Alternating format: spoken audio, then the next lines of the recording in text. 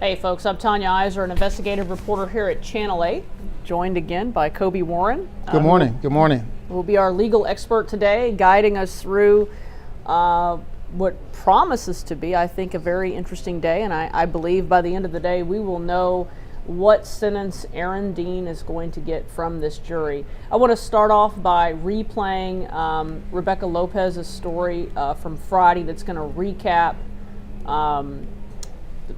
Friday's events, and then we'll get the conversation started.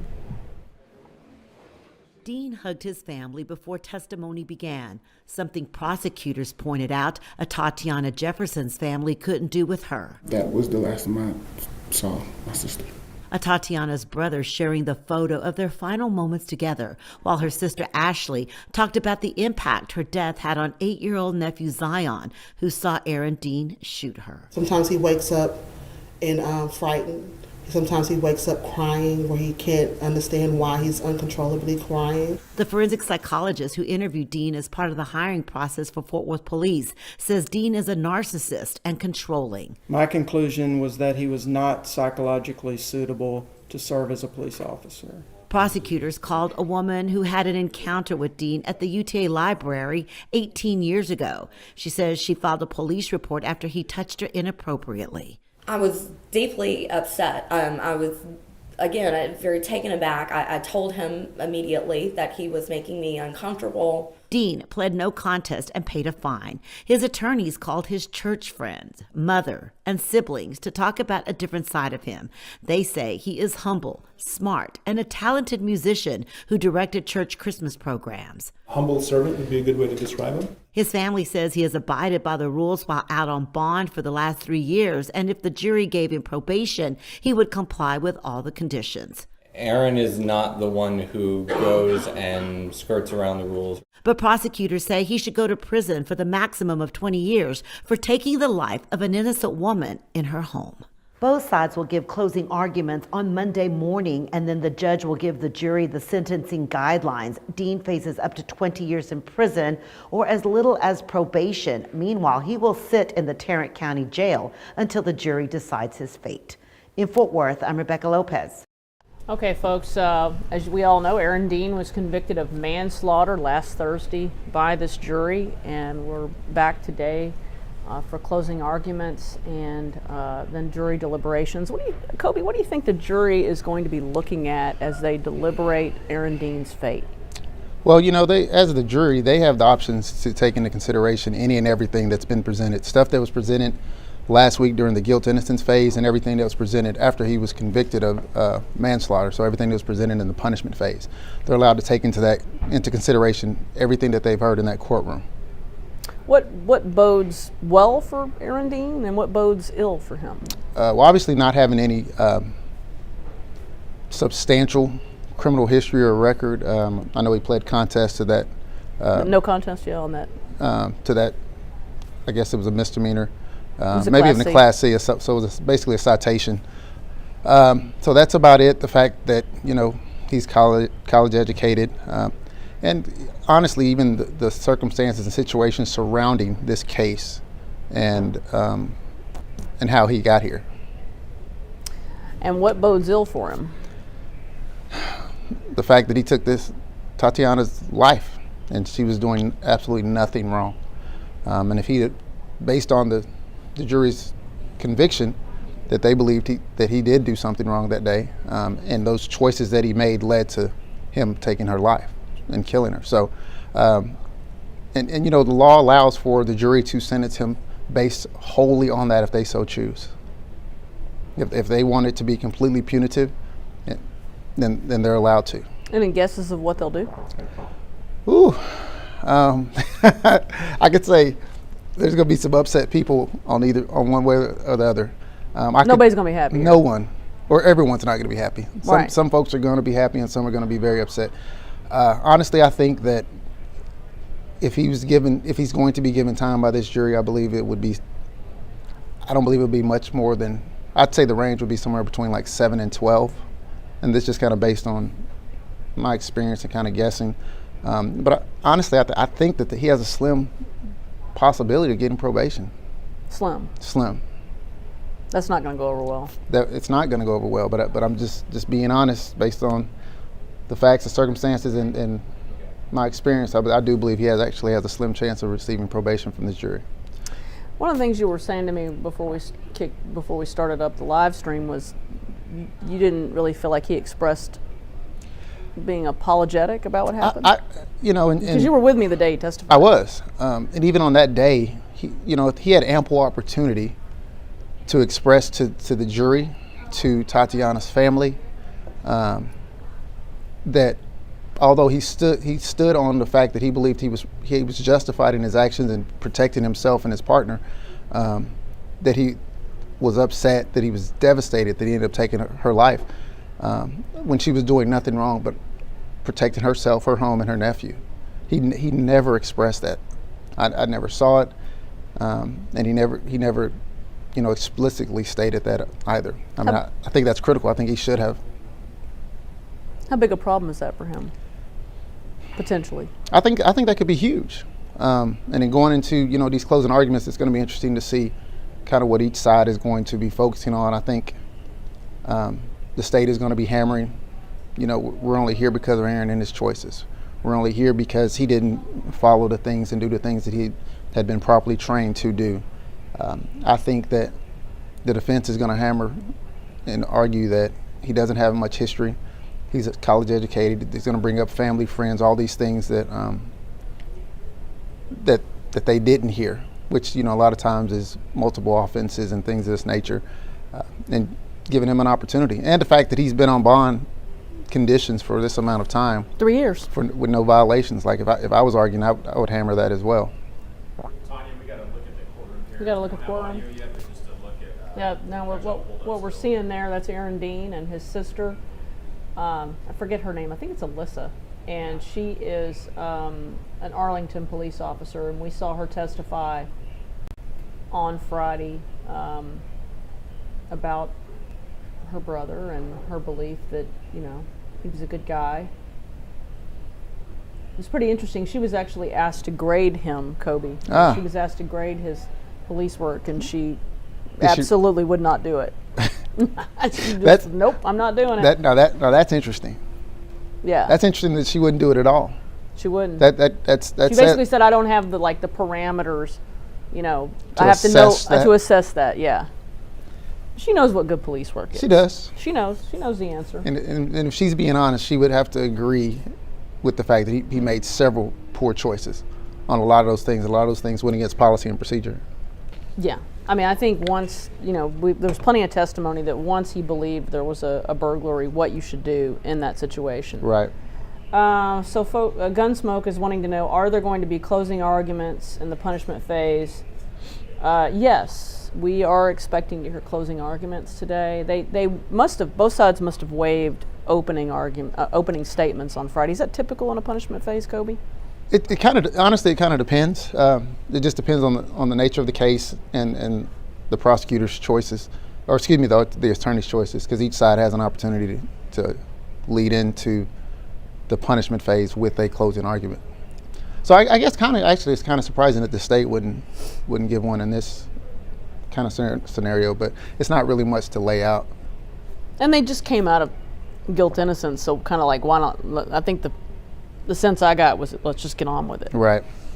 Somebody was asking about Manuel Mata. For you folks that were following, and if you weren't following, on Friday we had an incident in the courtroom in the afternoon where a guy named Manuel Mata was asked to, the defense wanted to swear him in, and when he questioned the judge, things got kind of crazy in court. Actually, Ryan, let's go ahead and play that bit of video so Kobe can see it, and then we can talk about it, because it was one of the more interesting things that happened and very unexpected things that happened. So let's take a listen. Mr. Brissett. Your Honor, I believe Mr. Mata has graced us with his presence. We ask that he be sworn in and put under the rule. Is there a Mr. Mata in the courtroom? You'd stand right there at the rail for me, please, sir. Raise your right hand for me. You solemnly swear or affirm testimony given this cause to be the truth, whole truth, and nothing but the truth, self to God. I don't know what this is Hey, about. Judge, may we approach? I don't understand what's going on. I'm swearing you in as a witness. So, Under what authority, sir? all right, jury, go to the jury room.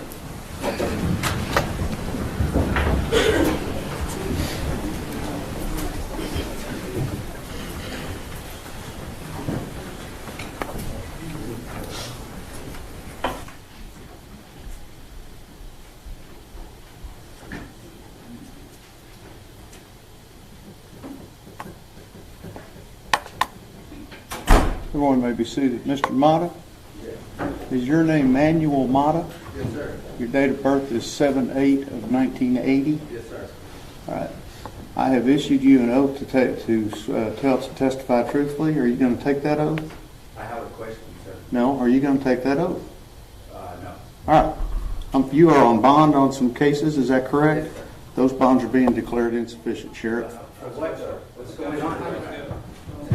What did I do? I need my lawyer present, sir. We will get your lawyer. You questioned me without a lawyer present. And I don't know what y'all are doing. I don't know what's going on. For what? For what? I asked him a question. I don't have no knowledge of this case. And I just wanted to know who's asking for me to be sworn in. The DA, the defense, the judge, who's asking it? Those are questions I need answers if you're going to revoke me. You ain't got to be aggressive when you do. Let me see the lawyers. So yeah, that was quite the shocker. And apparently, the issue, what I've been told with Manuel Mata, was he was believed to be part of a group of people that was yelling at the family, Aaron Dean's family, the day before. I don't know what Mr. Mata's involvement in that was or was not, so I want to be careful here. But you saw the defense want to swear him in, and also earlier in the day they had done something similar with another guy, although that guy agreed to be sworn in, so he got to leave of his own volition. Sure. What do you think about what you just saw there, and what's the potential problems with it?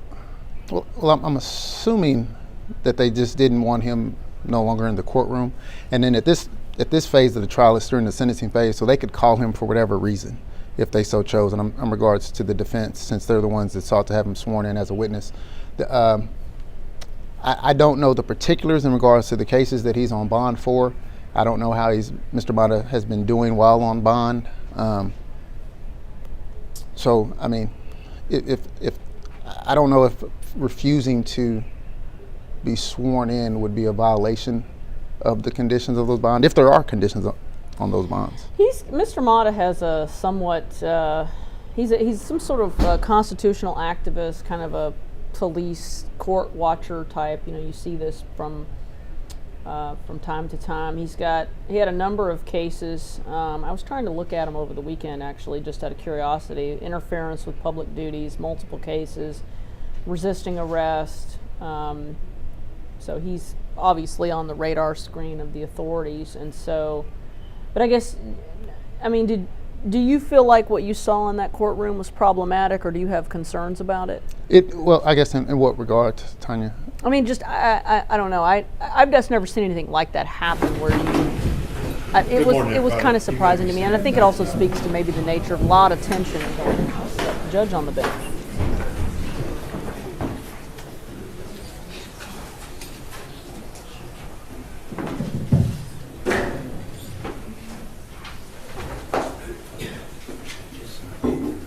Before we bring the jury in, does either side have anything we need to put in the record? Nothing from the state, Your Honor. We do, Judge. Mr. Brissett? Traditionally, under Rogers versus State, the defense would put stuff on outside the presence of the jury and the state for trial strategy purposes, but given the events that have transpired over the last 2 days we've been in court, I think it's appropriate to make sure the record's very clear as to what was going on Thursday evening outside the Kim Curry Criminal Justice Center, if I may. Yes.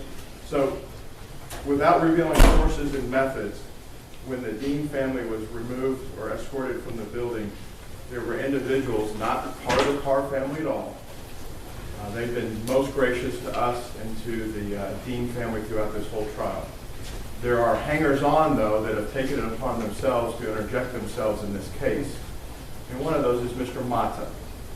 Mr. Mata and several other individuals, some dressed in full military fatigues, some dressed in full face coverings or baklavas to hide their identity, decided to speak in words that probably shouldn't be spoken in open court and caused the Dean family to be in fear to the level I say rises to Texas Penal Code 2207 of terroristic threat. Without revealing which law enforcement agencies were in plain clothes, law enforcement officials that are Texas peace officers were in close contact with the family and observed the 2207 violations. And at the time, they did not know who Mr. Mata was. As we came into Thursday evening, at the same time that's going on, simultaneously a series of death threats were being issued to the defense team as a whole via communication systems, which isn't the first time we've received death threats, but these were more specific and carried the same tone and nature that was going on the streets outside the Justice Center at the time. As we went on to the next day, Friday, when we were here last in court, initially the state was gracious enough to provide us an image of Mr. Mata from the Tarrant County Sheriff's Department system. Mr. Mata has a series of pending cases. He's also a convicted felon. He has assaulted cases in his past, and the undercover plainclothes officers were not able to do a positive identification based on the last mugshot that we had in the system. It wasn't until Mr. Mata made his appearance here in your actual courtroom that the plainclothes officers were able to positively identify Mr. Mata as being one and the same that did a bull rush toward one of their vehicles and was creating the overtones of the terroristic threat. This court's well aware during the history of this building, though we have metal detectors, other objects that can cause people serious bodily injury have been brought into this building surreptitiously. My law partner, Bob Gilman, he was a prosecutor, was attacked with a knife made out of a glass shank during Capitol voir dire at one point. Metal detectors only do certain things. Mr. Mata sat within the 21-foot rule of the Dean family in the courtroom. As the state's expert, Mr. Priest, talked about 21 feet, probably should be 35 at this point. He had on multiple layers of clothing. We could not identify if he had anything on him. The same people he was threatening to cause harm to the day before, he's now within arm's reach of in the courtroom.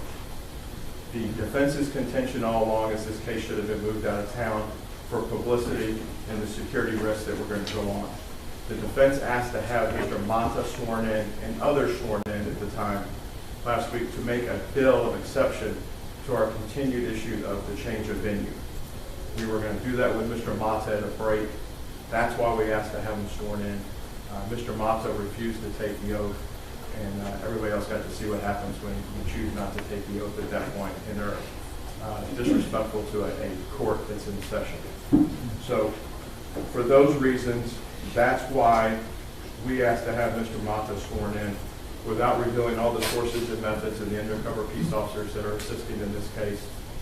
We felt that the terroristic threat event that took place on Thursday warranted him being sworn in to be put as part of a proffer for our bill of exception as to why the change of venue had not been granted. The court had received information from security as to their concerns as to Mr. Mata, and additionally the state had furnished to the court a list of his convictions, his pending cases. There are multiple convictions for assault. There are 4 pending cases for interference with public duties. And when I saw him come into the courtroom and sit within the immediate reach of the Dean family, it caused me some concern. But that is over. My goal is to do a fair trial and to make everybody feel safe in this courtroom. And if I could add, Judge, without revealing our sources and methods, Mr. Mata is quoted in the hallway, "I shouldn't be here today. I know I'm going to be arrested."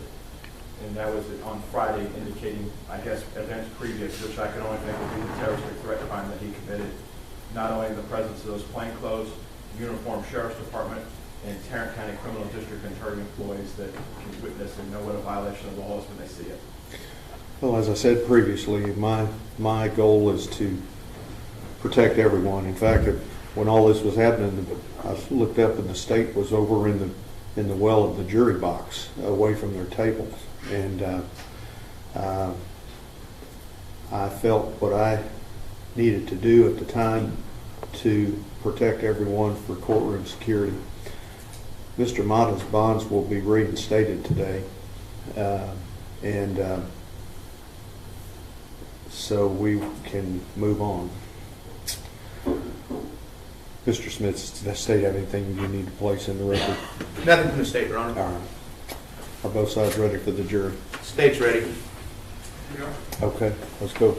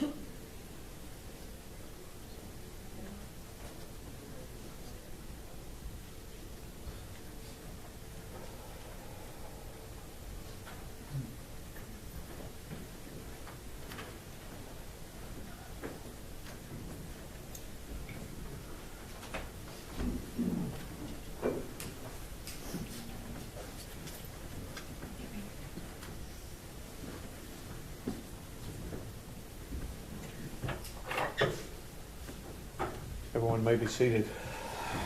Good morning. Members of the jury, the defendant Aaron York Dean has been found guilty by you of the offense of manslaughter. Therefore, it now becomes your duty to determine the punishment to be assessed against the defendant. The punishment for the offense of manslaughter is by confinement in the Texas Department of Criminal Justice for any term of not more than 20 years or less than 2 years. In addition, a fine not to exceed $10,000 may be imposed. You are instructed that in determining the defendant's punishment, you may take into consideration all of the facts shown by the evidence admitted before you in the full trial of this case and the law as submitted to you in this charge. In this case, the defendant has filed, before trial, his sworn motion in which he requests that if he is convicted, he be placed on community supervision.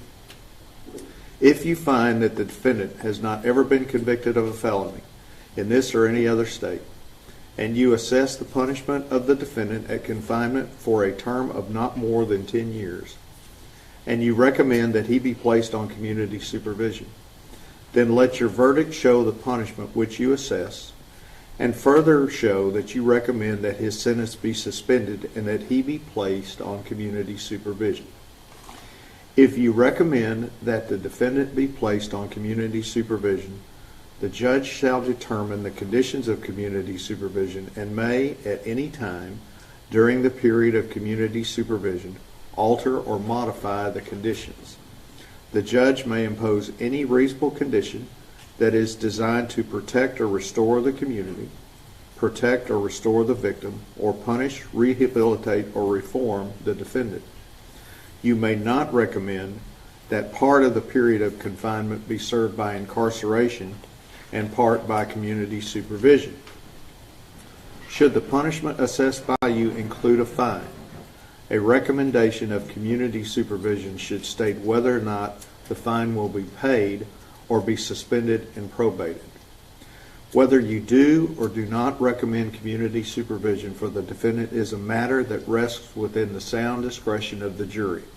However, if you do recommend community supervision, the court is required by law to follow the jury's recommendations. Our law provides a defendant may testify in his own behalf if he elects to do so. This, however, is a privilege accorded to the defendant, and in the event he does not testify, that fact cannot be taken as a circumstance against him. In this portion of the case, the defendant has not testified, and you are instructed that you cannot and must not refer or allude to this fact throughout your deliberations or take it into consideration for any purpose whatsoever as a circumstance against the defendant. The length of time for which a defendant is imprisoned may be reduced by the award of parole. Under the law applicable in this case, if the defendant is sentenced to a term of imprisonment, the defendant will not become eligible for parole until the actual time served equals 1/2 of the sentence imposed. If the defendant is sentenced to a term of less than 4 years, the defendant must serve at least 2 years before the defendant is eligible for parole. Eligibility for parole does not guarantee that parole will be granted. It cannot accurately be predicted how the parole law might be applied to this defendant if sentenced to a term of imprisonment, because the application of that law will depend on decisions made by parole authorities. You may consider the existence of the parole law. You are not to consider the manner in which the parole law may be applied to this particular defendant. Your verdict must be by a unanimous vote of all members of the jury.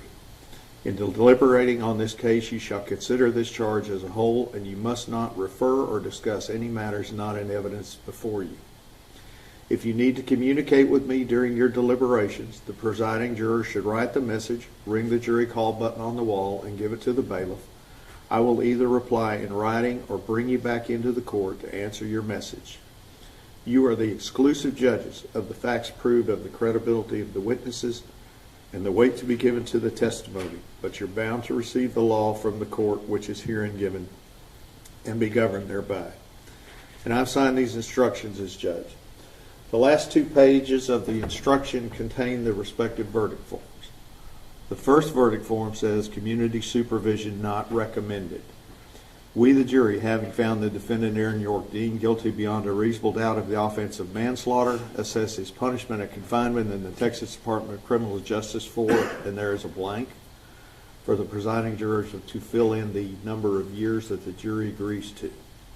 In addition, we do or we do not, and the presiding juror will circle that phrase, assess a fine in the amount of blank. So if you assess a fine, circle we do assess a fine.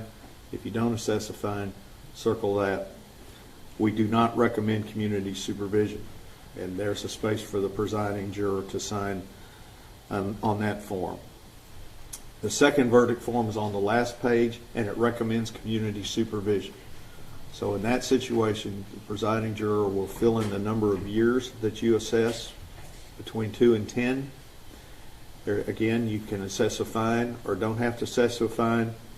If you do assess a fine and you're recommending community supervision, there's a third blank for the presiding juror to certify whether you want the fine that you assess be paid or that it be suspended and placed on probation. Ms. Diener. I need the lights, Brian. May it please the court. Yes, ma'am. Atatiana's family, they received their life sentence on October the 12th of 2019. They received their life sentence without her. They'll never get her back. As we approach the Christmas holiday and the end of this year, we think about those that we love. We grieve for those that we've lost. And for them, that sadness, the grief, there's multiple stages when you go through the loss of someone close to you. For those of us that have gone through that, we know what that's like. A few years can pass, and yet it feels like just yesterday that they were here. You heard Adarius testify. You heard Ashley testify. For Ashley, for Amber, for Adarius, for Zion, their whole lifetime will be without her. There's a part of grief that we all suffer when we get to a certain point and we think about that person. There's a realization for us all. It's the finality of it. Right? in your heart. You miss them, you love them, and then you really realize they're never coming back. And that's the hardest part. And that's worth something. And in this case, it is worth something. Her life is worth so much more than a probation sentence. So much more. This family, her memory, her legacy, this community deserves more. In punishment, we brought you multiple witnesses, and those were witnesses we were not able to bring you in the guilt-innocence portion. You heard from Dr. Kyle Clayton, the forensic psychologist, and this is an expert that both sides call. He testifies and works for the defense, he testifies and works for the state. Whoever calls him, he does good work, and he testifies to whatever he finds. He was hired by the Fort Worth Police Department, as he's been with many other agencies, to do a pre-employment psychological evaluation. Narcissistic, grandiosity, has grandiose tendencies, domineering, over-controlling, forceful, dominant personality traits, uncritical of himself, denies flaws, minimizes behavior, little tolerance for disagreement, can be aggressive, has an unrealistic view of himself, someone that thinks that he can fly all of us in a commercial airline despite never having an hour of training. Someone that when you're asked to rank yourself, 9 out of 10. Not suitable for a position as a police officer. Psychologically speaking, he is not suitable because these tendencies that are well formed, ingrained, a thread throughout his entire personality, these are unchanged traits that put himself and others at risk. It is like a roadmap back in 2017 to how we ended up here and how we lost Atatiana back in October of 2019. These things don't change. And how do you know that even in the 3 years between the time that that was done and today? Because last week, the defendant testified. I think they did a pretty good job out there. You shot a woman in her own home. You disregarded every single standard operating procedural, general order, and just pure, reasonable human instinct. And a 28-year-old woman died, and you give yourself a fine job. You give yourself a B. This is not somebody that thinks he has done anything wrong. When the defense counsel gets up here, they're going to talk about the witnesses that they called. And those witnesses are not witnesses that you could hear from until now, till punishment. You heard from us, Dr. Clayton. You heard from us, Adarius Carr. You heard from us, Liz Turner. And why is Liz Turner important? Because we wanted to show you everything that we knew about him. And it's important to know, going all the way back to college, that's the way that he treats people. He's entitled, he's arrogant, he's aggressive. And that was 20 years ago, and she was talking to you from a place going right back there. She remembers that. She got emotional. It was hard for her. Because that's who he is. You do 7 minutes, Ms. Steve. Thank you. So when he gets up here, when the defense counsel gets up here and talks to you about why you should give him probation, because that's what they're going to do. They're going to get up here in a minute and they're going to ask you for a very low sentence or probation. They're going to ask you for mercy. Mercy's been shown already for this defendant when your verdict was returned for manslaughter. Mercy is earned. It is not just given. And I want you to listen to why they're asking you for a low sentence or probation. Because his family got up here and said he was a good guy? Every case that I prosecute, there's a family member that gets up there and says they're a good guy. It's part of the deal. But I think it's important to think about the witnesses that we didn't hear from. Just as much as the ones that we did, right? Family members. We heard from one field training officer, just one single Fort Worth officer that said, I knew him for about 3 or 4 weeks, didn't have very good personal skills. We kept up. I don't know anything about this case.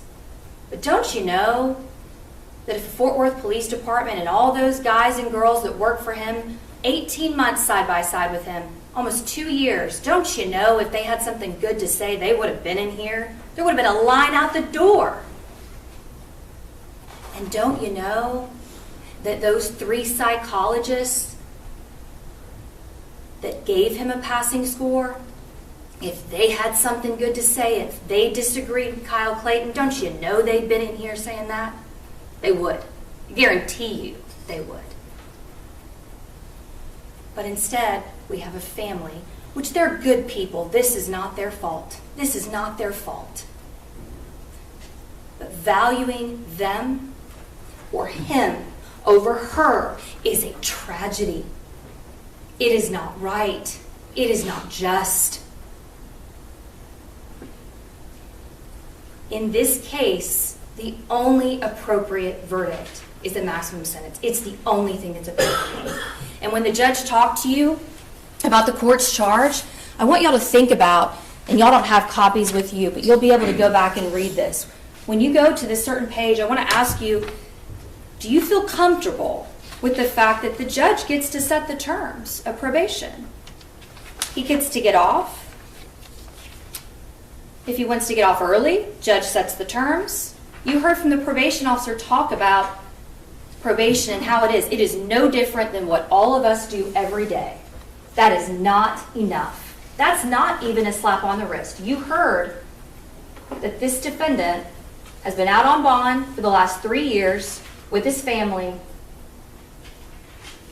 laughing, doing projects with them, something that they don't get to ever do. They don't get to ever do that.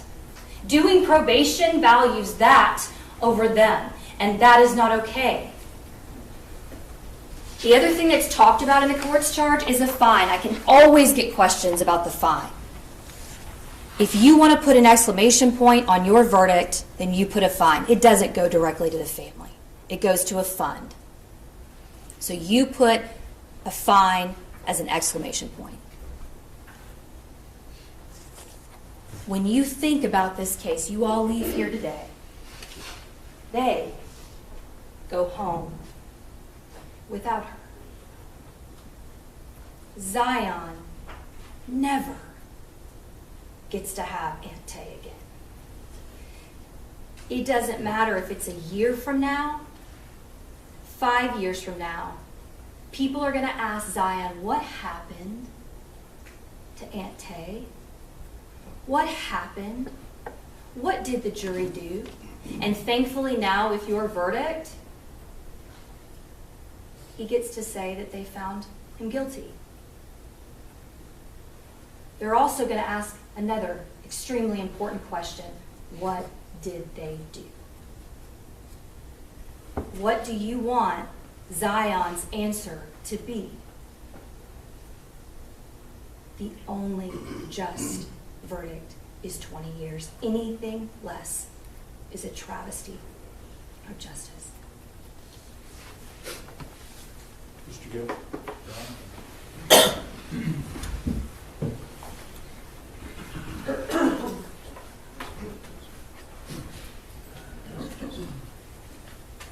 Good morning.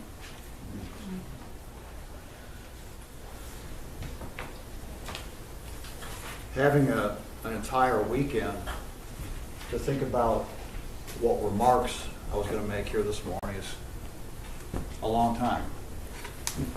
So I guarantee you I went over this matter in my mind 100 times or more about what I was going to say this morning.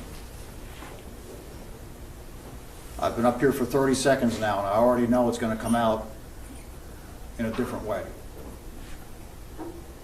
But your verdict at the first phase of the trial is important to note. It's important to note what was said by the state of Texas, because if you take the emotion out of their remarks, there's really very little left. They want you to base a verdict base your verdict on emotion.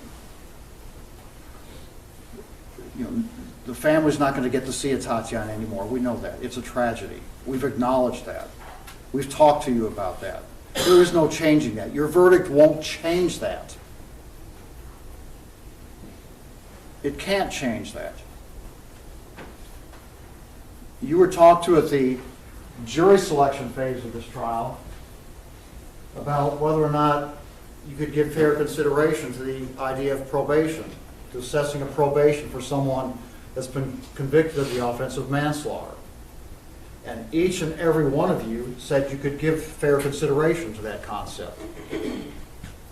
And that presupposes that someone's life has been taken. And it presupposes that that person isn't going to be with us anymore, that their family's going to miss them. It presupposes there's been a tragedy overlaid over the facts of the case, which is exactly what we have here. A tragedy that'll never be changed. And the prosecutors were very defensive about the fact that we were going to ask you for probation in this case. That's because they know that that's really what this case is worth.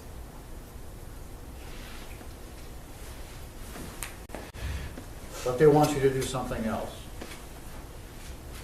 So, look at your verdict at the first phase of the trial. You found that Aaron did not act intentionally. You found that he did not act knowingly. You found that he did not intend for there to be a death resulting from his actions. Your verdict said you felt he acted recklessly, which is a much lower culpable state of mind than intentional or knowing. You know from the facts of the case that this case was not premeditated. There was no malice involved. There was no forethought involved. Remember the state stressing to you during closing arguments how fast this matter happened? That is a very important fact for you to consider in your deliberations at this phase of the trial. How quickly that decision had to be made. Aaron Dean is literally being judged for a second of his life today.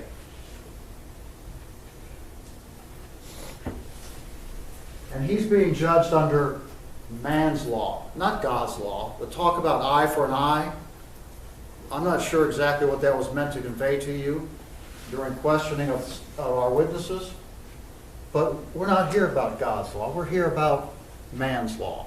And the man's law is contained in the court's charge Judge Gallagher gave you.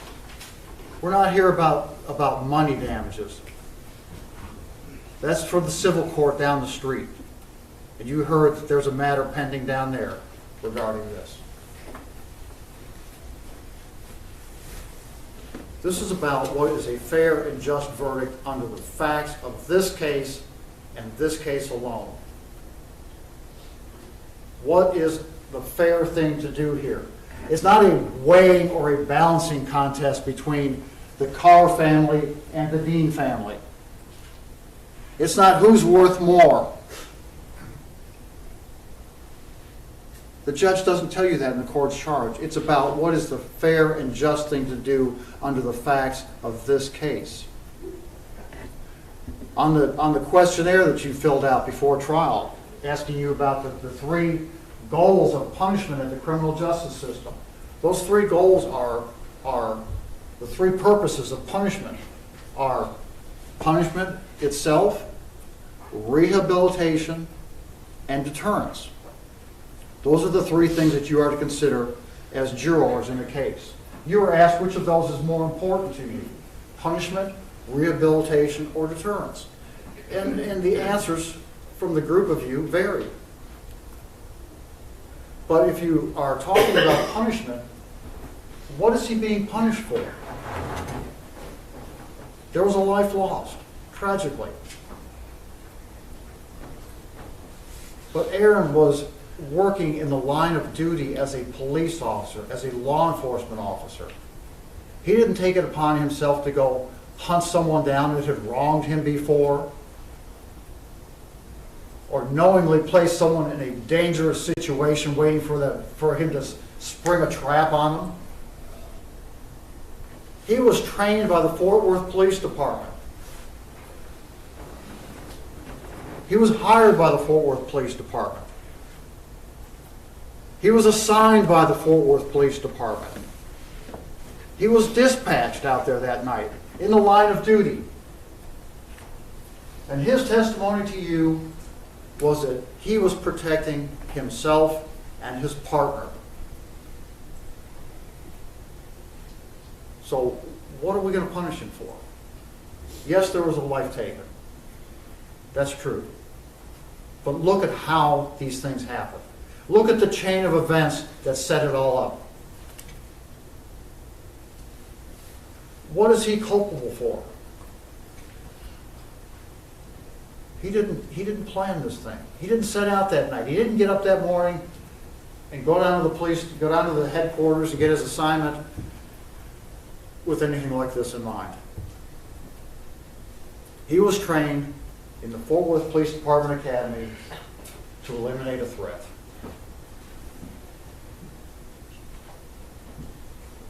So keep that in mind, please. Secondly, rehabilitation. What are we going to rehabilitate Aaron from? You've heard by your verdict, he'll never be a police officer again. This situation is never going to repeat itself. He'll have to move on and find some other form of employment, which he's done as best he can. He's probably the person least in need of rehabilitation that's ever sat in a defendant's chair.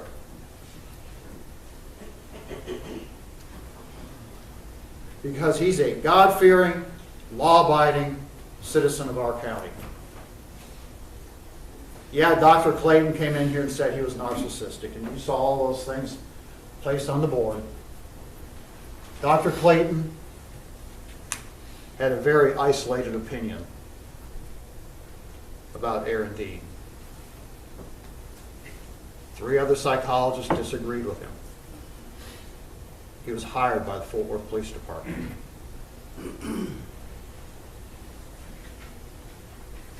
Dr. Clayton didn't follow Aaron around the church.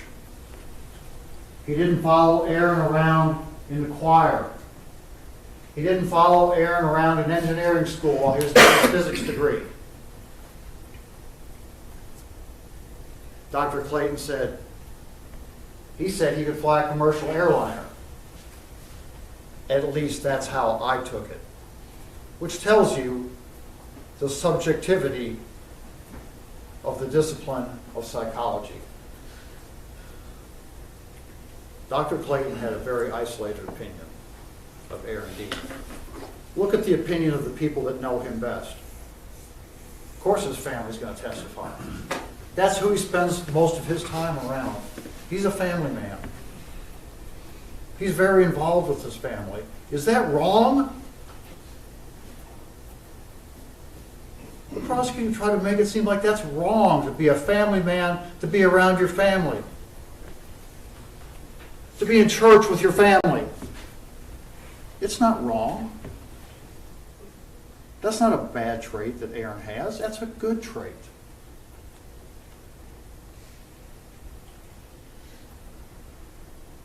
He had an isolated incident as a late teenager in college. You heard that Aaron was homeschooled. You heard that the purpose of the homeschool club was to help people socially adapt to college and the college environment. Is Aaron going to be judged for one isolated instance in his youth? An incident, no doubt, he is deeply embarrassed about and has been since that day. A teenage mistake. You know, if there had been anything else in his background, speaking of people that didn't testify here, if there had been anything else in his background, they could have brought it to you. There are 190 prosecutors and 60-some investigators in that office could have brought it to you. You didn't hear about anything like that. They could have brought you police officers. If he had messed up anything in training, they could have brought those officers to you, and they didn't. Detective Dugan came to testify because he and Aaron developed a friendship while they were riding around that squad car together. A friendship that they've carried on after this event. Detective Dugan told you Aaron was devastated, as you would expect a Christian man to be over the situation. Deterrence? What about deterrence? One thing prosecutors like to argue at the punishment phase of a trial is that the jury has to send a message. You've got to send a message to the community. You've got to send a message that this type of thing isn't tolerated. Well, ladies and gentlemen, in this case, you have to be very, very careful of the message that your verdict sends. Because in addition to the folks here in this courtroom, this case is being followed region-wide. And the police officers that have been here and the police officers that are watching need to know that when they leave, and their families need to know, that when they leave for work in the morning, that they can follow their training and they can defend themselves. Your verdict must walk a very fine line between what you believe Aaron Dean did and what other police officers in the same or similar circumstance might do. Because this situation, this exact situation, is an extremely isolated event. It's a one-of-a-kind fact scenario.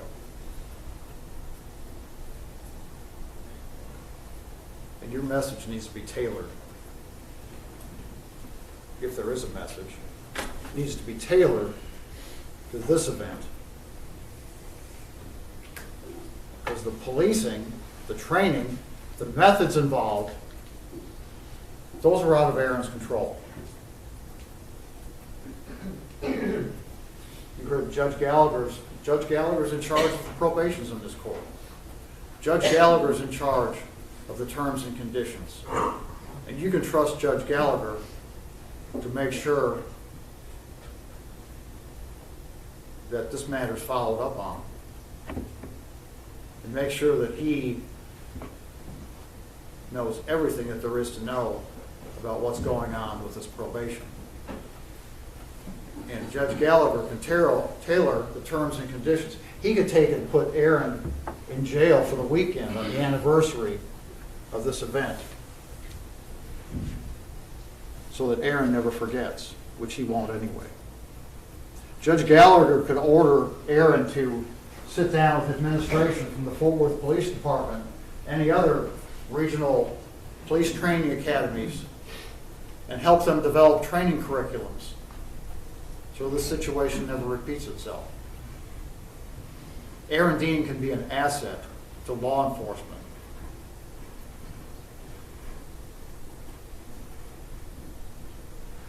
And he can follow every other term and condition of probation that Judge Gallagher can set out for him. Punishment, rehabilitation, and deterrence do not include the term revenge. And believe me, there are plenty in this community that are seeking that. But that's not the function of a jury. The function of a jury is to follow the law and set out the terms and conditions of probation that are applicable, or to make a decision that's applicable and based upon the facts of that particular case. There's no one else in this community that has heard all of the testimony and seen the demeanor of the witnesses and had your experience. This is your verdict and your verdict alone. And let's make no mistake about it. We are asking you to recommend to Judge Gallagher that Mr. Dean have his sentence probated. Because there is nothing to gain by sending this man to the penitentiary. No one can punish him more than he's already punished himself. We've talked about his need for rehabilitation.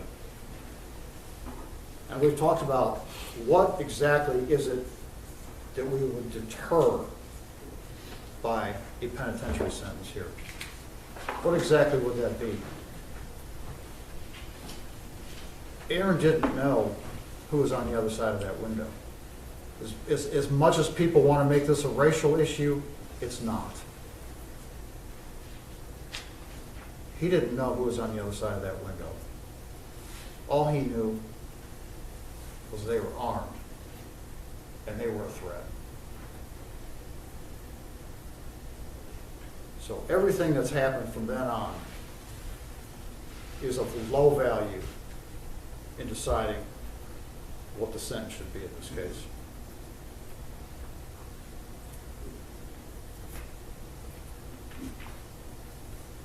We had to file, the law requires that a motion, an application for probation be filed pre-trial, as the judge tells you in the jury charge. That's because both sides have to have the ability to question jurors such as yourselves about your ability to follow the law and to give fair consideration to the concept of probation, which all of you said that you would do. Every one of you. And ladies and gentlemen, on Aaron's behalf, on behalf of police officers and those who risk their lives on a daily basis to keep us safe, we're asking that you give that concept fair consideration here. Because this case deserves that fair consideration. Aaron deserves that fair consideration. You have 2 minutes, Mr. Thank you. Stand up there. Ladies and gentlemen, this is Aaron Dean. This is the man that you'll be passing judgment on in a few minutes.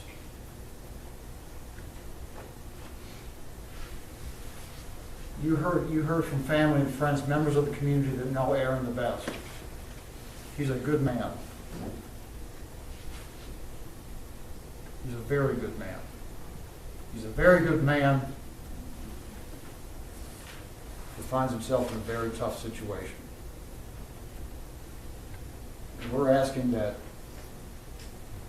you take into consideration all of those good qualities that you heard about.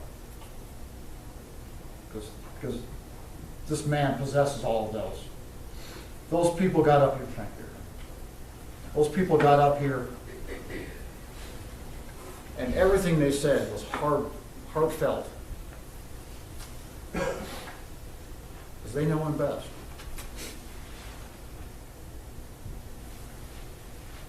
Ladies and gentlemen, you have Aaron Dean in your hands. And like the prosecutor asked you to do, I hope you remember my remarks when you go back into the jury room. Because like at the first phase of the trial, the prosecutors get to close here. They get the last say. I don't know why, but that's what the law allows. So I'm asking when you go into the jury room and start your deliberations, that you recall the things that I've said here this morning. And you take all of those into consideration.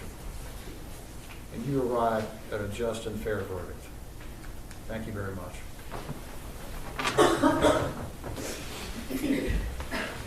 Mr. Smith, I have a moment, Your Honor. Yes, sir.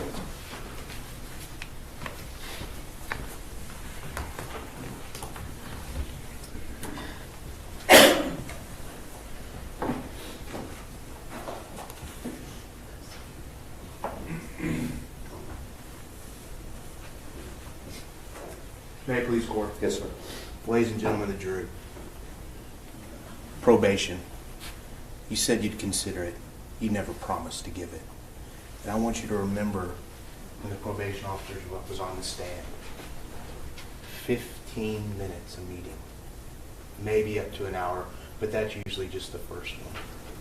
15 minutes a meeting once a month.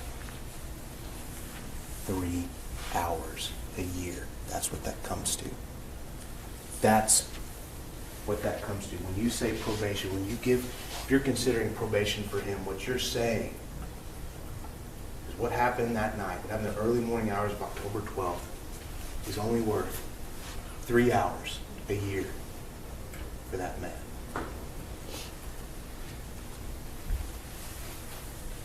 Probation's not appropriate, and you know it. So let's talk about what is appropriate. Let's talk about what the defense attorney said. He's punished himself enough already. You can consider what he told you from this witness stand. When he took the stand a week ago today, that morning, did that seem like a man who had punished himself? Or a man that had given himself an excuse for his conduct? And the defense attorney told you this is an isolated incident. You know why it's an isolated incident? Because other officers don't act this way. Other officers don't make the same decisions that he made. That's why this is an isolated incident. It's because of him. It's because of who he is. He had a good family. He had a good education. He had a good support system. So why is he here? He's here because of who he is. I want you to watch that body cam video again. I want you to look at every decision that he made that night. I want you to look at every time he had the opportunity to save Atatiana's life, he made the wrong decision. And then I want you to look at that in the context of what Dr. Clayton said last week. Because it should all be clicking in your head now. That's who he really is. He's manipulative. The overconfidence, the narcissism. Ideas of grandiosity, that he can do anything. He flaunts the rules. He runs in, just like I told you. Now when you hear that, the hard charger, the gung-ho, that's who he is. Because those are the decisions he made that night. It didn't just that split second when he pulled the trigger. Every step he made towards that backyard was who he is, and his personality traits and what he can't change.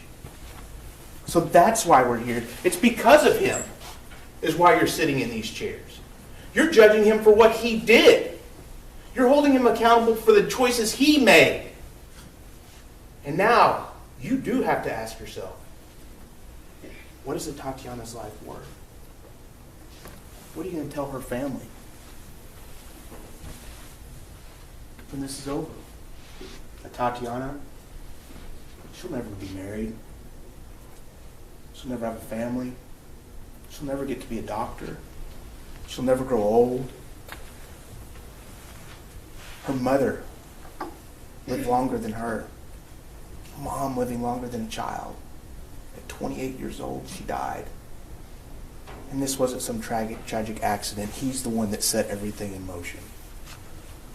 Her sisters, her brother, Zayd and Zion, they'll never hug her again. You saw the defendant's sister touch her hand as she left the stand. That close human contact of support. A touch that anyone of her family would give anything for to have one more opportunity to experience. But they can't. Not because of anything that they've done, not because of anything that Atatiana done, but solely because of the decisions that he made on October 12, 2019. And that's why he's sitting in that seat. And that's why you're making this decision. So what is her life worth? What are you going to say to them? What are you going to say to this community? She was in her home. I've said this before, but that's because it's so important. Where else? Where else should you feel safe? Not in your own home. She didn't ask for this. Her family didn't ask for this. It was him. So what is her life worth?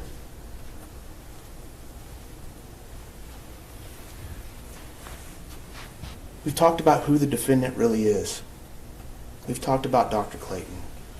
And we've talked about Atatiana. This person, the defense, all they want to talk about is the defendant. This is the person that lost her life. This is the family that lost a loved one. This is two nephews who lost an aunt, two sisters who lost a sister, and a brother who lost a sister, and a mother who buried a daughter. A woman who went to college. She wanted to be a doctor. She wanted to contribute to society. And we've all of us, you included, have been robbed by the defendant taking her from us. Is that okay? Is that worth 15 minutes a month? 3 hours a year? Is that really what you're going to tell this family? That that's what this is worth? 15 minutes a month? It's not. And you know it's not appropriate. The defense attorney said a tragedy that will never be changed. He had so many opportunities to make other decisions so that we wouldn't be here. And yet he didn't. He continued to push forward because that's who he is. His overconfidence, his personality traits. And we go back to Dr. Clayton because it's so important. And if someone back there starts talking about his family and the good person he is, and I have no issues with his family. It's about him. That's what you need to direct him back to. It's about him. Who is he? Dr. Clayton told you. And the best evidence to show you, to look into his soul, to tell you who he really was, who he really is as a person, and why Dr. Clayton was spot on in his evaluation of this defendant, was whenever he finally got into that room. And take this back and watch it again. Finally got back into that room, and Atatiana was taking her last breaths on the floor in front of her nephew, gasping for air, struggling to live, and he stood over her, lorded over her, providing no aid, not attempting to do anything, only looking for that gun to give himself yet another excuse for his behavior. You have 2 minutes, Mr. Smith. That's his heart. That's who he is. And she deserved better. She deserved better from that defendant. And she deserves a sentence from you. Don't just stand there and watch this happen. Take action. Atatiana deserves it. Give him the maximum. That's what her life is worth. Give him the 20 years. Thank you. Okay, retire to your jury room. If you need anything, let me know.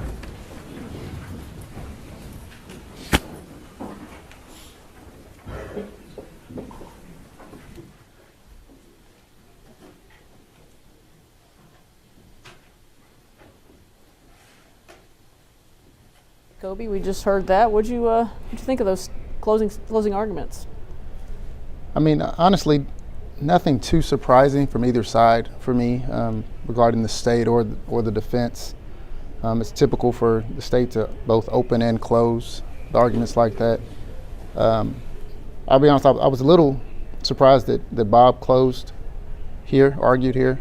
I thought Miles would, but I think, speaking as a defense attorney, I think he did a good job. I think he hit the points that he had to hit. He hit the points that only the points that he could viably and practically make. A couple of things that I noted. He had two really strong points that he said if he told the jury, remove the emotion. That's huge. As a defense attorney, like we're always against the emotion and the facts, especially in a murder case. Anytime there's a loss of life, if you can take the emotion out and have the jury just stick to the facts and the other things that they need to make a proper assessment, then that's a win for us. Right. And it's difficult for family members and people to hear, but what he said is true. Remove the emotion, and let's stick to the bare bones of what we're hearing. He told them to go back to your verdict. Mm-hmm. He said, think about what your verdict said. You said it wasn't intentionally or knowingly. You said it was reckless. That's big. He also said, we're talking about man's law, not God's law. That's also a big statement. Because even in the chat, and even he stated, I guess they were asking family members last week about an eye for an eye. Right. The biblical phrase that we're all aware of. But he says we're not dealing with God's law. We're dealing with man's law, and man's law is this. He also talked about the fact that the legislator, when they instituted this law and the punishment that's applicable, they understood that there was going to be loss of life, and they still allowed for probation under certain circumstances and situations. So, one thing that I wasn't a huge fan. He said that the other officer, or I guess it was the detective that Dean's become friends with, he expressed to the jury that Dean was devastated. My issue with that is that Dean never expressed to the jury that Dean was devastated. Yeah, it never came through. Right. So, I think that's a big miss. I wish Dale would have hammered on that. I wish he'd have jumped all over the that. lack of remorse. Absolutely. Or apparent remorse. Right. And I kind of felt where Bob was going with the line where he said it's a fine line between what Dean did and what other cops may or can do in regards to defending themselves. I think that's a very, and then he went on to say basically, if they can defend themselves. And if I was Dale, and I hate the Monday morning quarterback. Oh, but that's what we're doing here. We're Monday morning quarterbacking all over the place. But if I was Dale, I would have shoved that so far down his throat the entire time. In regards to, he said a fine line between what Dean did was criminal. So there is no fine line. Like what the other cops can do, they have to do what they're trained to do. That's what they have to do. He was against standard operating procedures. He was against general orders. So I'd shove that so far deep down the defense's throat with that kind of statement. Another thing that he said, Dean could be an asset to law enforcement. I wasn't a fan of that statement from Bob, but I get it. I get where he was going with with his closing. I get it, and I think it was a very good closing. It's more technical and legal, but I think he did precisely what he intended to do, needed to do, and wanted to do. And he finished with something that was also very important for the jury to remember. This isn't about revenge. In the courtroom, it's not about revenge. Like, their verdict is not supposed to be. Now, a lot of times it absolutely is, and I can tell you by experience. Lots of times it's only about revenge. But it's our job to make sure the jury understands that it's not. Like, nowhere in that jury charge they just took back there, those 12 jurors, does it say anything about revenge. Right. Because it's not. And then the state, I think they hit what they had to hit. For the most part. I do think that they relied very much so on the emotion, which is okay. That's not a problem. It's kind of what you'd expect. Yes, But in addition to the emotion, get back to the fact of why, outside of the emotion. Tell the jury, if I'm a juror, tell me why. In this circumstance, in this situation, I need to send this man to prison, outside of the emotion. Because like Bob said, my verdict said it was reckless. So I think there was a couple of things they could have hit that they did, and I think they did a good job. You know, they did hammer on Dr. Clayton in regards to the testimony and that he wasn't suitable for law enforcement. So, of course, there were 3 other, and I bring it up every time we talk Sure. about it, that there were 3 other doctors Sure. who said he was just fine. Yes. So, you know, yeah, it certainly Dr. Clayton's testimony was troubling. But, you know, Dean has been out on bond for the last 3 years, and there's been no violations. And folks, I'm not suggesting you should get probation, so I'm not saying that at all. I'm not here to make assessments one way or the other. It'll be interesting to see what this jury does. You know, you were here last Monday. You were here with us when Aaron Dean testified, and I think we both agreed that he did not do well. right, I mean, there was just no doubt in my mind he did not do well. right. Were you surprised by the manslaughter verdict? I'm just curious your thoughts of the verdict since you were on last week. Well, with the lesser included can be requested by either party. It can be requested by the defense, and it can be requested by the state, and then the judge has to make a determination of whether or not evidence was presented that would justify giving that jury that option. Apparently so. The court thought it was. And as a defense attorney and based on experience, what we know happens back there, based on my experience, is there's kind of some bargaining going on back there by the jury. You think they already bargained on sentencing before they even went back? It's possible. It's absolutely possible. Not supposed to, but they are not. But there were probably some, or I mean, I don't know the breakdown, but I'm sure there were some for murder, and I don't know if there were some for acquittal or not. But then I believe that they kind of nestled in or settled in, or even, you know, meet in the middle. And then Solomaic solution. And then we'll figure it out in punishment.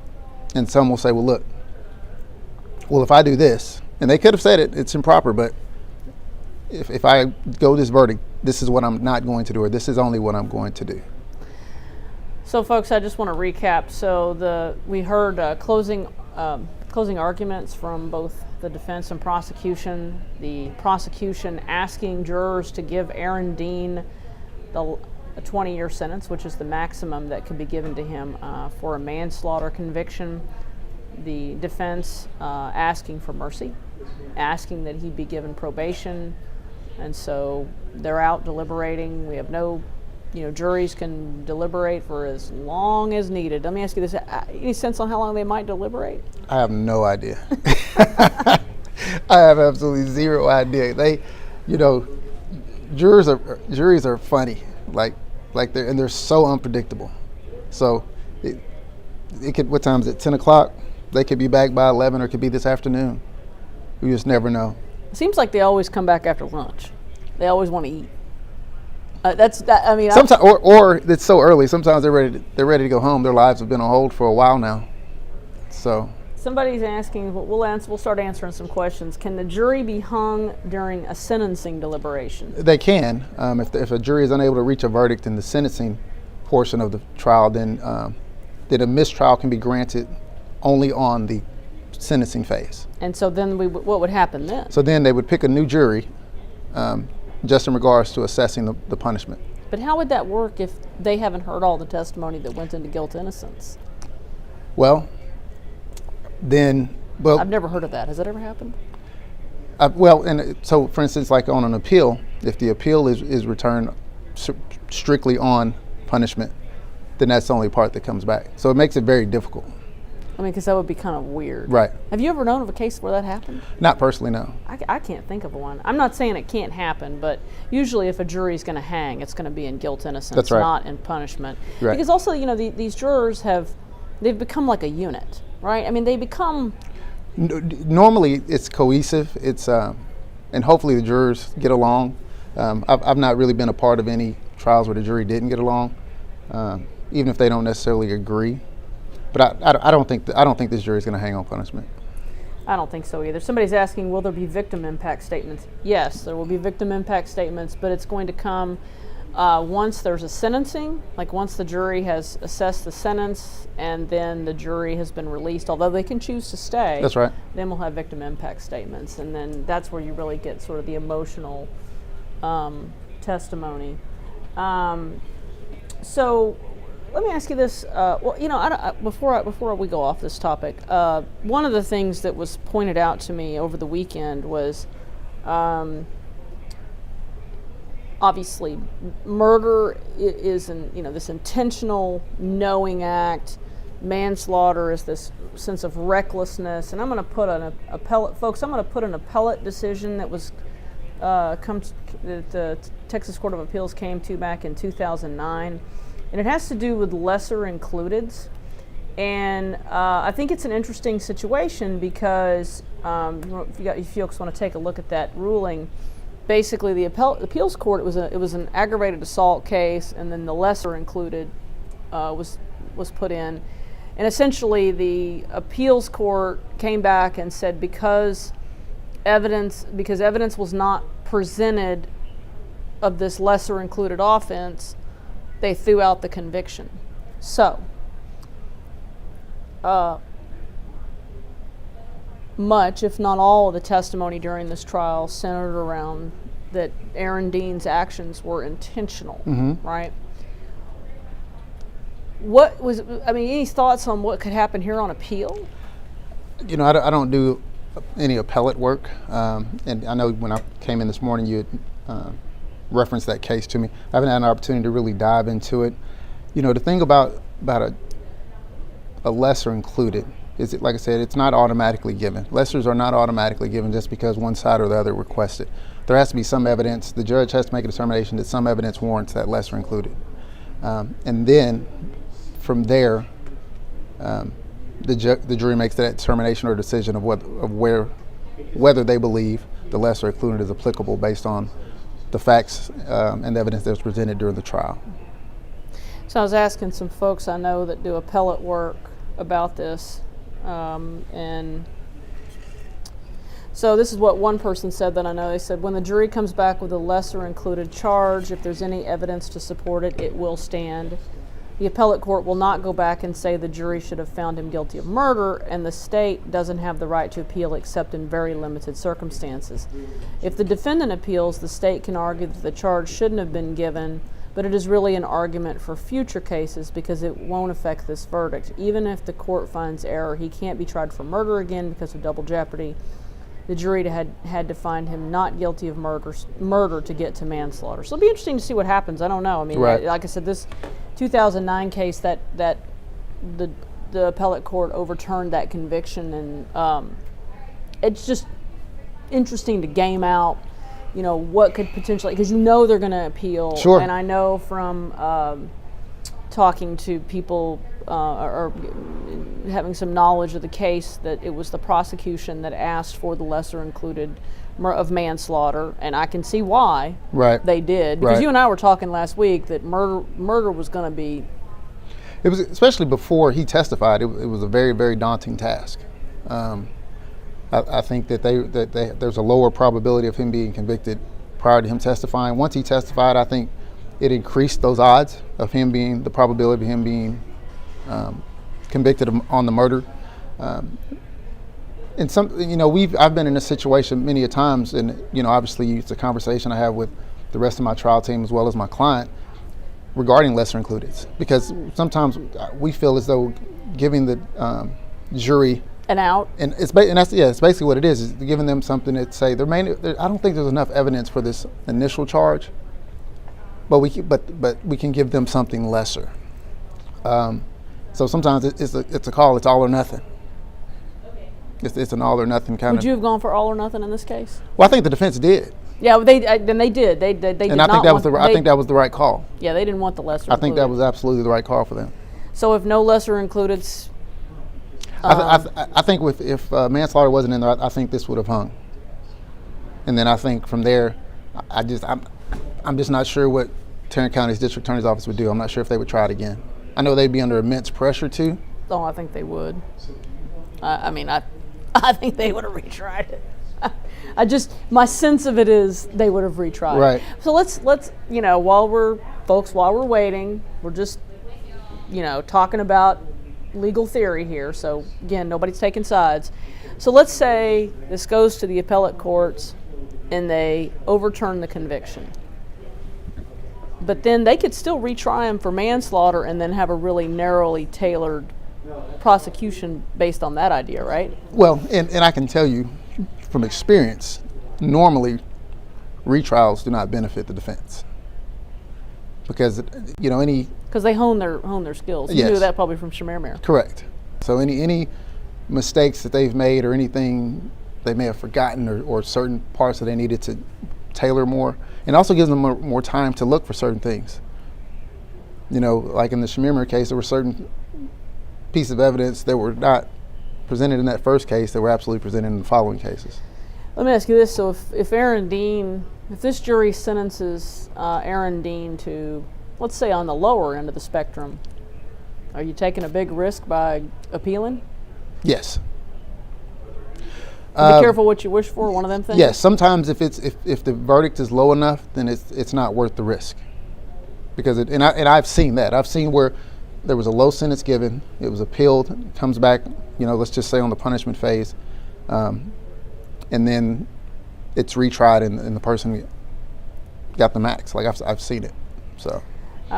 Bob is asking, will we see a civil rights suit out of this? Well, there is one. That was part of the issue with Lee Merritt. Lee Merritt is representing the family in a civil rights I think it's a wrongful death lawsuit, if I recall correctly. Right. What do you got, Ryan? You want to talk to Rebecca? Oh, we can talk to Rebecca. Okay. We can talk to Rebecca. She should be ready. Well, I know she wants to talk. Talking to. I mean, she's just on. She's just and she's there at the court. So let's see. I'm looking at questions too. I'm trying to do multiple things all simultaneously. Keep an eye on your questions in the chat so we can try to answer them. And if you do have questions things you would like us to talk about, I will try to answer them. And hey, I'm gonna put you on speaker. Hold on a second. Let me get the mic. Let me turn it on. All right, Rebecca, go ahead. Well, obviously, the jury has begun the deliberations, and now we know more, obviously, of what happened on Friday when the judge locked the courtroom, and we were all wondering what happened. Obviously, they felt like there might be some sort of security risk, so they were dealing with all of that outside the presence of the jury and for everyone to see. And I thought that was very interesting, because we'd heard that there had death threats against the prosecutor or the defense attorneys. Well, I think a lot of people in this case. So, the judge, erring on the side of caution, did what he did. What do you think? That explains a lot. Well, what do you think of their explanations? Well, if a judge feels like there is a threat in the courtroom, and they have undercover officers in there that heard the threats, then I could see why they made the decision that they did. I guess, I know that there might be some controversy because of freedom of speech, and you should be allowed to say what you want to say in regards to protesting and that kind of thing. I do understand that, but if they have threats and they have heard undercover officers hear those threats, then I could see why the defense and the judge take it seriously like that. Well, you could tell though that it was clear that Miles and also the judge felt they very much needed to explain themselves what went down in that courtroom on Friday. Absolutely, because they had everyone asking, like, why aren't you out? Why can't we see what's happening? Why don't we know what's happening? Why did you lock the courtroom? I mean, there were a lot of questions. Yeah. What was the feel from you guys? What did you guys think? I wanted to hear a fuller explanation. What do you think, Kobe?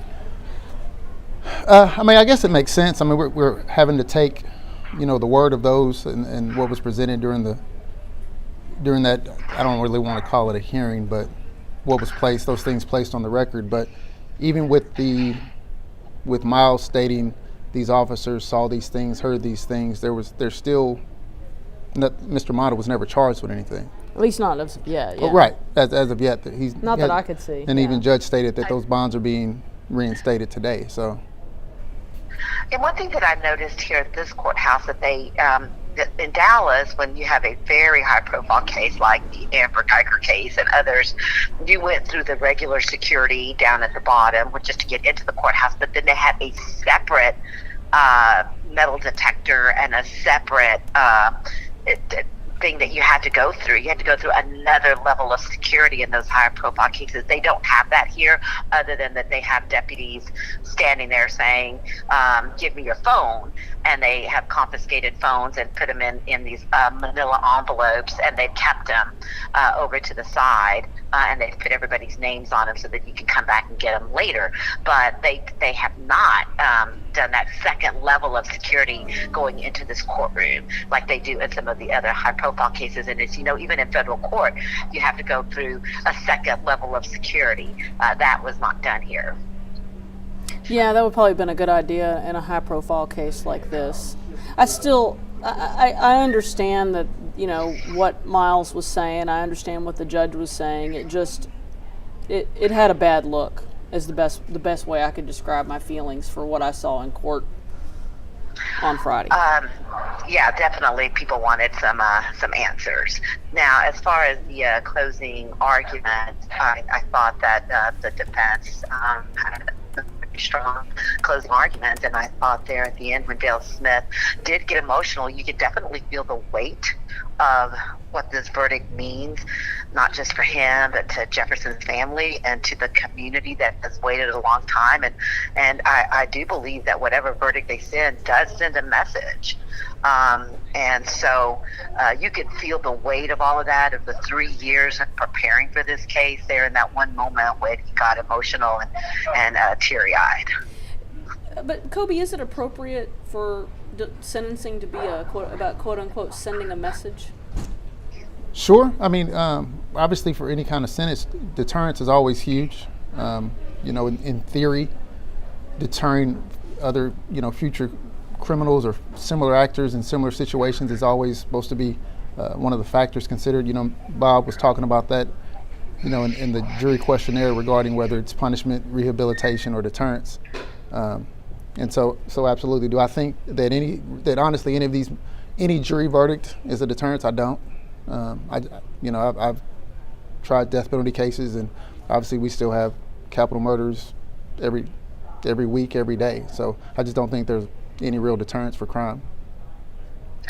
I thought counting up the 15 minutes a month, 3 hours a year, I thought that was really impactful because you are thinking, well, that's all he has to do. I mean, if you are considering probation, and I do think that would stick in my mind as a juror. Yeah. I've always wanted to be a fly on that wall. Right. Very curious. Very curious. I mean, I've never served as a juror. I mean, this may surprise you. You're never going to be on a jury. I've actually served on 2 juries. I've actually been selected. I served on an aggravated assault case. Really? Did you convict? When they asked, we did. We convicted, but we did give him probation. But we gave him 10 years probation. But it was an aggravated assault case. And when they asked you, could you look at both sides? I'm like, well, that's what we do as journalists every day. We look at both sides of the story. And I think that's why I got on the jury and got elected foreman. Oh, man, that's dangerous things. Rebecca Lopez is the forewoman on a jury. Yeah, that's crazy. Right. Yeah, and then I served on another jury that was a civil case with a landlord, and we gave her a hefty fine. Good. So sounds like I need to pull your ear then, Rebecca. Yeah. So it's interesting, and what goes on in those jury rooms when you are, trying to come to a consensus. And I'm curious, as when they were trying to debate between murder and manslaughter, if some of those discussions, if some of the jurors don't already know what some of the sentencing guidelines are, and if there's, I know they're not supposed to do it, but if there's any bargaining already being done in the guilt innocent phase. Well, if you don't go with murder, you go with manslaughter, we'll give him X sentence. I know they're not supposed to do it, but did you do it? I've heard that it's happened. No, we didn't do that in our case. You're like, I'm not going to admit to that on live stream. I mean, there's only 3,600 people watching. You wouldn't be telling many people. No, we didn't do that in ours. No, and folks are indicating they think we want it to go one way or the other. Folks, we look, our job, Rebecca and I, our job is not to take sides and say what we think Aaron Dean should get one way or the other. That is absolutely not our job. In fact, we actively work to keep that thought process out, because that rests with the jury. Right. And Kobe's not here either to do that. So we're really just here to try to help folks understand why things are happening and just kind of help you understand the process, because the criminal justice system is different, you know? Right. And it's not law and order. Go ahead. I have heard from police officers since the verdict. I have gotten texts. You know, we both have covered police and law enforcement for a very, very long time, and we know that there are a lot of wonderful police officers every day that go out and risk their lives, and we understand that. And I have heard from police officers who were very concerned about this verdict. If you're looking at from the other side, and that is they're concerned about this verdict and that message of, well, if I'm faced with someone with a gun, I'm going to, do the same thing. I'm going to fire my weapon. I'm going to protect myself. I'm going to go home with my family. But I guess the question that the jury answered here was that they didn't feel, they thought that he was reckless in his actions, and that a police officer, or most police officers, would not have put themselves in that situation. And I think that that's where the jury landed. But there are officers that are very concerned about the message that some of these guilty verdicts on murder and manslaughter are having on police now, saying that they're concerned about going out there every day and having to do their jobs. But but Rebecca, I also think that we wouldn't be here without body cam. Don't you think? Absolutely. I mean, body cams has changed the way the cases have been prosecuted and presented to juries, and even to grand juries. Since so many cases would not have been brought forth without body cam. Absolutely. Yeah, because that body cam showed that from the moment he begins uttering commands to the moment up to the shot is a half a second. So there's no way Atatiana Jefferson had even a moment to respond or drop the weapon or do anything. And so, Rebecca, go ahead. Are you surprised that we did not hear from one of the three other psychologists? I did wonder why the defense didn't bring one of the three psychologists that cleared him later on and said, okay, yes, he's fit to be an officer. And I thought it was also very powerful that they said you couldn't find one officer to come up here and speak on his behalf that he worked alongside with out in the field. I thought that was also a really good point that the prosecutors made. And then on the flip side, I heard the defense say, well, you didn't bring up any of his other actions. He didn't do anything else, but we know that some of his training records were excluded even in the punishment phase. We know that he was graded down in some of his training records, and there were FTOs. If you go back and look at his training records and even his interview that he did to get into the Fort Worth Police Department, that was not allowed. He had two other incidents where he had an airsoft gun, where people felt threatened and they called police, and he came out. Fort Worth Police came out and admonished him before he was a Fort Worth police officer. So there were other incidents that were not allowed into even the punishment phase because the judge felt they were too prejudicial against Aaron Dean. So I thought that the defense kind of opening that door might have left it open for the prosecutors, but since they didn't, we only said that in the closing arguments. Right. Well, and I guess you can say pretty much whatever you want within reason. Why do you think that the defense didn't bring up one of those psychologists who said he would just fine for, to be a cop? I'm sure the defense reached out to all of them, or at least a few of them, to see if they'd be willing to, and maybe the information that they received during those interviews would not be beneficial. Or the fact that on cross-examination they'd have to make some, they'd have to acquiesce in regards to certain statements that they made in theirs that compared to Dr. Clayton's, that was contrary to Dr. Clayton's in regards to approving him or clearing him to be suitable for police work. And sometimes you're opening the door to things you don't really want to open the door to. Correct. Absolutely. Well, even the one FTO that they called on cross-examination, he admits he wasn't good with interacting with the public, which I don't think was helpful to the defense. I mean, that was their witness. No, and I also thought it was interesting when he said that Aaron Dean had, expressed how devastated he was about what had happened, but yet basically said Dean had never discussed the details of the case. I found that kind of difficult to believe. And then Dean on the stand, when he was asked, well, what, couldn't you have done anything better? And he said, well, I guess I could have just stayed home that day. I thought that was a very flippant remark on his part that certainly didn't seem like he understood the weight of his testimony. Yeah, terrible timing for a statement like that. Yeah, when you're on the trial like this, the jokes are never ever to be made. Right. I get that you're frustrated, but that's not the moment to do that at all in any way, shape, or form. And I found Elizabeth Turner, the testimony from Elizabeth Turner. She was the student who had been a student with him at UTA, who testified about this incident with him touching her breasts. Really troubling. I understand he was 20, but the defense tried to make it seem like, well, maybe he didn't know any better because he was homeschooled. And I know a lot of homeschooled people, and I'm pretty sure that they teach their male children not to be doing stuff like that. So I don't know. I was troubled by it. What'd you think, Rebecca?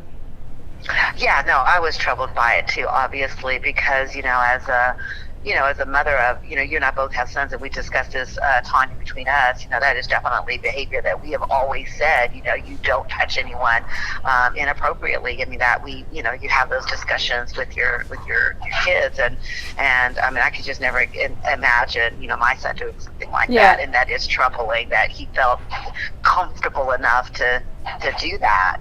I think it does say something about his personality. I think if my Aiden or your Jacob did something like that, they wouldn't have to worry about what the law would do to them. They'd have to worry about their mothers. Because both of our sons would be in big trouble for behavior of that nature. Tanya, something I was expecting to hear before we started today was what was going to happen with the other people that violated the gag order, because clearly, we have the mayor in here, and she got admonished, has to come to a hearing on January 4th. We have Chris Nettles, the councilman, also brought before the judge, but we have not seen Betsy Price or Lee Merritt, and we know that they have both violated that gag order. So I don't know if the judge is waiting to just get through this and then hold separate hearings. I'm not sure.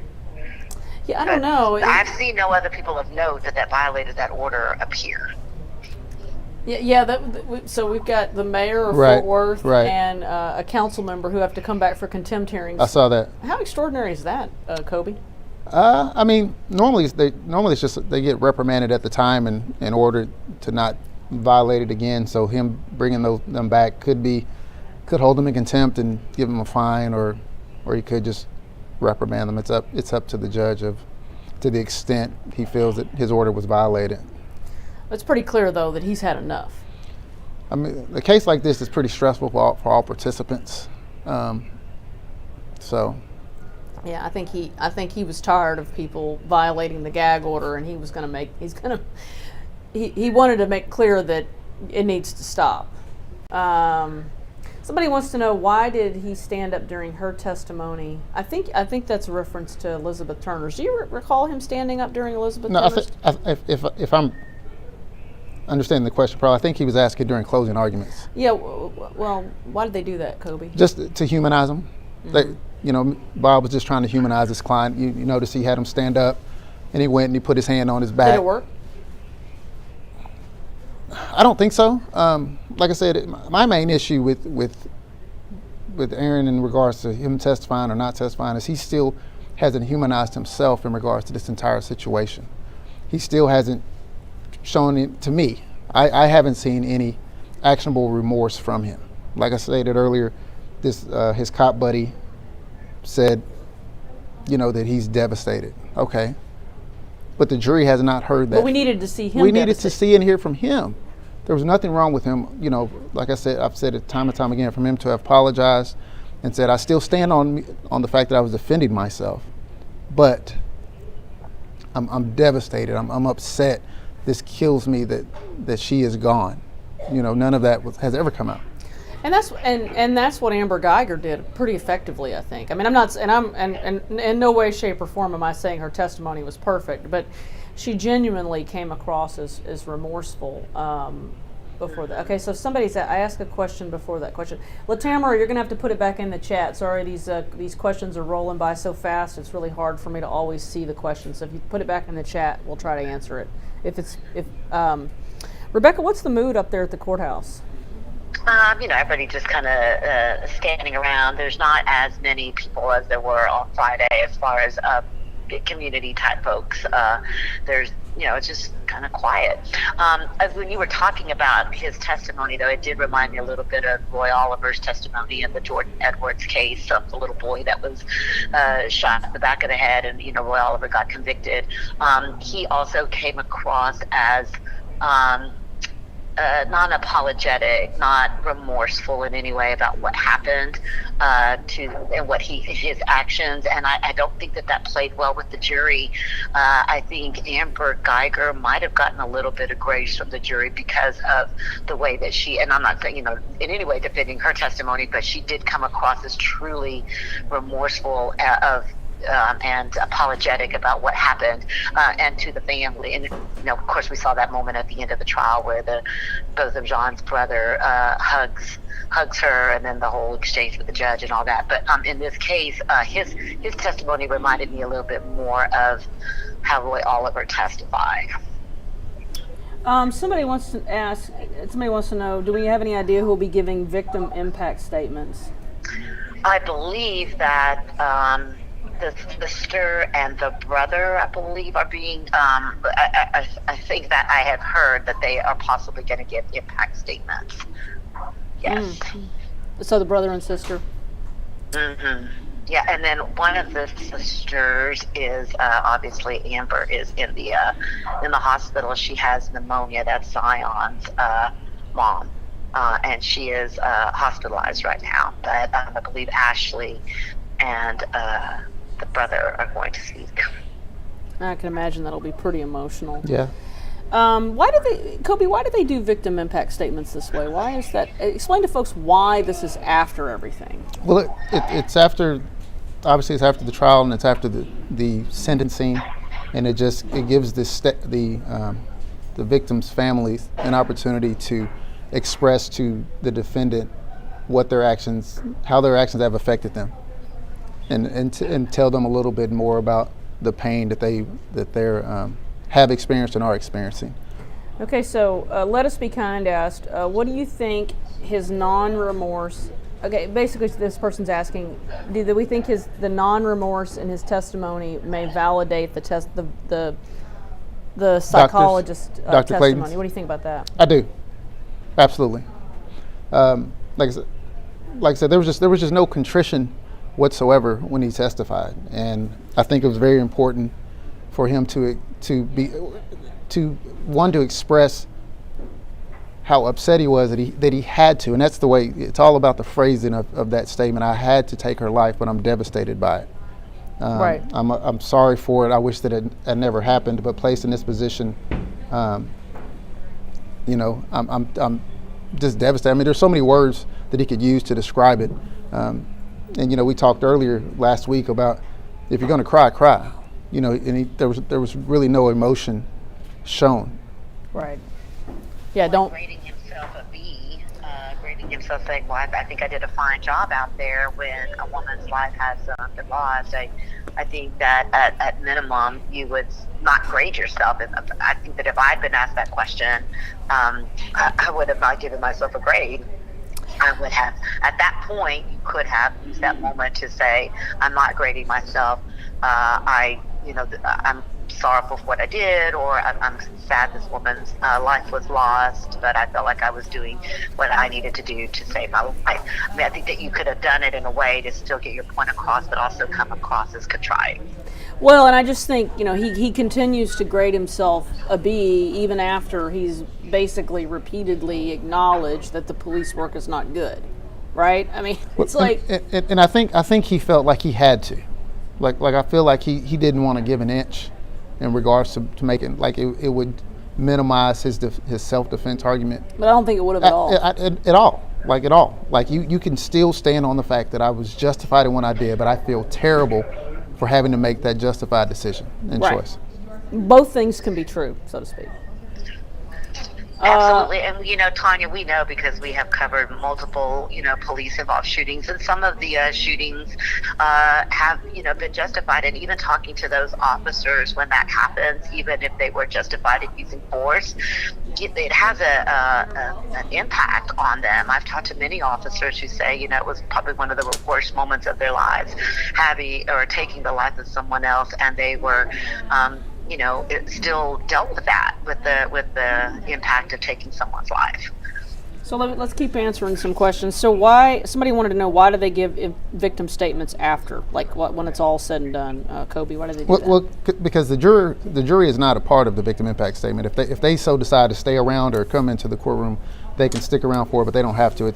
So the victim impact is not evidence. So the jury's not allowed to take that into consideration as they deliberate. Paula asked, if he was to apologize, would it have been an admission of guilt? No, I don't think so. I think if done properly, it would not. There was a way for him to stand on the fact that he felt as though he was justified in his actions, but he was also remorseful and upset and sad because human life was lost, but that he had to. Somebody's saying they feel victim impact statements should be before sentencing, right? But that's just not the way it's done. Correct. And sometimes, by the way, those are not on the record. So correct. Typically, we don't even. Sometimes we might not even be allowed to show them, depending on the judge. So if people are wanting to tune in for that, it just depends if Judge Gallagher is going to allow us to publicize those, because they're not on the record and they're done in closed court.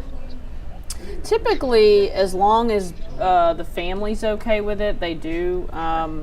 They do televise them, or they allow us to stream them. That's the general thing. But that, again, with live streaming, that's totally and completely up to the judge.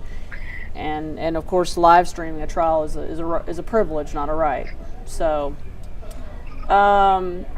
Kobe, somebody's asking, Dex C is asking hold on, sorry, these questions are rolling past fast. If the jury hangs, I think they're basically asking what happens if the jury, we've already answered this, but we'll answer it again. If the jury hangs during this phase of the trial, what happens? Then if it's hanging and a mistrial is granted on the punishment phase, then it would come back, the punishment phase would have to be redone. And does he remain in jail? That's their question. Sorry, that was the... Yes. Well, I don't know. I guess the judge could grant an appeal bond, right? I don't know. It doesn't happen. It just never happens, guys. The chances of them hanging during punishment is like a unicorn. Yeah, I believe he might. I believe he would have to stay in custody at this point. I mean, does anybody know of a case where they've ever hung? If anybody's out there that knows a case where they've hung in punishment, please let me know, because I don't. Typically, that would not be a norm. I mean, I'm not saying it couldn't happen, and I'm sure somebody out there probably knows of a case, but I'm not aware of one. Rebecca, have you ever heard of one where they hung during punishment? I want to say that there was a death penalty case years ago in Corpus Christi where the jury couldn't decide on death or life. And I do believe that there was a juror that hung that punishment phase, and I do believe that they had to come back and redo the punishment phase. Not the whole case, but just that portion of it. But this was like, back in the early 90s. Yeah, I mean but that tells you how extraordinary something like that would be. I'm just I'm not aware of anything like that. I mean, I think it's in general. I would fully expect this jury to come back with a decision, and maybe by lunch. I mean, I don't think they'll be out all day. Do you, Rebecca? I don't think so. I feel like they've, no, I don't think they'll be out all day. Hey, Ryan, have you been able to turn around some of that video yet? Yeah, we can play Dieners, and then we'll play Bob Gill, and then go back to prosecution, just kind of in the order that it went. Folks, I think what we're going to do while we're kind of killing time here in the waiting, we're going to replay the closing arguments. I think it's always helpful. I know we did that last week. We replayed the closing arguments of the guilt innocence phase, and it's interesting what jumps out at you when you listen to something again. Right. Because then you've already heard it, so then you can kind of soak it all in. And I'm curious to just kind of get. Hear that again. So, okay, let me see. We got a couple more questions. If it's hung, would the judge decide sentencing, Kobe? No. You know? Yeah, so they would have to impanel a new jury. And Correct. Folks, again, I cannot express enough that the chances of that happening are just like a unicorn. It's just not going to happen. There will be a verdict here. Christopher Moreno, Rebecca wants to know from you, Rebecca, what is your sense of the jury's demeanor? They've taken a lot of notes. They're very attentive. They've paid a lot of attention, especially during those closing arguments. And it's hard to read a jury because sometimes I think that I know that this particular juror is feeling this way, and that would be the opposite. It's really hard to read this jury. They have not shown a lot of emotion that I've seen. They basically have just taken some notes. And I've talked to other reporters that have spent more time in there, and we were even trying to figure out if there were some of the jurors that we saw during voir dire when they were doing the jury selection, if we could even recall any of those jurors because we sat through, the entire voir dire and listening to all of their being questioned and all of that. But none of these jurors stick out to any of us. We were just talking about that in the media corps. Like they don't stick out as any of the jurors that we remember. So they're they're doing their business.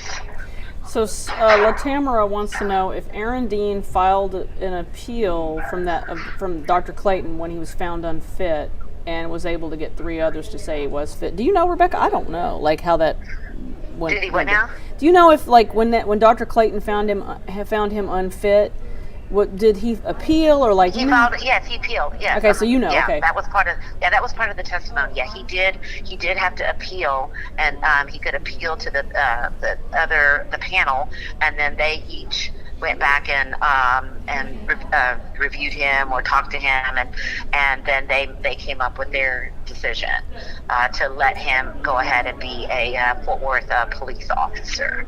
Stephen doesn't like my reference to unicorns.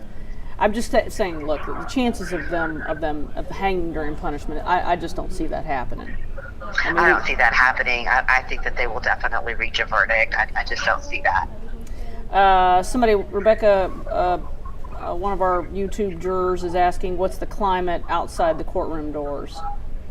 It's very, just people chatting about everyday life. There's not, in fact, I just saw one of Atatiana Jefferson's family supporters. He's been here throughout the duration. He's been at every hearing. He has been here through every single bit of testimony, and he just waved at me and seemed, like, hey, we're glad that this is finally coming to an end, and we'll have some sort of final resolution here.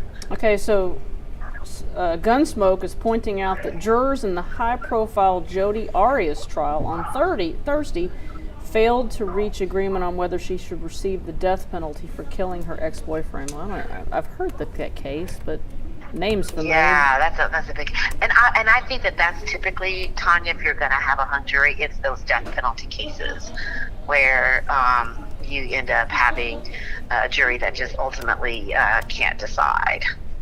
Right. Sentencing someone to death. I'm trying to pull that case. Typically on the death penalty cases, if the jury is unable to make a decision unanimously regarding the death penalty, then it's be automatic life. So a lot of times when the sentencing is here in Texas, when the sentencing is returned back on in a death penalty case, it's based on an appellate issue. Right.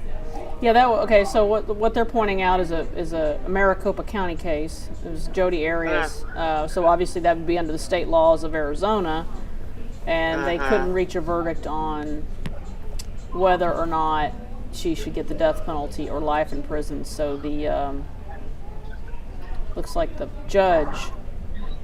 So it says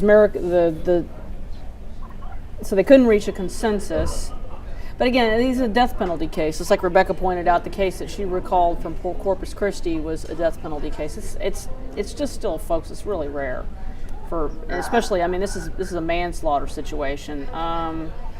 Somebody's asking, will Zion's family file a wrongful death suit? I think it's already been filed. It's already been filed. It's already been filed. And plus, in fact, they mentioned it. Bob Gill mentioned it in his closing arguments, which I thought was kind of interesting. Well, you all know that down the street there's I think he said something like a case being considered, and I'm like, well, how would the jury know that? I heard him mention it. Well, they're not supposed to be paying it. They're not supposed to be following news coverage, but okay. Okay, Bob. Let's see. Jury. Somebody's asking. Jury notes were not allowed during deliberation. Can jury take their notes and? Can the jury take notes in with them during this phase of the deliberations? I wouldn't think so. Typically not. Because the record is the record. Okay. Why don't they allow them to take notes into the deliberation? Well, for one, no one knows what was written down, what's on there, what's being said. So, and like I said, the record is the record in regards to what was actually presented during the trial and what was taken down by the official court reporter. Somebody wants to know, Avi wants to know, how much do you think Dean's poor police... Oh, question went too fast. Let me try to find it. Okay. How much do you think Dean's poor police work will be considered in the sentence as he... Basically, how much do you think that will be considered in the sentencing? Well, I think it should be heavily considered because that's the reason that we're here. But for his poor police work, then it's a high probability we're not here in this situation, and Atatiana is still with us. But so I think the fact that he placed himself in this position, he and his partner in this position based on his poor police work, I think is extremely relevant for them in helping them make their decision. And Go ahead, I thought it was Rebecca. interesting that Bob Gill said that even in his closing argument, because this is not a typical case, but that kind of goes with what the prosecution's been saying. It's not a typical case because most police officers would have stopped at, or if their argument is most police officers would have stopped at the door, called for backup. And I've talked to a lot of police officers who have told me that if they had been in that position and they thought there was a burglary in progress, their training is step back, call for backup. If there's a barricaded person in there, there's no one screaming for help, no one that they knew of that was in any kind of danger, then, and if they think there might be a barricaded person in there, then you know what happens. They call in the SWAT team. They clear that house. I mean, so a lot of police officers tell me they would have never gone past that into the backyard in the first place. Well, and I think generally time is on your side. Slow it down. And at least, and this is, and Rebecca and I, we both know a lot of veteran police officers, and it's oftentimes when police get in a hurry that things go wrong. And I will say, there is one exception to that rule. If you have an active shooter in a school, i.e. Uvalde, you act. Right, so I think if you hear someone screaming for help and I need help, or help me, then obviously as a police officer, you're going to go in there to save that person's life. That is what you are trained to do. But in this case, they see an open door. There may or may not have been a burglary. There's no one in imminent threat. You can't really see a whole lot happening. You don't know who's in there. I've talked to many police officers who say their training would have been call for backup and then, wait it out. There was no reason to rush into a situation like that. Well, and if Aaron Dean doesn't go in that backyard, if he slows down and calls for backup, we don't even know Aaron Dean's name. Right. Yep. We would have never heard of Atatiana. We would have never heard of Aaron Dean. He would have been on the force now for about 4 years. He would have had more seasoning by now. And I still say it speaks to the need for police departments to rethink how they're assigning rookie officers in the field. You had 2 rookie officers that night out there together, and it's what they described as a high crime area. Yeah, and they had that perception, and I think they went into that call with that perception and how they handled it. And you can't go into these neighborhoods and think that everybody's a criminal, because they're not. Somebody's asking, if it were a judge sentencing, would the victim impact have been presented before sentencing? No. It's always the same. It's always done after. Well, and I think if the judge was sentencing, we'd already have it, you know. Would you have gone with the judge or the jury on this, Kobe? For punishment? Sentencing or punishment? Oh, no. So I would have gone for jury. Why do you do that? Because I mean, it's unfortunately it's one person, and there are certain things that you have to take into consideration, that the judge may take into consideration, whether it's personal beliefs, personal ideologies, political affiliation. I mean, all kind of things can come into play. So, but at least with 12, and also you have judges who have been doing this a long time and hear this every day, and it benefits you sometimes to go to a jury that will that hasn't, and will be able to give you a little more, sometimes maybe even mercy or grace that the judge would. Because the judge the judge, for the judge, this is old hat, right? I mean, he does this all the time, day in, day out. These folks are just 12 regular citizens who've probably never really spent much time in court. Somebody's asking, go ahead, Rebecca, did you have something to say? No, I was just going to say I wonder how much the jury is going to consider Bob Gill's argument, and that is that this is a person that has never committed a crime, before this, hasn't committed a felony, is going to his church, is doing all of these things that they say he's doing, and how much that they'll take that into consideration, that he doesn't need to be rehabilitated if you believe what his defense attorneys are saying. So Latamara wants to know, will Dean have to serve time if he's given probation? So there is a provision, right, where the judge could still give him some jail time. Explain to folks how that would work. That's correct. If he's given probation, then the judge can sentence him up to 6 months, day for day time, as a condition of that probation. So, in theory, he could give him 180 days. Yeah, I've seen a Dallas judge do that. I cannot think which case it was. I was on a case where the jury gave him probation, and the judge was, wanting that person to spend some more time in jail, and did give him the 6 months. But I cannot, off the top of my head, recall which case that was. But I have seen a judge do that. Somebody's asking, Paula wants to know, did they fire Dean or did he quit? He quit, right? He resigned, right? He quit. That's what I thought, because he was going to be required to give a statement as part of internal affairs, and even though that cannot be used against you in a criminal case, he obviously, for a lot of reasons, preferred not to give a statement at that moment in time. And the police chief at the time, Ed Krause, said that he was going to fire him. He says, I would have fired him, and he had said that publicly, which is one of the reasons that he was, sworn in as a witness. And I am kind of surprised that we did not hear from him in the guilt-innocence phase of this, or even in the punishment phase, not bring in the former chief of police, who was very adamant that he felt that what Aaron Dean did was wrong, and he would have fired him for it. Why do you think the prosecution didn't put the former chief on? It kind of would just depend on what they were wanting to get from him. In the guilt innocence phase, it probably wasn't really that relevant. There were others that could, his closest training officers, either, his field training officers or the officers that trained him in regarding the general orders and standing operating procedures. So it would have been grandiose, but I don't think it would have really added anything. My sense of it was that the prosecution chose to have a very lean and mean case. In other words, they chose to be very tight in their case. Right. And there is an argument to be made for that. At least, is that how it felt to you, Rebecca? What now? Did it kind of feel to you that the prosecution chose to present a very kind of lean case? Not, they kept it very to the point, was my sense of it. I Absolutely, because we didn't hear. And typically, when we cover these police-involved shooting cases, they bring in all these witnesses to talk about use of force and would you have used force, and they would have brought in more police officers, and there were like a bunch of people on their witness list, none of which they called. Yeah, it was. I mean, Amber Geiger for me is the best comparison I have, because I did this with Amber Geiger, and of course Rebecca did Roy Oliver as well.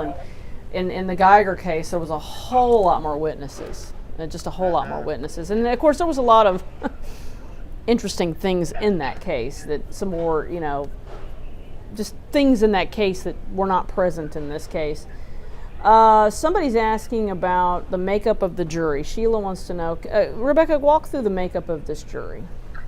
It is 7 men and 5 women, and it's hard to tell. It's not an all white jury. There are some minorities on this jury, or people of color, but it is hard to tell.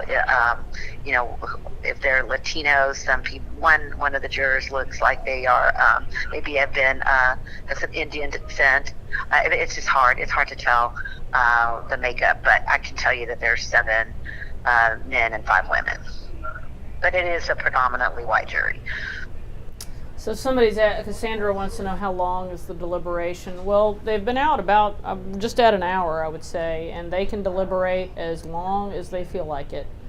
And the judge is going to, if they cannot reach a verdict by the end of today, the judge will sequester them. Yeah, they were sequestered when they couldn't reach a verdict that first day when they started deliberations during guilt innocence. They were sequestered that night. Okay, so let's kind of recap where we're at. So we had closing arguments this morning from both the defense and prosecution. Obviously, the prosecution asking for the max, and the defense asking for probation. The jury's been deliberating for just at an hour now, and we're just kind of in the waiting phases. And so I'm watching questions in the chat, trying to answer them. Philip wants to know, why couldn't a prison sentence be a deterrent for other cops killing innocent people? What do you think about that? Well, that's what the prosecution, I think that's part of their argument, send a message to hold, make people think twice.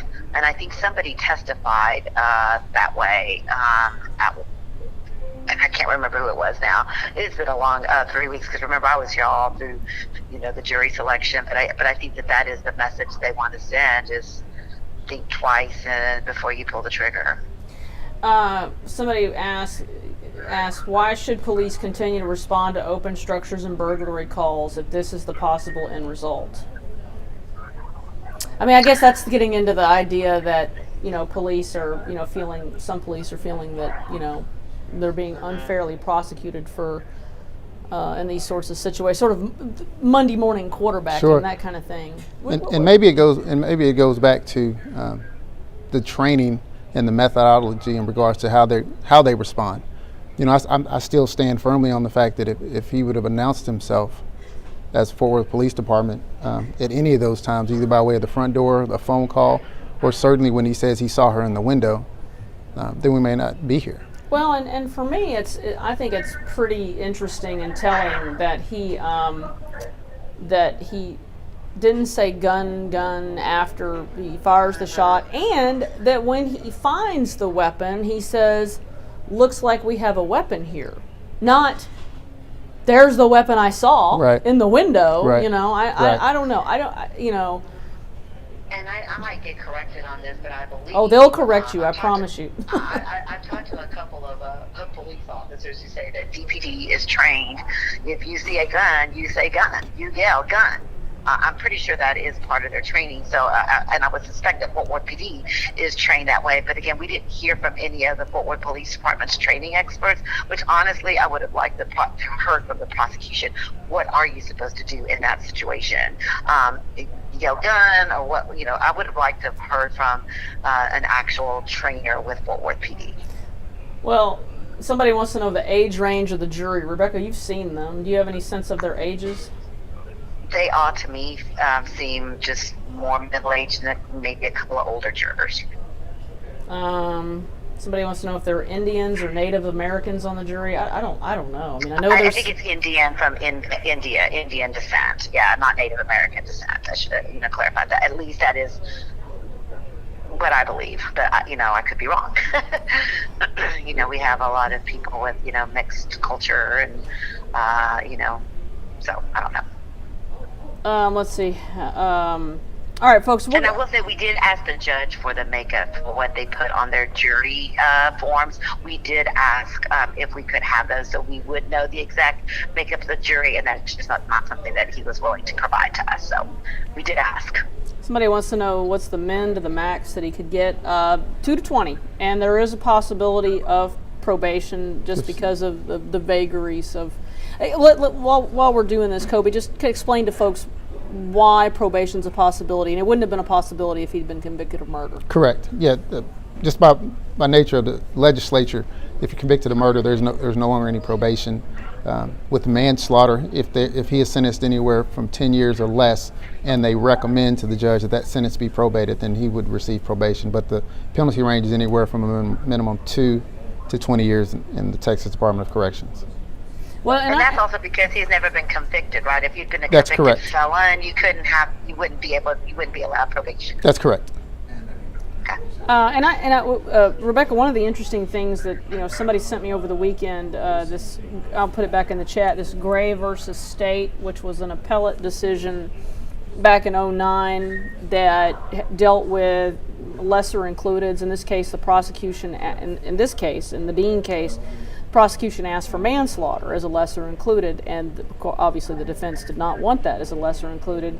And so in that appellate case, this was an aggravated assault case, and then they had a lesser included of assault, and the appeals court threw out the conviction of the lesser included conviction, basically finding that no elements of that were presented. And I wonder, Rebecca, what do you thought? I mean, it'd be interesting to see what happens with this case on appeal, because this case centered around his intentionality to actually commit this act.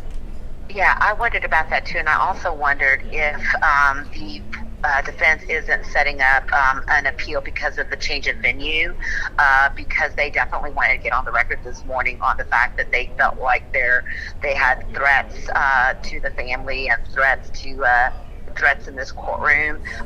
If that is not a part of their strategy to have this case overturned or on appeal, because they wanted to change the venue and didn't feel like they could get a fair verdict with any sort of intimidation or because of the publicity and that sort of thing that they felt was going to surround this case, if that's not also part of the appeal. And Kobe, I got the sense that that's why they wanted Manuel Mata to testify, was they were trying to kind of get to this change of venue. Is that an unusual thing to do in punishment? Well, no. I mean, you have to preserve the error wherever you find it, and so at that point they were just trying to preserve the error for any possible appellate issues that could come up later that could benefit their client. Right. What do you think about just give me thoughts on the situation that went down on Friday with Manuel Mata, and then what you heard in court this morning by way of explanation? I mean, I go to the Tarrant County Courthouse daily. I think the security does a good job in regards to screening citizens as well as lawyers and everybody getting in and out of that building. I also think that there was, obviously based on me seeing it myself, there was an increased level of security surrounding the courtroom, both in the front and the back. There was increased bailiffs, and apparently from what we just heard, that there was undercover cops both inside and outside in plainclothes capacity to monitor and kind of control any possibility of things. And they also had the ability to, Judge Gallagher or his bailiffs had the ability to not only remove but to move Mr. Mata if they thought he was a threat to a different part of the courtroom. It still felt over the top. It did. I wasn't really sure. And that is not justifying. Right. Right. Saying things to Dean's family at all. Right. And if everything that they're saying that these officers saw and observed outside, then then why not charge him? I mean, that clearly sounds like there was... Why not arrest him right there? Right. So... Well, and it sounded like they were concerned because you heard Miles Brissett refer to an incident involving Bob Gill, the other defense attorney, that he had been attacked with a knife. And so that there had been some sort of history that put them on edge, and so you could still, bring something in that could somehow bypass security, and you could make a shake out of it. I think that was what he was referring to. Right. So yeah, I don't know. That situation still, I still find it troubling. I find what happened outside of court problematic, but I also think that we got to be careful about just doing what happened on Friday. That's all I'm saying. So somebody's asking why, Black Scholar wants to know, reading off these comments, wants to know why not charge Dean with endangering a child or reckless endangerment of a child. What do you think about that, Kobe? Somebody asking that question. I mean, I guess it would go back to whether or not they believed where Zion was when the shot was fired, and if he was in, because I believe it was just one shot. It was one shot. Yeah, one shot, and it struck her. So I'm not sure where he was standing, where Zion was standing exactly. So they just may not believe there was probable cause for that, but definitely enough probable cause to charge him with Atatiana's. Well, Conan, we do know that a lot, and I've seen this in cases where somebody fires a shot into a house and there's 10 people in there, they charge that person with 10 counts of aggravated assault. That for each person that was in that house, we know that happens every day. So I was curious about why they did not also charge him with aggravated assault by a police officer as well. Because we do know that if you fire a shot into a car and there's 4 people in there, you're going to get 4 charges of aggravated assault. That's true, and we've seen that happen. I need to take a break. Oh, sure. Hey, so folks, we're going to replay Ashley Diener's closing argument and just kind of replay that and get a sense for that, and then we'll talk about it after we replay it. Atatiana's family, they received their life sentence on October the 12th of 2019. They received their life sentence without her. They'll never get her back. As we approach the Christmas holiday and the end of this year, we think about those that we love. We grieve for those that we've lost. And for them, that sadness, the grief, there's multiple stages when you go through the loss of someone close to you. For those of us that have gone through that, we know what that's like. A few years can pass, and yet it feels like just yesterday that they were here. You heard Adarius testify. You heard Ashley testify. For Ashley, for Amber, for Adarius, for Zion, their whole lifetime will be without her. There's a part of grief that we all suffer when we get to a certain point and we think about that person. There's a realization for us all. It's the finality of it. Right? In your heart, you miss them, you love them, and then you really realize they're never coming back. And that's the hardest part. And that's worth something.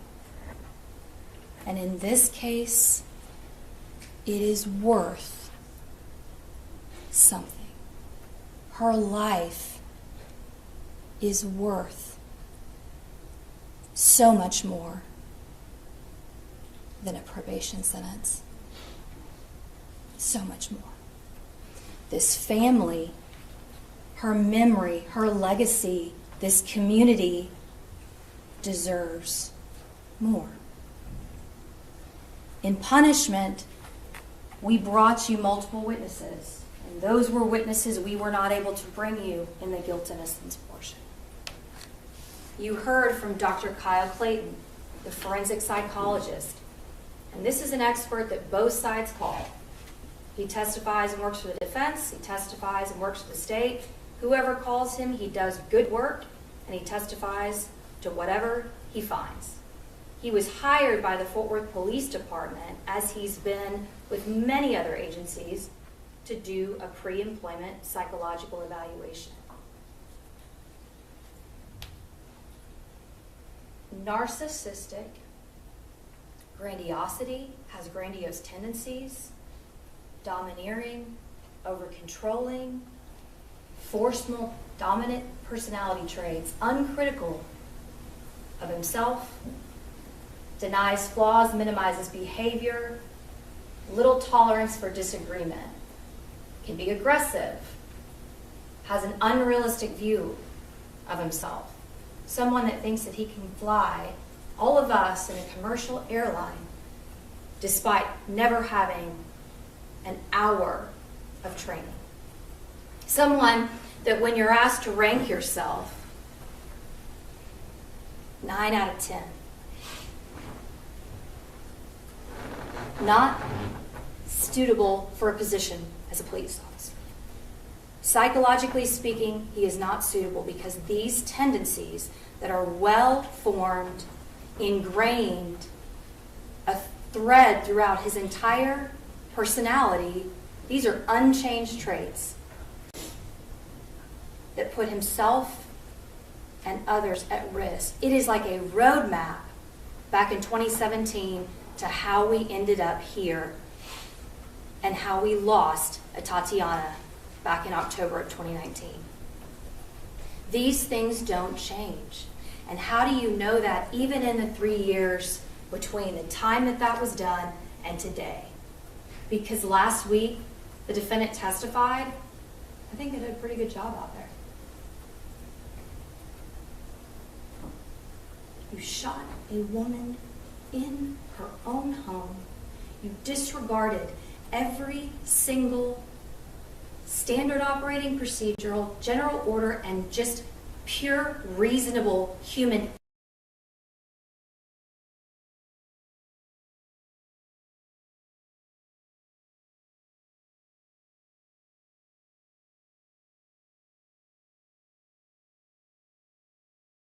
So Ryan's trying to figure out the technical issues right now. We were replaying Ashley Diener. You know, we're about halfway through it. Okay.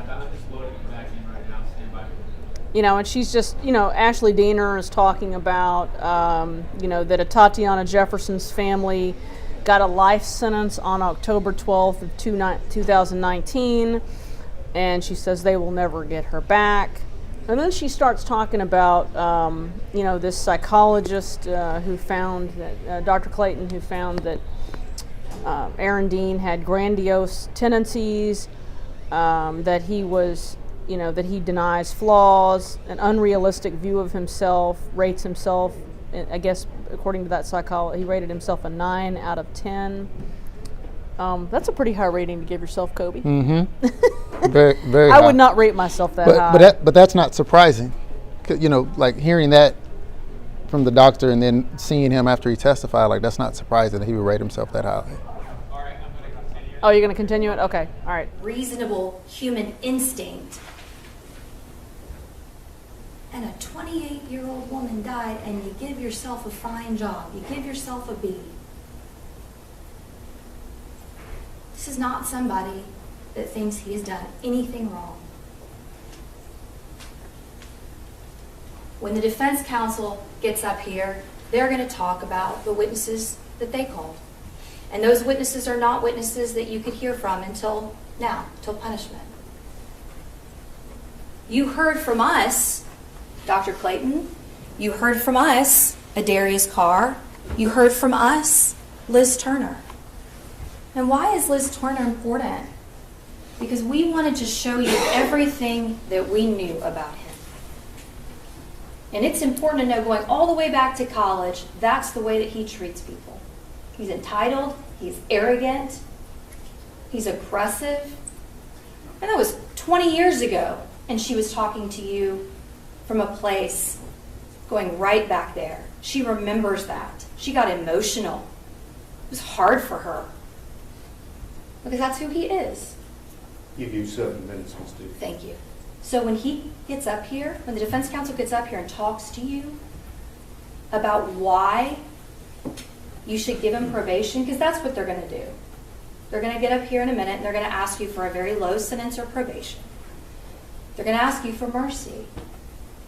Mercy's been shown already for this defendant when your verdict was returned for manslaughter. Mercy is earned. It is not just given. And I want you to listen to why they're asking you for a low sentence or probation.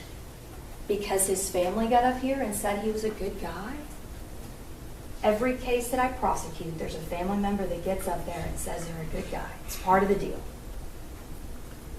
But I think it's important to think about the witnesses that we didn't hear from.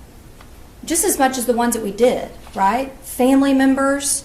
We heard from one field training officer, just one single Fort Worth officer that said, I knew him for about 3 or 4 weeks, didn't have very good personal skills. We kept up. I don't know anything about this case. But don't you know that if the Fort Worth Police Department and all those guys and girls that work for him, 18 months side by side with him, almost 2 years, don't you know if they had something good to say, they would have been in here? There would have been a line out the door. And don't you know that those 3 psychologists that gave him a passing score, if they had something good to say, if they disagreed with Kyle Clayton, don't you know they'd been in here saying that? They would. I guarantee you they would.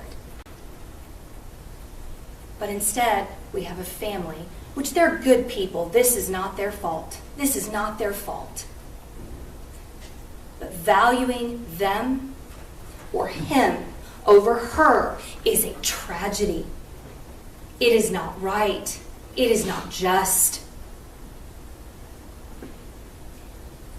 In this case, the only appropriate verdict is the maximum sentence. It's the only thing that's appropriate. And when the judge talked to you about the court's charge, I want y'all to think about, and y'all don't have copies with you, but you'll be able to go back and read this. When you go to this certain page, I want to ask you, do you feel comfortable with the fact that the judge gets to set the terms of probation? He gets to get off. If he wants to get off early, judge sets the terms. You heard from the probation officer talk about probation and how it is. It is no different than what all of us do every day. That is not enough. That's not even a slap on the wrist. You heard that this defendant has been out on bond for the last 3 years with his family, laughing, doing projects with them, something that they don't get to ever do. They don't get to ever do that. Doing probation values that over them, and that is not okay. The other thing that's talked about in the court's charge is a fine. I can always get questions about the fine. If you want to put an exclamation point on your verdict, then you put a fine. It doesn't go directly to the family. It goes to a fund. So you put a fine as an exclamation point. When you think about this case, you all leave here today. They go home without her. Zion never gets to have Aunt Tay again. It doesn't matter if it's a year from now, 5 years from now. People are going to ask Zion, what happened to Aunt Tay? What happened? What did the jury do? And thankfully now with your verdict, he gets to say that they found him guilty. They're also going to ask another extremely important question. What did they do? What do you want Zion's answer to be? The only just verdict is 20 years. Anything less is a travesty of justice. So Ashley Diener ended by saying the only just verdict is 20 years. Anything else is a travesty. Mm-hmm. How much import do you think that'll carry with the jury? Well, she's the first one to speak in sentencing, so I think she did a good job in bringing it on in. She talked about a life sentence and kind of describing who Aaron Dean has been introduced to this jury as, and going back to the doctor, his characteristics and why those things make him not suitable to be an officer, and how him not being suitable to an officer is what led his actions to be criminal, and how and why we're here. And based on all those things, the totality is why the only just and right, and that's key. She kept using the word just, and the verdict would be a maximum sentence, is what she's calling for. And once again, no contrition. She highlighted the fact that there was no contrition, graded himself a B, despite all those things he did wrong. Should he have lowered his grade when he got deeper into that testimony? Oh, I think it should have been lower from the very beginning. If you're going to answer that question, then you always go lower. And that, like I said, it just shows that contrition, but not. Like I said, if I was his defense counsel, what I want to make sure he understands is, listen, we have to convey to this jury that you are upset and sorry about having to take this woman's life. That would be my goal if I was representing him. But still standing on the fact that you want to make sure the jury understands that you feel as though what you did was necessary, but that you hated to have to do it. You think he convicted himself with his own testimony? Yes, absolutely. Absolutely. You think he's acquitted if he testifies? I mean, what do you think happens if he... It's such a fine line strategically in regards to not putting him on the stand when in a situation, in a scenario like this, I believe the jury absolutely wants to hear from him what he saw, what he experienced, and why he feels like he was justified in his actions that night. Well, somebody's wanting to know if he's sent to prison, will he be put in general pop or segregated? I think generally officers are... He'll be in protective custody. Yeah, they don't generally put them out in general population. So I think generally, I'm not sure, I forget exactly where Amber Geiger is housed, but yeah, they don't put them out in general population, and for obvious reasons, because it's not if someone goes to prison, it's not so somebody can get in there and kill them. That's not the way the system is supposed to work. Right. It's interesting, watching Ashley Diener and Dale Smith. They really these two prosecutors have really different styles. Very different. Very different.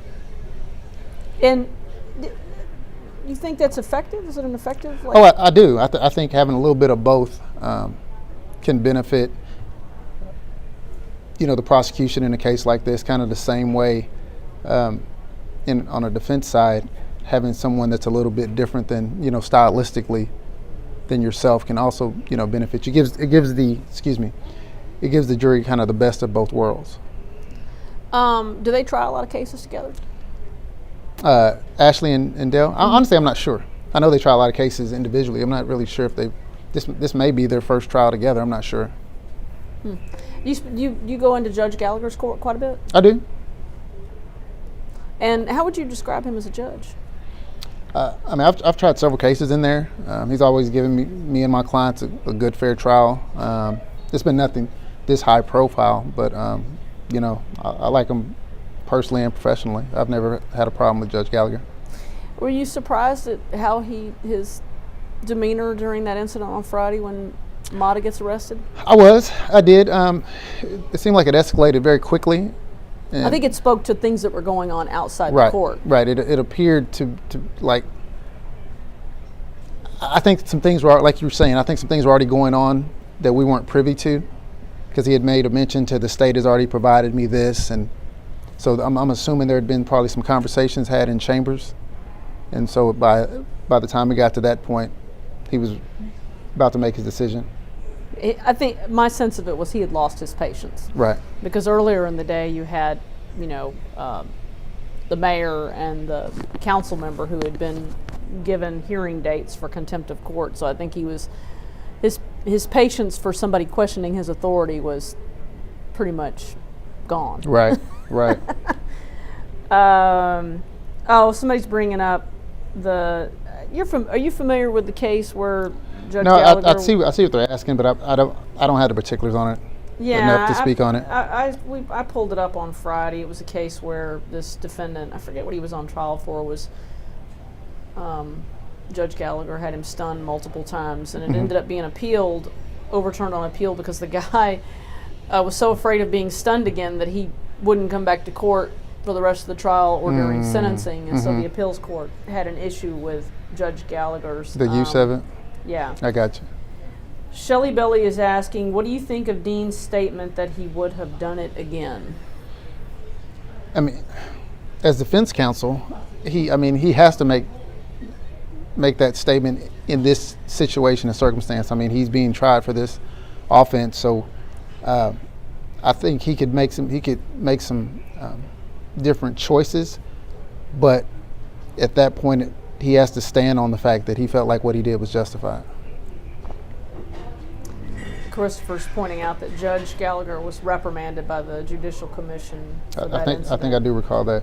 Yeah, that was. I mean, it's problematic what happened. So, how much do you think it played into the jury's decision? What Dean does once he gets into the house, once he finds Atatiana. And you know that wasn't really stressed either, in either. Well, Dale mentioned it, I think. But like I say, once again, like that would have been a great time to play that. Just let 60 seconds run off. Play. Just have a clock up and press 60 seconds and just play it, and don't say a word. In the amount, like if you sit there silently for 60 seconds, that is a long time. And then, if you're in such a, if you feel as though you're justified in this situation, but you're wanting to save this young lady's life, then why didn't you? In 60 seconds, you did nothing. That's a long time. So it would have been the difference in closings of showing rather than telling. Yes, absolutely. Show the jury that rather than tell them that. That's a. I agree. That would have been an effective. That could have been a very effective tactic. So let's take a listen to Bob Gill. He is the defense attorney who gave the closing argument for Aaron Dean. Having an entire weekend to think about what remarks I was going to make here this morning is a long time. So I guarantee you I went over this matter in my mind 100 times or more about what I was going to say this morning. I've been up here for 30 seconds now, and I already know it's going to come out in a different way. Your verdict at the first phase of the trial is important to note. It's important to note what was said by the state of Texas, because if you take the emotion out of their remarks, there's really very little left. They want you to base your verdict on emotion. You know, the family's not going to get to see Atatiana anymore. We know that. It's a tragedy. We've acknowledged that. We've talked to you about that. There is no changing that. Your verdict won't change that. It can't change that. You were talked to at the jury selection phase of this trial about whether or not you could give fair consideration to the idea of probation, to assessing a probation for someone that's been convicted of the offense of manslaughter. And each and every one of you said you could give fair consideration to that concept. And that presupposes that someone's life has been taken. And it presupposes that that person isn't going to be with us anymore, that their family's going to miss them. It presupposes there's been a tragedy overlaid over the facts of the case, which is exactly what we have here. a tragedy that'll never be changed. And the prosecutors were very defensive about the fact that we were going to ask you for probation in this case. That's because they know that that's really what this case is worth.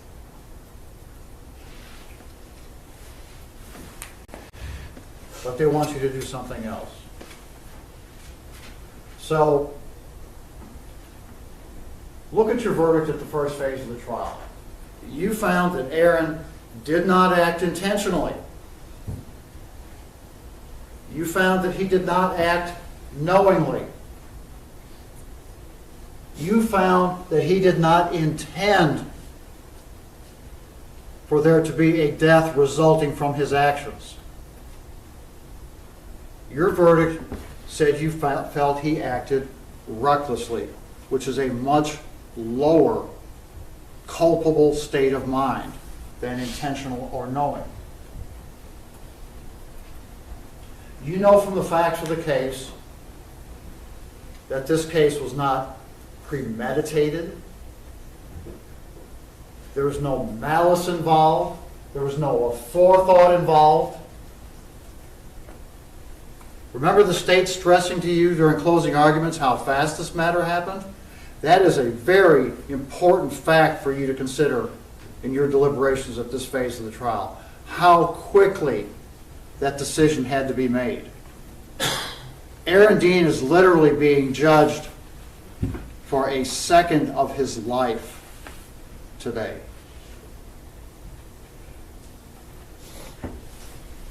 And he's being judged under man's law, not God's law. The talk about eye for an eye, I'm not sure exactly what that was meant to convey to you during questioning of our witnesses, but we're not here about God's law. We're here about man's law. And the man's law is contained in the court's charge Judge Gallagher gave you. We're not here about money damages. That's for the civil court down the street. And you heard that there's a matter pending down there regarding this. This is about what is a fair and just verdict under the facts of this case and this case alone. What is the fair thing to do here? It's not a weighing or a balancing contest between the Carr family and the Dean family. It's not who's worth more. The judge doesn't tell you that in the court's charge. It's about what is the fair and just thing to do under the facts of this case. On the questionnaire that you filled out before trial, asking you about the three goals of punishment in the criminal justice system. Those three goals are the three purposes of punishment are punishment itself, rehabilitation, and deterrence. Those are the three things that you are to consider as jurors in a case. You are asked which of those is more important to you, punishment, rehabilitation, or deterrence. And the answers from the group of you vary. But if you are talking about punishment, what is he being punished for? There was a life lost, tragically. But Aaron was working in the line of duty as a police officer, as a law enforcement officer.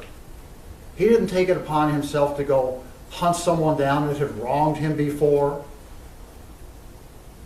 or knowingly place someone in a dangerous situation waiting for him to spring a trap on them.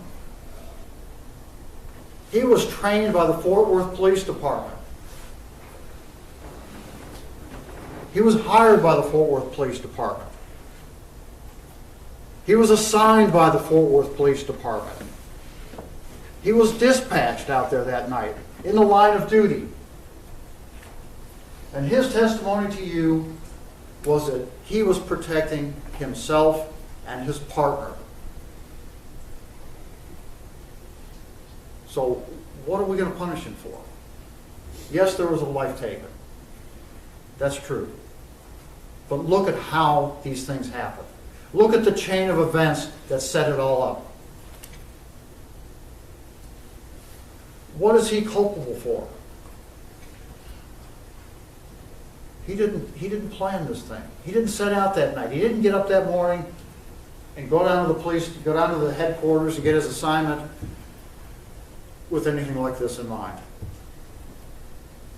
He was trained in the Fort Worth Police Department Academy to eliminate a threat.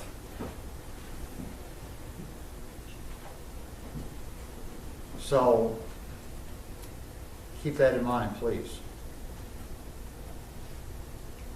Secondly, rehabilitation. What are we going to rehabilitate Aaron from? You've heard by your verdict, he'll never be a police officer again. This situation is never going to repeat itself. He'll have to move on and find some other form of employment, which he's done as best he can. He's probably the person least in need of rehabilitation that's ever sat in a defendant's chair.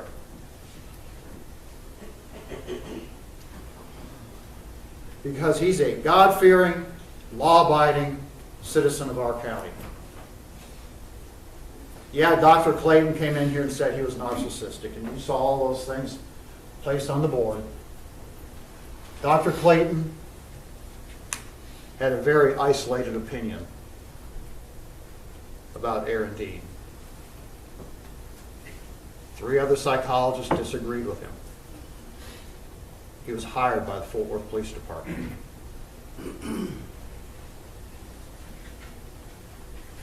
Dr. Clayton didn't follow Aaron around the church. He didn't follow Aaron around in the choir.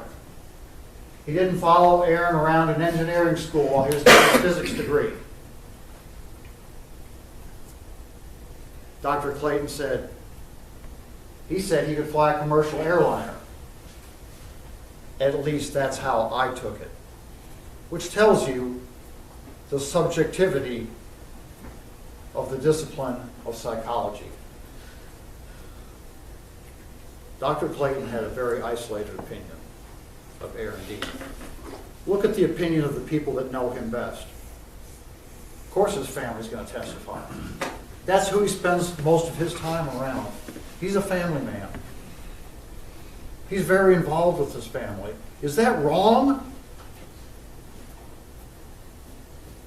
The prosecutor tried to make it seem like that's wrong to be a family man, to be around your family,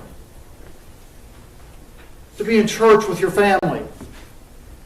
It's not wrong.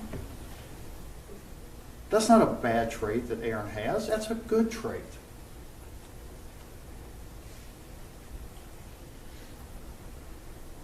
He had an isolated incident as a late teenager in college. You heard that Aaron was homeschooled. You heard that the purpose of the homeschool club was to help people socially adapt to college and the college environment. Is Aaron going to be judged for one isolated instance in his youth? An incident, no doubt, he's deeply embarrassed about and has been since that day. A teenage mistake. You know, if there had been anything else in his background, speaking of people that didn't testify here, if there had been anything else in his background, they could have brought it to you. There are 190 prosecutors and 60-some investigators in that office could have brought it to you. You didn't hear about anything like that. They could have brought you police officers. If he had messed up anything in training, they could have brought those officers to you, and they didn't. Detective Dugan came to testify because he and Aaron developed a friendship while they were riding around that squad car together. A friendship that they've carried on after this event. Detective Dugan told you Aaron was devastated, as you would expect a Christian man to be over this situation. Deterrence. What about deterrence? One thing prosecutors like to argue at the punishment phase of a trial is that the jury has to send a message. You've got to send a message to the community. You've got to send a message that this type of thing isn't tolerated. Well, ladies and gentlemen, in this case, you have to be very, very careful of the message that your verdict sends. Because in addition to the folks here in this courtroom, this case is being followed region-wide. And the police officers that have been here and the police officers that are watching need to know that when they leave, and their families need to know, that when they leave for work in the morning,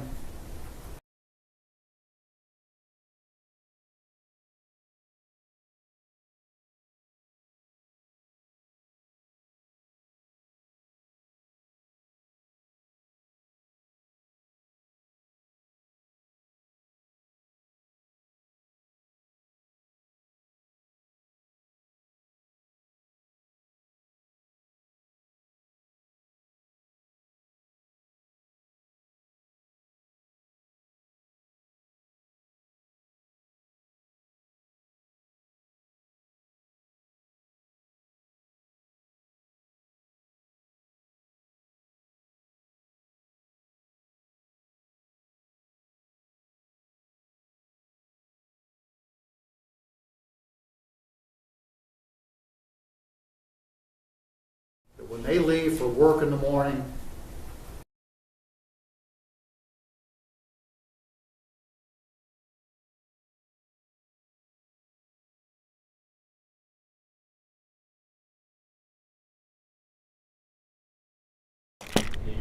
Okay, so Ryan's over there working to restart the Bob Gill video. Technical difficulties in our software program. This is the par for the course. So Bob saying that Aaron Dean is literally on trial for a second of his life today, Kobe. Mm-hmm. That's pretty true. Actually, it was a half a second. Half a second if you look from the moment he begins to utter those commands to the moment that he fires the shot. You know, we talked. Oh, no, she's back there. Hold on, guys. Let me put my mic on. Sorry, folks. I had taken my mic off earlier. Let me put it back on. So, what do you think was the most effective thing in Bob's closing argument? Well, for one, as defense counsel, what you have to do is you have to get the jury away from the emotion as best you can. Because if you allow them to rest only in that emotion, you're at a disservice. You're doing a disservice to your client because the emotion is against us, especially at this point. He's been convicted. We're not in guilt innocence phase. He's been convicted. So now they're talking about punishment. So if you get them away from emotion and get them away from wanting to avenge on behalf of the family and or the state or something to that effect. So he talks about remove the emotion, and he said something to the effect, if you remove the emotion out of Ashley's argument, there's nothing left. Is that effective? I like that statement. And then it said he talked about man's law, not God's law. That's also a true statement. So as you see, he's sticking strictly to what's applicable here and away from the emotion. Because he knows on the emotional, if there's emotion's not good for Aaron Dean. Correct. Well, especially since he didn't show any. Well, there's that too, yeah. So, and then, he also said, he wanted to bring it back. He said it's not a comparison or a competition between the families, the Dean family and Atatiana's family, that they're here for a particular purpose. So he's just trying to hone them back in regards to why are you here? We know how you got here, but now what is your role and purpose now here at the sentencing phase? And so that's what he's trying to get them to focus on. Somebody's asking if we know how long the jury will be out. Well, that's a really good question. They could be out. Yeah, because I guess they went out about a little bit after 10? Yeah, so they've been out close to 2 hours. Yeah. Somebody's asking, Paul wants to know what what verdict do you think they'll come back with? I have no idea. I mean, they can sentence Dean to anywhere from 2 to 20, and if it's 10 years or less, there's a possibility of probation. Right. And so that's really hard to say. And somebody was one of my another reporter who's been covering this case texted me and said that she was guaranteeing that they're back there. There's probably some folks back there arguing for probation. What do you think? I mean, I'll be honest. I mean, it would not surprise me if there's at least a person or two back there arguing about probation or arguing for probation. And what's the argument for probation? Lack of criminal history. He was there for a valid reason. It's just everything that happened after he arrived is where it all went awry. So I mean, that's kind of just the main. That's really all they kind of have going. Is no criminal history, and that he was there for a valid reason during the course of his employment. But everything once he got there and got out of the car, almost every decision he made was, as he had to admit, was bad police work. And what's the argument for something more like the max? For the max is the same thing that he was there for a valid reason. Atatiana was there for a valid reason as well. She's at her home. She's able to have a gun to protect herself, her home, and her nephew. She was doing what anyone would do when they heard somebody in their backyard, short of being able to call the police in that short amount of time, but get your weapon and see what's going on back here. And that's all she did. One of the things that Ashley Diener argued in her closing argument in the guilt-innocence phase was that, let's see if I can find it. Basically, she talked about how for the self-defense argument, you had to show that her conduct was also unlawful. Right. You know, that she had done something unlawful. Right, and she did absolutely nothing wrong. She did exactly what the law allowed her to do, and what any person that has a home and has a weapon to protect that home would do in that situation. And then you add into the fact that once a light is shined into your face through your window, you can't see. You can't see anything. And if all you hear, and we don't even know what she heard. We heard him saying, show me your hands, but we do know what he did not say. This Fort Worth Police Department, or police, or anything to that effect. Yeah, never at any point does he say police, and not before or after he shot her. And I still, like I said earlier, I still think the things he said or didn't say on that body camera are important. Sure. Well, and even in the defense's opening argument, they said something about a laser on the weapon. And during his testimony, he never said anything about the laser. Actually, the only first time we heard anything about the laser was once he got inside. Right. And he removed the weapon from next to Miss Jefferson's body. Well, and the defense made a big show of I forget which expert it was. Maybe I think it was with their use of force expert of showing the getting the gun out, her gun out, and showing the laser. But if he doesn't see the laser, well, what does it matter? Right. Ryan, Right back. You be right back. The rest of that, okay. Take a few more questions. Okay, we're gonna take a couple more questions. Yeah, Eric. Ryan is gonna here in a couple minutes finish playing Bob Gill's closing. I know some of you don't want to hear it, folks, but we are not about taking one side or the other on this what we're doing here, because and I want to stress that, folks, that what we are doing on Channel 8 is different than what anybody else is doing. I mean, there's no other TV station in the market that's putting this much effort into covering trials, and this is I think the fourth one I've done like this, and I've been blessed to have legal experts and lawyers like Kobe come on with me and spend the day with me.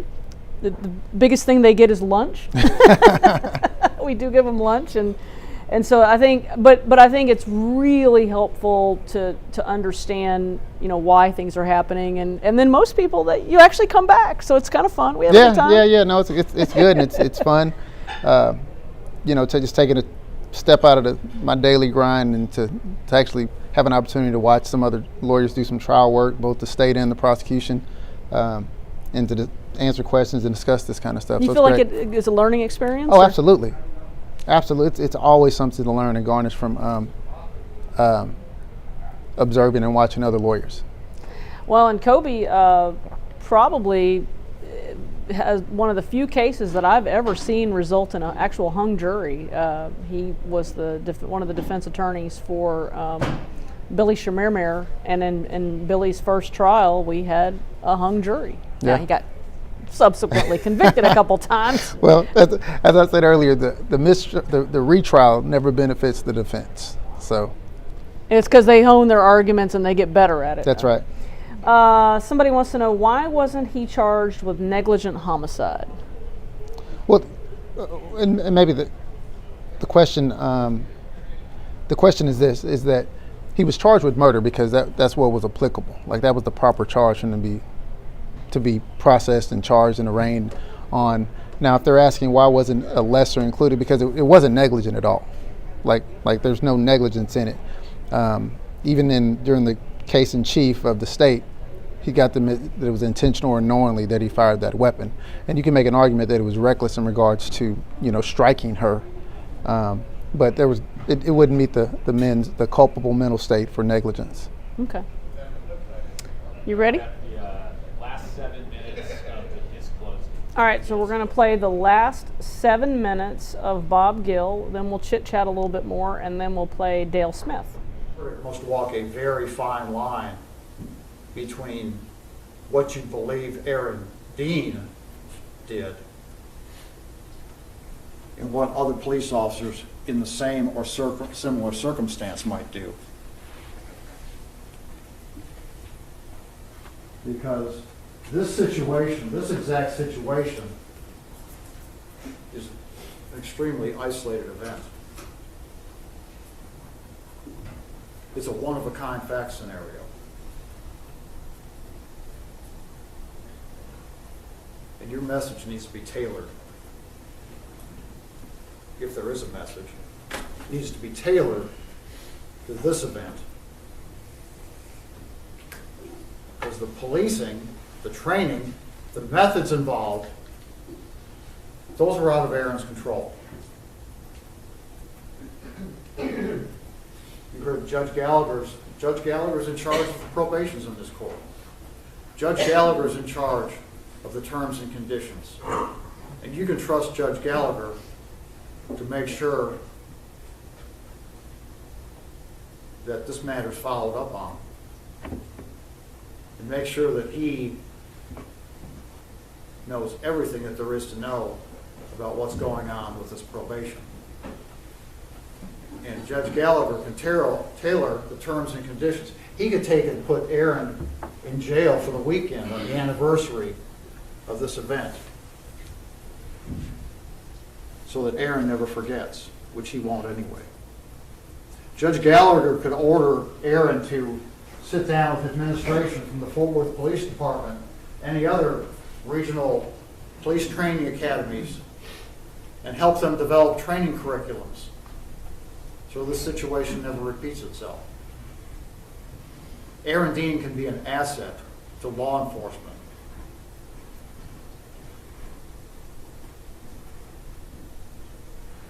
And he can follow every other term and condition of probation that Judge Gallagher can set out for him.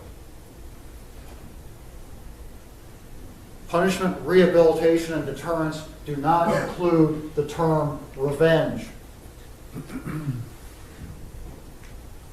And believe me, there are plenty in this community that are seeking that. But that's not the function of a jury. The function of a jury is to follow the law and set out the terms and conditions of probation that are applicable, or to make a decision that's applicable and based upon the facts of that particular case. There's no one else in this community that has heard all of the testimony and seen the demeanor of the witnesses and had your experience. This is your verdict and your verdict alone. And let's make no mistake about it. We are asking you to recommend to Judge Gallagher that Mr. Dean have his sentence probated. Because there is nothing to gain by sending this man to the penitentiary. No one can punish him more than he's already punished himself. we've talked about his need for rehabilitation. And we've talked about what exactly is it that we would deter by a penitentiary sentence here. What exactly would that be? Aaron didn't know who was on the other side of that window. As much as people want to make this a racial issue, it's not. He didn't know who was on the other side of that window. All he knew was they were armed and they were a threat. So everything that's happened from then on is of low value in deciding what the sentence should be in this case.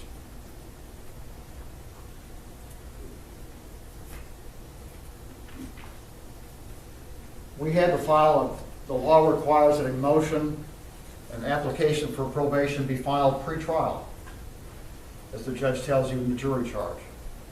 That's because both sides have to have the ability to question jurors such as yourselves about your ability to follow the law and to give fair consideration to the concept of probation, which all of you said that you would do. Every one of you. Ladies and gentlemen, on Aaron's behalf, on behalf of police officers and those who risk their lives on a daily basis to keep us safe, we're asking that you give that concept fair consideration here. Because this case deserves that fair consideration. Aaron deserves that fair consideration. You have 2 minutes, Mr. Thank you. Stand up there. Ladies and gentlemen, this is Aaron Dean. This is the man that you'll be passing judgment on in a few minutes.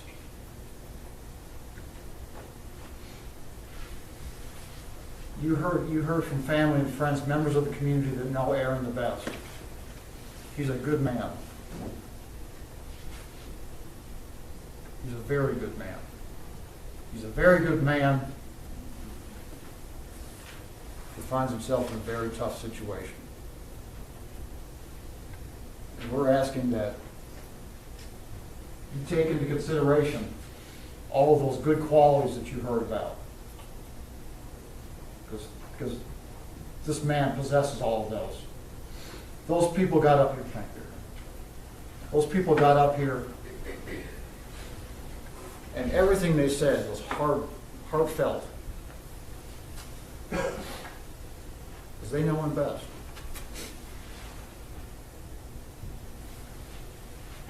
Ladies and gentlemen, you have Aaron Dean in your hands.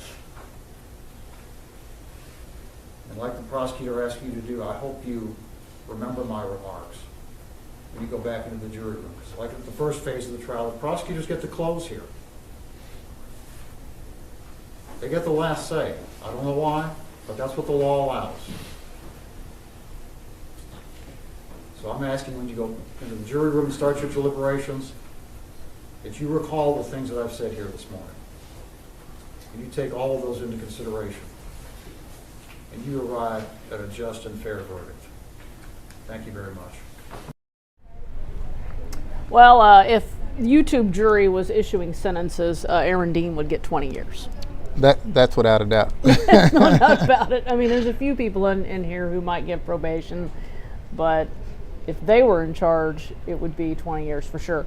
What do you think's going on back there with these deliberations right now? If you were, I mean, deliberations are, they're just that. They're back there deliberating, discussing what they've seen, what they've heard, probably even what they haven't heard. They don't have to check their experiences at the door. So some people are probably interjecting, their experiences into the discussions and the deliberations to make a case for whether it should be 20, and probably one or two is back there for why it should be probation. And they're just trying to, And then you have some, and the vast majority of juries, what I've come to realize, you're going to have a couple of strong personalities, but the vast majority of them are, for the most part, are followers. That's why it's kind of important to identify who you may believe is going to be your foreperson, and whether you're a defense attorney or a prosecutor, and you kind of hone in on that person that you anticipate. So folks are asking some questions. Somebody was asking about Dean's testimony about seeing the gun. He testified that he saw that he was looking down the barrel of a gun, and that he, in terms of who was in that window, he testified that it was a silhouette, right? And then he couldn't tell man, woman, male, female, right? Race or any of that, and it was dark back there, 2:30 in the morning, right? So that's not shocking, right? But the only person who knows what Dean saw or did not see is Aaron Dean, because his partner, who was right behind him, didn't see the gun. Correct. Yeah, I mean, it all goes, the jury had to make a determination of how much they believed of Dean's testimony. You think they believed him? Well, clearly not enough, since we're sitting here today. But I guess it was sufficient enough that they didn't believe he was intentionally or knowingly there, to murder. They didn't believe it was murder. Right. But it just goes back to his testimony. It just didn't benefit him. And I still stand by. He had to take the witness stand, but I just don't think it benefited him. I think it hurt him much more than it helped him. Oh yeah. I mean, he was stunningly bad on the stand. I mean, surprisingly. Yeah. Because I know both of his defense attorneys, Bob and Miles, and I know you know him, and I have no doubt that they prepped him. Sure.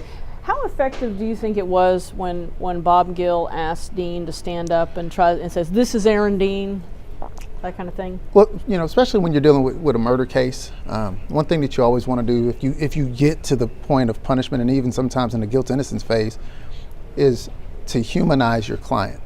All they've heard is defendant and all these other things being described as, and so you want to humanize him. And so it might be, as you get up to make your closing argument, just might put your hand on his shoulder or just kind of pat him, or let the jury see you as you're walking in or out, as you are talking to them, and maybe touching his back or his arm or something. So he had him stand up to humanize him. They wanted to see him more than just as the defendant, and if you notice, he's very particular in regards to calling him Aaron.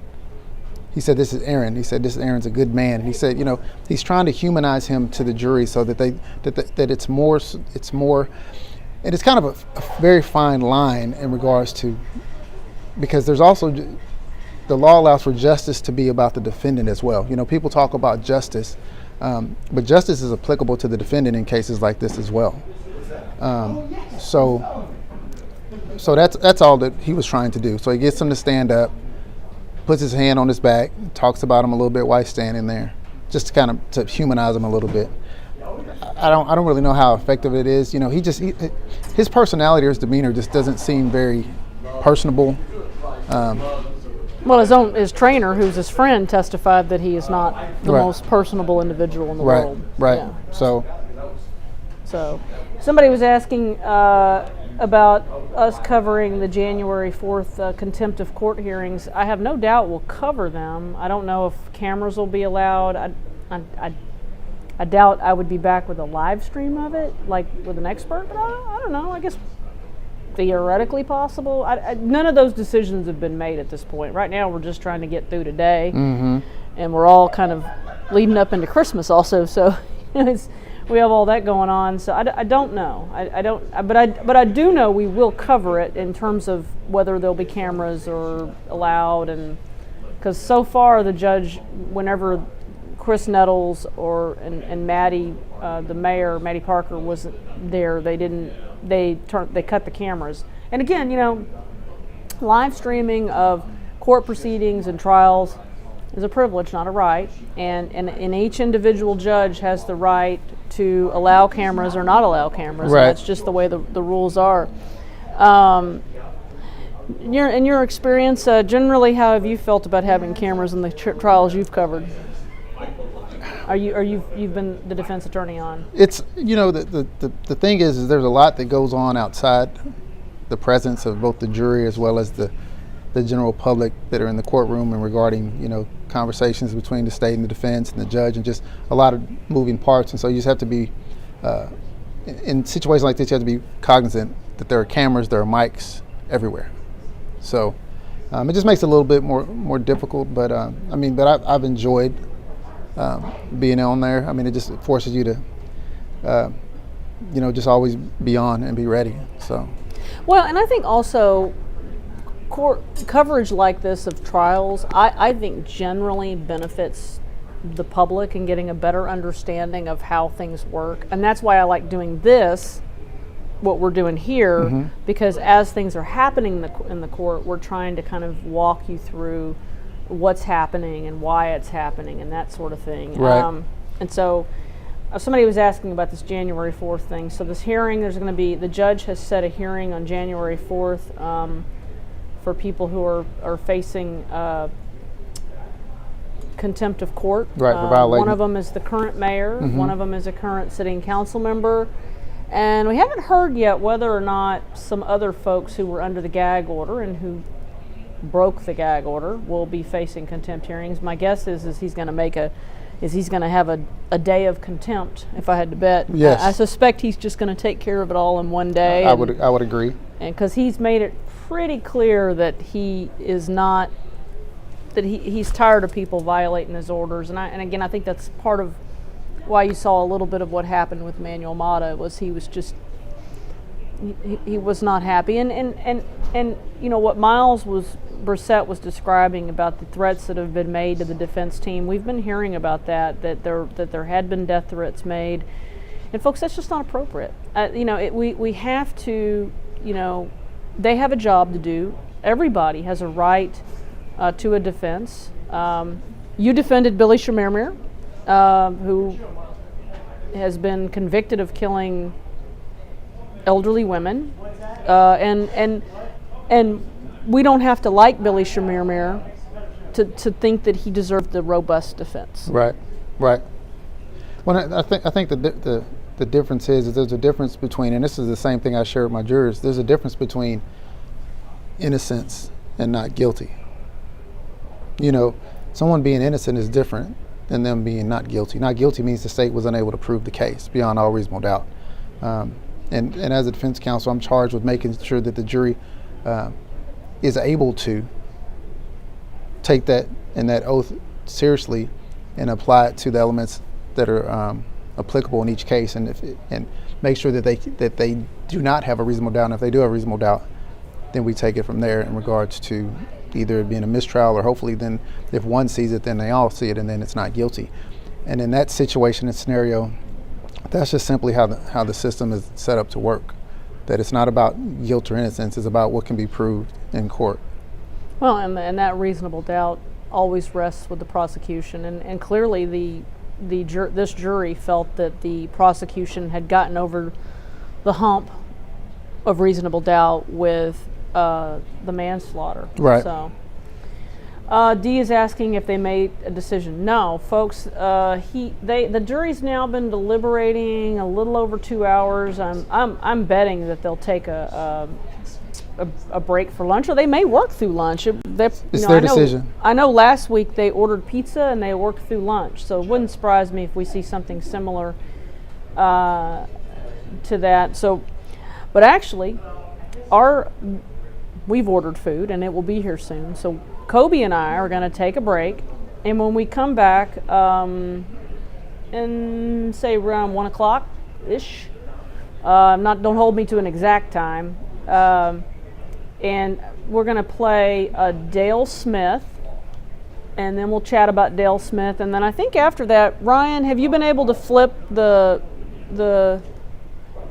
been working on taking the testimony that we saw on Friday in punishment and getting that video set up so that we can replay that this afternoon while we wait. This is exactly what we did last week on Thursday when we were waiting for during the guilt innocence part of the trial. So, all right, we're going to take a break. and we'll be back.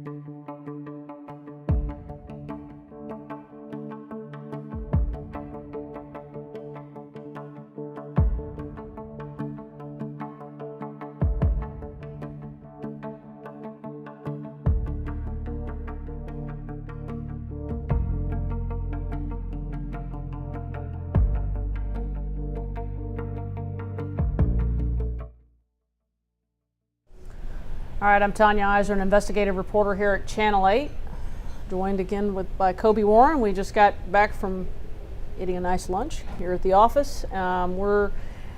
We know that I was talking to Rebecca just a few minutes ago. She said that not much activity at the courthouse. She said about an hour or so ago they brought in sandwiches for the jury. It sounds like they're eating through lunch. Kobe, is it pretty standard for them to eat through lunch when they're deliberating, or how does this normally work? It is, and it can. You know, every jury is different, and then the judge will just kind of allow the jury to do it as they see fit, because they're kind of the bosses at this point, because it's their time.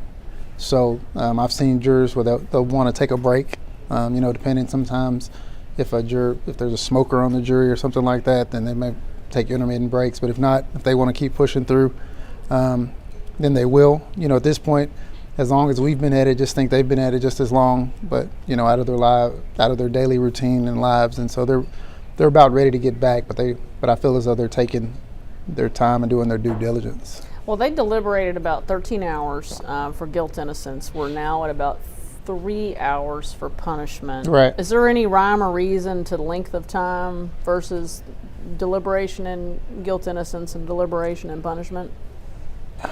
Regarding the length of time? Length of time. Not really. It just means that there's some disagreement going on back there. It doesn't necessarily mean it's antagonistic or mean or anything to that effect. Just there's some disagreement back there regarding what they believe is proper and just. What do you think they're arguing over? Probation? It could be probation versus. It could simply be probation versus time, or it could be the amount of time. We're assuming that there's someone arguing for probation. There may not be.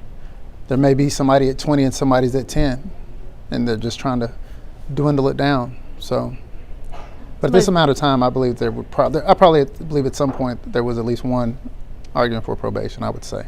I wouldn't be surprised. I think that's kind of likely. Somebody's asking what we had for lunch. I had a salad. I had a wrap. You had a wrap. Hey, we're heading into Christmas, folks, so we have to eat moderately healthy today. Somebody's asking, who gave Jake the day off? Who's Jake? He's a frequent commenter. Oh, I'm sorry, guys. I don't know where Jake is. We don't really keep track of the YouTube jury. I know I've seen a lot of our regulars in here, Paige and Tamika and Candy. They're all in here today, but I don't know about Jake. I'm sure Jake might be working. People do have jobs. Huh? Dragon Zone's back. A lot of our regulars are in here. So we're gonna, as we continue to. Jake is from State Farm. Okay, I'm reading these comments, guys. Y'all make me laugh. So we're going to replay the last Dale Smith, who closed everything. He was the final person that the jury heard before they went back for deliberations. He spoke for about 7 minutes, and so we want to take a listen to what he had to say to the jury. May it please court? Yes, sir. Ladies and gentlemen of the jury, probation. You said you'd consider it. You never promised to give it. And I want you to remember when the probation officer was on the stand. 15 minutes a meeting. Maybe up to an hour, but that's usually just the first one. 15 minutes a meeting once a month. 3 hours a year. That's what that comes to. That's what that comes to. When you say probation, if you're considering probation for him, what you're saying is what happened that night, what happened in the early morning hours of October 12th, is only worth 3 hours a year for that man.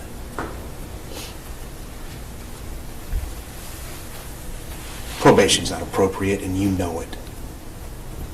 So let's talk about what is appropriate. Let's talk about what the defense attorney said. He's punished himself enough already.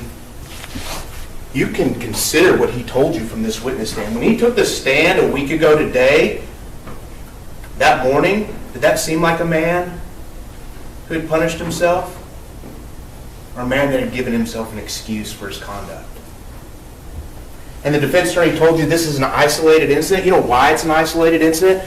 Because other officers don't act this way. other officers don't make the same decisions that he made. That's why this is an isolated incident. It's because of him. It's because of who he is. He had a good family. He had a good education. He had a good support system. So why is he here? He's here because of who he is. I want you to watch that body cam video again. I want you to look at every decision that he made that night. I want you to look at every time he had the opportunity to save Atatiana's life, he made the wrong decision. And then I want you to look at that in the context of what Dr. Clayton said last week. Because it should all be clicking in your head now. That's who he really is. He's manipulative. The overconfidence, the narcissism. Ideas of grandiosity that he can do anything. He flaunts the rules. He runs in, just like I told you. Now when you hear that, the hard charger, the gung-ho, that's who he is. Because those are the decisions he made that night. It didn't just that when that split second when he pulled the trigger. Every step he made towards that backyard was who he is. And his personality traits and what he can't change. So that's why we're here. It's because of him is why you're sitting in these chairs. You're judging him for what he did. You're holding him accountable for the choices he made. And now, you do have to ask yourself, what is Atatiana's life worth? What are you going to tell her family when this is over? Atatiana, she'll never be married. She'll never have a family. She'll never get to be a doctor. She'll never grow old. Her mother lived longer than her. Mom living longer than a child. At 28 years old, she died. And this wasn't some tragic accident. He's the one that set everything in motion. Her sisters, her brother, Zayd and Zion, they'll never hug her again. You saw the defendant's sister touch her hand as she left the stand. That close human contact of support. A touch that any one of her family would give anything for to have one more opportunity to experience. But they can't. Not because of anything that they've done, not because of anything that Atatiana done, but solely because of the decisions that he made on October 12, 2019. And that's why he's sitting in that seat. And that's why you're making this decision. So what is her life worth? What are you going to say to them? What are you going to say to this community? She was in her home. I've said this before, but that's because it's so important. Where else? Where else should you feel safe? Not in your own home. She didn't ask for this. Her family didn't ask for this. It was him. So what is her life worth?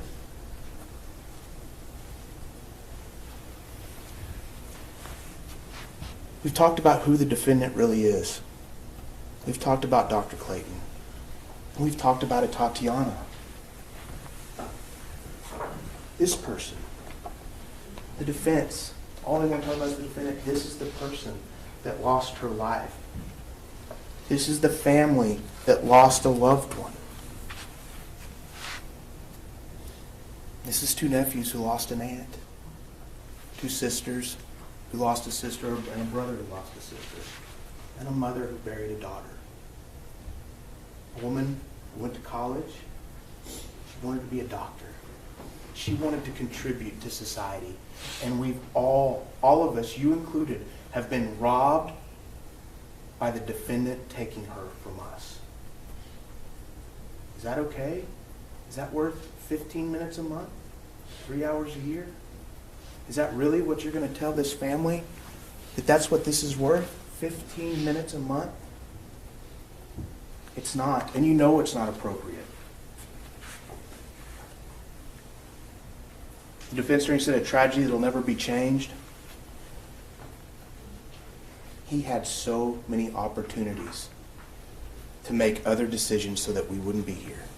And yet he didn't. He continued to push forward. because that's who he is, his overconfidence, his personality traits. And we go back to Dr. Clayton because it's so important. And if someone back there starts talking about his family and the good person he is, and I have no issues with his family, it's about him. That's what you need to direct him back to. It's about him. Who is he? Dr. Clayton told you. And the best evidence to show you, to look into his soul, to tell you who he really was, who he really is as a person, and why Dr. Clayton was spot on in his evaluation of this defendant, was whenever he finally got into that room. And take this back and watch it again. Finally got back into that room, and Atatiana was taking her last breaths on the floor in front of her nephew, gasping for air, struggling to live, and he stood over her, lorded over her, providing no aid, not attempting to do anything, only looking for that gun to give himself yet another excuse for his behavior. You have 2 minutes, Mr. Smith. That's his heart. That's who he is. And she deserved better. She deserved better from that defendant. And she deserves a sentence from you. Don't just stand there and watch this happen. Take action. Atatiana deserves it. Give him the maximum. That's what her life is worth. Give him the 20 years. Thank you. So we just re-listened to Dale Smith and, asking that the jury give 20 years to Aaron Dean. How effective do you think it was? We talked about this a bit earlier. Uh-huh. He brought up how there was this 1 minute, how he goes in and doesn't immediately render aid, but you had some ideas about how he could have done that better. Yeah, I mean, sometimes for visual effect, and I've had it done against me and my client before in a trial, is actually letting that time actually elapse in front of the jury. You know, somebody says 60 seconds, or someone says a minute, and they're like, oh, well, that's not much time, but when you actually sit here quietly for 60 seconds and let it tick off, like that's quite a lot of time, especially for when that amount of time could have been used in assisting Atatiana regarding stopping her bleeding, CPR, whatever was necessary. I think that would have really impressed upon folks that amount of time and how a minute can be a long time. Somebody asked how long has the jury been deliberating? They've been deliberating since about 10 o'clock, so that is a little over 3 hours. Mm-hmm. Somebody wants to know, do we know yet if the judge is going to allow the cameras for impact statements? We don't yet know, but it's doubtful. No, I think he will. You think? I do. I think he'll let them. They've been letting Oh yeah, them. no, they did in Billy. They did in Billy. Yes. Now there was a big discussion. Yeah. But okay. And they allowed cameras in Geiger, and I don't remember what they did in Roy Oliver, but yeah, again, the judge doesn't have to because those are not on the record, but my guess is that they will be. But I don't know. That it really is ultimately up to the judge. Well, there was discussion in Billy's case about whether or not we were going to be able to, or maybe it was in, I can't remember if it was that or Yasser Saeed. Mm-hmm. They all run together in my head sometimes. Did they televise? Oh, well, they didn't. Oh. Well, what happened with Yasser Saeed, folks, for you guys aren't familiar with Yasser Saeed, he was the guy who went on the run for more than a decade after killing his 2 teenage daughters. It was a horrible case. I covered that when I was, started covering that when I was a reporter at the Dallas Morning News, and then continued here at Channel 8. And anyway, they aired the victim impact statements. The reason we didn't do this approach to that trial, where we have the experts and stuff, was we didn't get word in that case that the judge was going to allow cameras till a day or two before trial. We kept, whenever we do this live streaming type stuff where we do the experts, we have to have, as you know, I was bugging you months ago about whether or not you could do this. And Right. because I have to make arrangements with all the attorneys and see when they're in trial and do they have hearings and this, that, and the other. And so I would have loved to have televised we streamed the trial, but I wasn't able to do the expert approach. But I did cover that trial. I was down at the courthouse with Rebecca, and we had,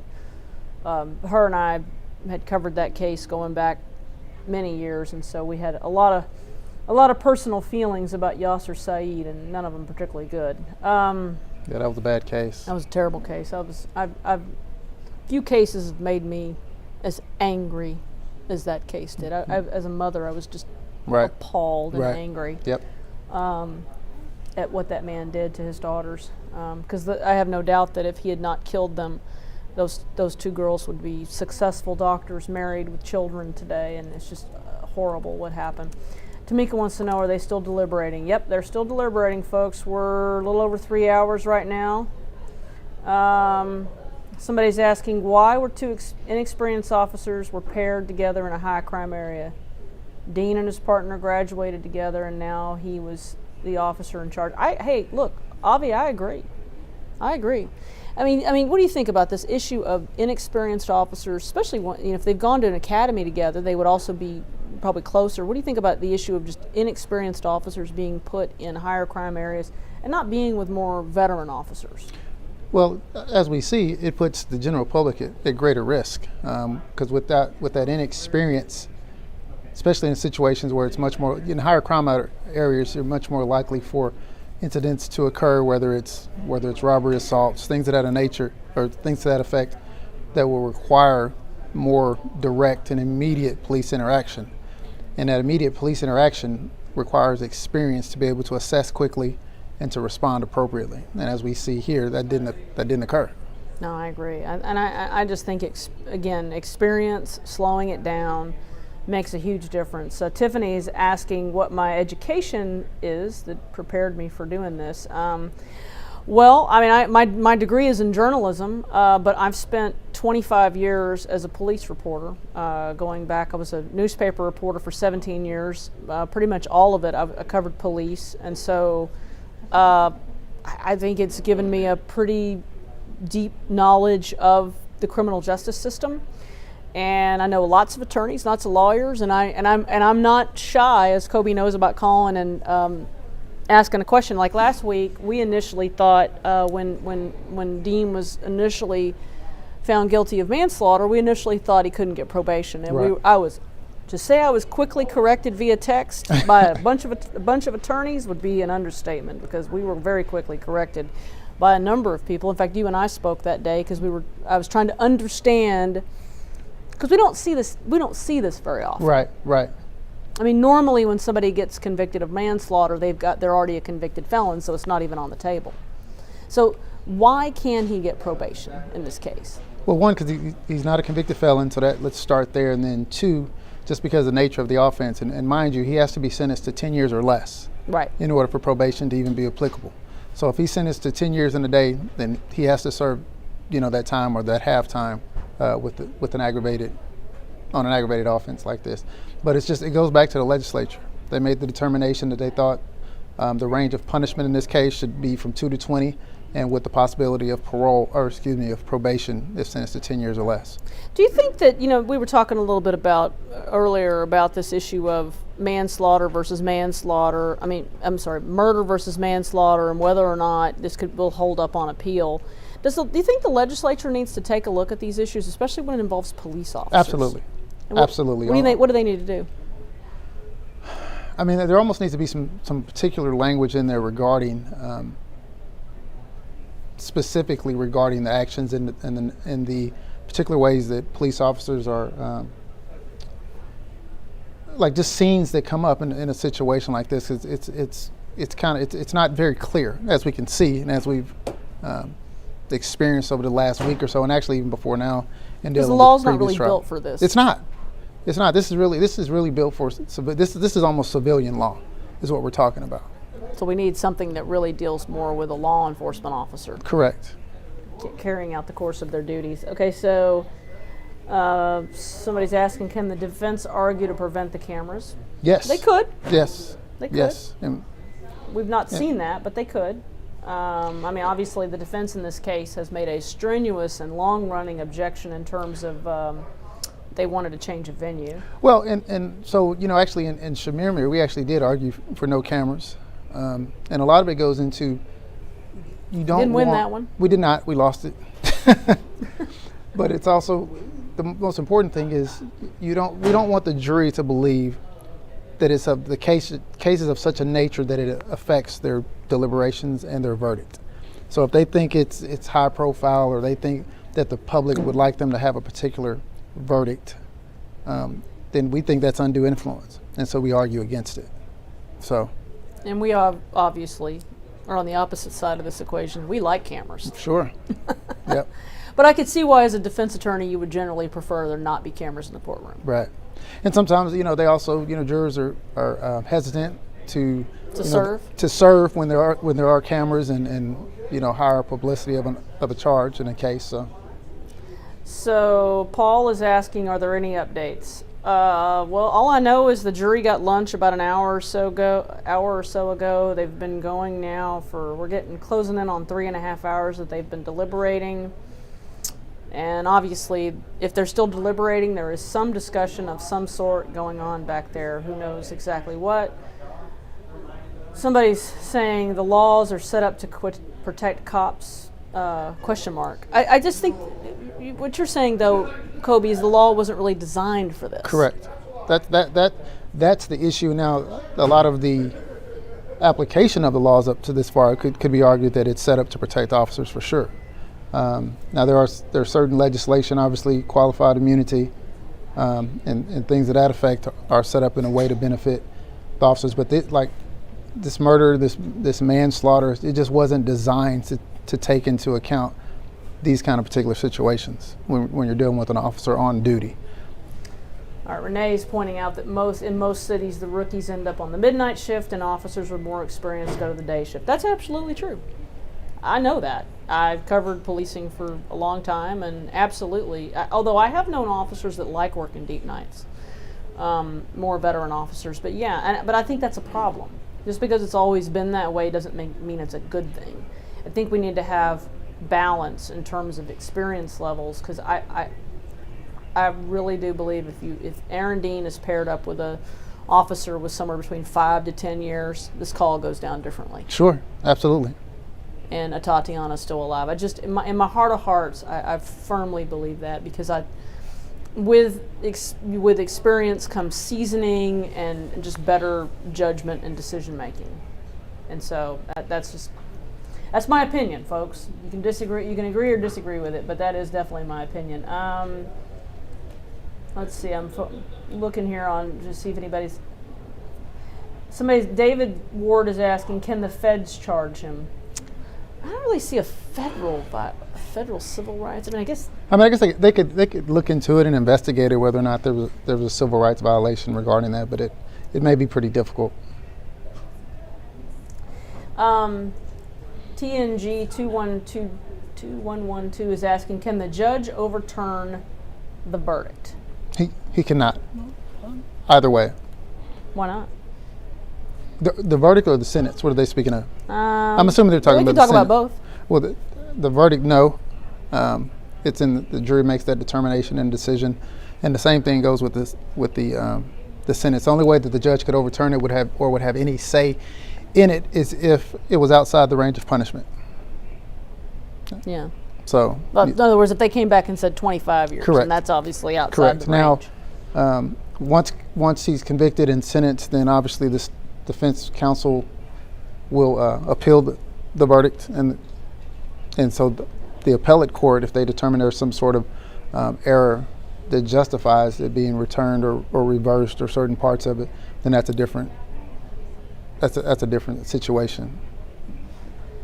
Marilyn is asking, why didn't they have the other psychologist come to testify if it was incorrect? Well, Kobe and I talked about that earlier. We were hypothesizing that maybe either that they didn't think it was needed, or maybe they thought it wouldn't help them. Right. It's once again, it just goes into trial strategy. They could have spoken to him and didn't like or agree with what their responses were going to be, or maybe concerned about how they were going to respond to certain questions on cross-examination. Yeah, I mean, it's kind of like opening the door. You don't necessarily always want to open the door to things that that could be more problematic. So KJ is asking, doesn't he have to admit or accept that he was wrong in order to get probation? He does not. At this point, he pled not guilty. He was convicted, and it's just the next order. The natural order is for him to be sentenced based on what he was convicted of in the range of punishment. Renee wants to know, how do you tell a seasoned officer that he has to work the midnight shift? Well, look, when you go into police work, it's shift work, folks, and they can, and police chiefs can. And I know in the Dallas Police Department, they bid for particular days, shifts, and things, yeah, right? and they'll bid for different patrol stations. And the other thing we also see with the Dallas Police Department, I don't know if it's this way with Fort Worth, but I know it is with Dallas, is that you often see like a lot of veteran officers want to go up to North Central. That's the division where it's kind of a running joke that people go to retire, right, right. On duty. Sure. And so I just think you have to have more balance on your shifts. If you want to retire on duty, then retire. Dragon Zone wants to know, will the statement of condolences change the jury's outcome? I think he said, could a statement of condolence have changed the jury's outcome? I think that it would have benefited him quite a bit. And I've said it since last week when I was here, when he was testifying, that if he just showed just any amount of contrition, any amount of empathy with Atatiana and her family and the situation that she was placed in, I think it would have benefited him huge. Like it'd have been a huge benefit to him. But because that was really his only time. We knew he wasn't going to take the stand again in sentencing if he was convicted. So that was his only and his prime opportunity to let the jury know that, look, I hated that it came down to this. I hated that I ended up taking this young lady's life. And I'll live with it forever. Right, but the only reason I did it was because I felt like I had no other choice. And he didn't take advantage of that opportunity, in my opinion. No, I don't think he did either. Sharon's saying, if the sentence is over 10 years, wouldn't he have to admit fault to get parole? Parole's different than probation. Sometimes parole officers or parole committees in regards to deciding parole would ask that kind of question. Is there remorse? Are you remorseful? Do you acknowledge? But it doesn't necessarily have to be that way. And sometimes there can be mandatory parole based on the kind of sentence and the length of time served on the sentence. So Marilyn is asking about the jury makeup. And I'm going to let you answer this, Kobe, because I feel like you since you practice over there, you can. What is the excuse for not having fair representation of the community, black jurors? Fort Worth/Tarrant has many law-abiding and civil black people. What would you say to that? It all's going to depend. It's a really good question, but it's all going to come down to who actually responds to the summons to come down for jury duty. And just because they don't come down, I'm not saying that they're avoiding jury duty. It could be that they're sick. It could be that they have a valid reason or a valid justification for their presence to be excused. But it just depends on who arrives on that day. And then once they're in there, depending on the questions that are asked, that if they're qualified, once they're qualified, then the state, as well as the defense, has an opportunity to strike a juror for any reason, as long as it's not based on race, color, creed, orientation, things to that effect. Yeah, and we know that, so the jury was picked, so there were 200 potential jurors called, and then just over half of them had, some knowledge of the case, and then those people were called back, and then there were several dozen of those people that were released from jury duty because they expressed some bias one way or the other. And then they did a shuffle, and a Yes. shuffle is when they renumber. So they number them when they first come in. Then they all filled out the 25-page questionnaire. Then once they culled that down, they randomly numbered them again. And out of that 46 that the jury was ultimately picked from, there was one black female. Her wife was having surgery, and she asked to be released, and that's how we ended up with the jury we ended up with. And I mean, Tarrant is a more white county. Mm-hmm. I'm not justifying it. I'm just saying Right. that's the reality of It is. The demographics lean that way, as well as it's a strongly, and it's been for years, a Republican county. So it's. I mean, unfortunately, the demographics rarely equate to what actually mirrors the community. Yeah. How much of a concern is that to you, though? I mean, Is there anything can be done about it? Yeah, I mean, and it depends on the kind of case. You know, sometimes it strictly kind of depends on the kind of case where that will become more of an issue. Because I'll be honest, over the course of the years of my practice, I've seen where race was a lot of my largest concern. Now it's more like the socioeconomics is playing a much more larger issue in regards to potential jurors, and how they look and assess different kind of cases. In what way? Just because now with drugs, and I mean, it's just a lot of these kind of cases, not these kind of cases, but just cases in general, are spread throughout all races, cultures, orientations. Like, there's really no rhyme or reason anymore, except for maybe some socioeconomic. And then you can have, I've had well-to-do clients, whose kids are in some things that you wouldn't think they would be. Who's the best juror in your mind? When you're looking for a juror, what are you looking for? For the most part, I want a smart juror, an intelligent juror, and honestly, like I want when I say fair, I want you to be able to look at not only the evidence, because obviously the evidence, but the evidence is just what's presented. Like, that's what the court allows into the courtroom that they're going to put against my client, but to not just take it at its face value because it's being presented, whether it's circumstantial or eyewitness testimony or whatever it is. Like, even if it's eyewitness testimony, you still have to believe that person. Just because that person said, I saw what they're saying they saw, doesn't mean that you have to believe them. Well, and as we know, there's been a lot of problems with eyewitness testimony. Absolutely. I mean, a lot of wrongful convictions based on eyewitness testimony. I mean, that's been a huge problem. Somebody's asking us how long we think Dean is going to get. I don't know. I have no idea. That's the question of the hour. I mean, just like last week when people were asking me, what do you think is going to happen during guilt innocence? I'll tell you that the longer it went, I felt like, last week the longer it went, I was positive it wasn't a hung jury. And that was mainly because there was no questions that came out from the jury that indicated a hung jury. So they felt like it wasn't a hung jury. Right. And then it felt like the longer it went, that it was kind of like what happened, which is they're debating between murder, manslaughter.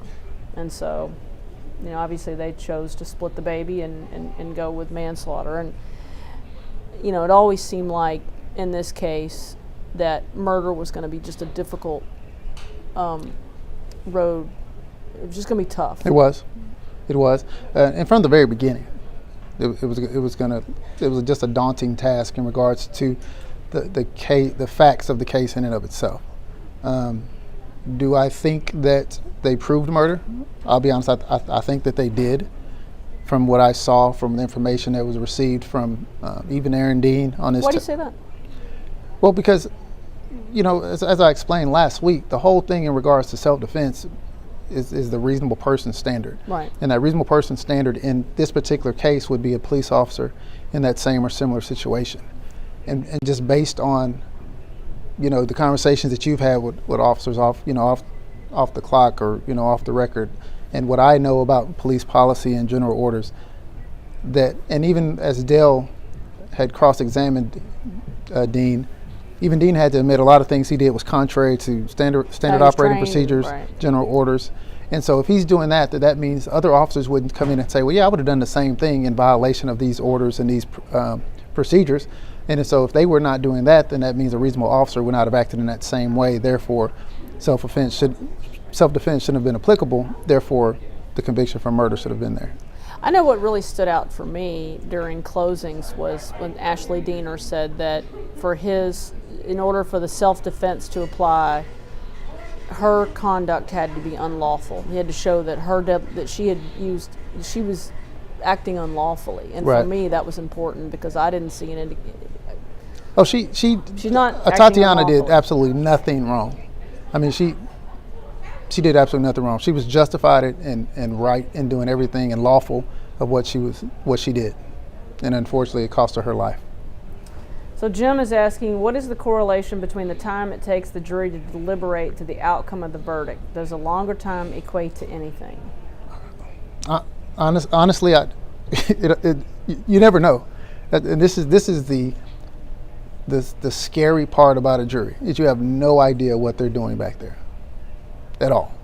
They have this vast range in regards to number of years, but also the possibility of probation back there, and we have no idea what they're arguing over. It could be between, I've seen it where, we think it's probation, and we go back there and there may be notes they were arguing between like 14 and 18. So you just never know. You never know what a jury is thinking. Right, and these aren't people who are, normal denizens of the courthouse. Correct. A lot of them, this is their first experience with law enforcement, or with the criminal justice system on any facet. And our perspectives are shaded by the fact that we live and breathe right. this world. That's right. So, folks, we're gonna play. Hey, Ryan, do you have Dean's mom's testimony up and ready to go? So, what we're gonna kind of continue along here as we wait for this jury. We're going to replay the testimony from Aaron Dean's mom, Donna, and let's take a listen.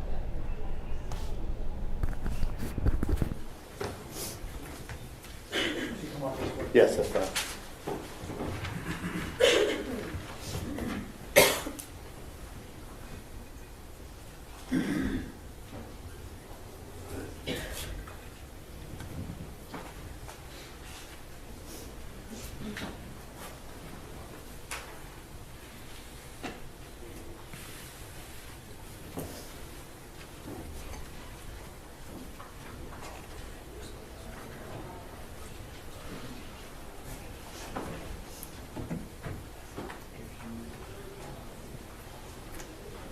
Would you raise your right hand? You solemnly swear or affirm testimony given this cause to be the truth, whole truth, and nothing but the truth, self to God. Yes, I do. Have a seat, please,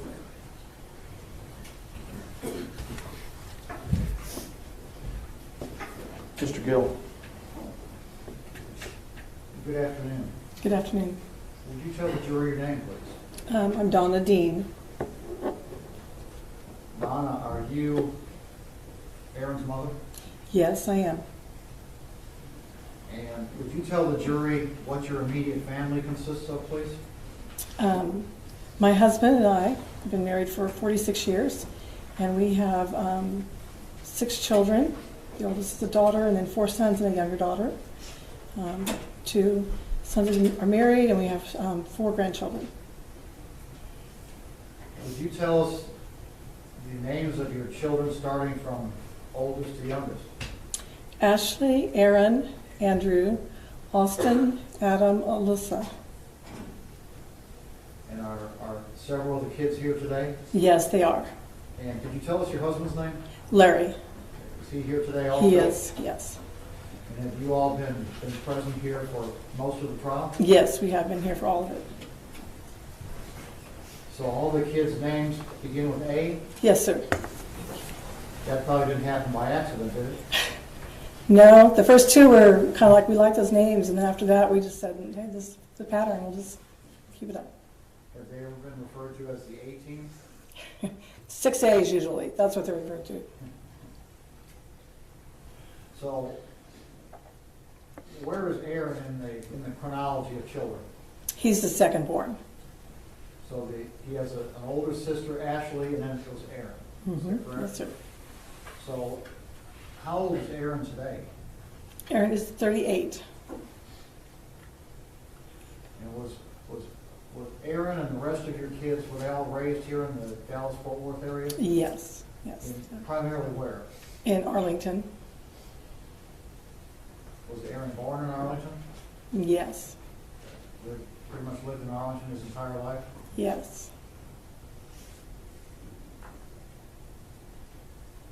Where did the kids go to school? We homeschooled our children all the way through high school. So you were the school mom for 6 kids? Yes, sir. So were you a stay-at-home mom then? Yes. I was formerly a nurse, but I stayed home with my children once they were born.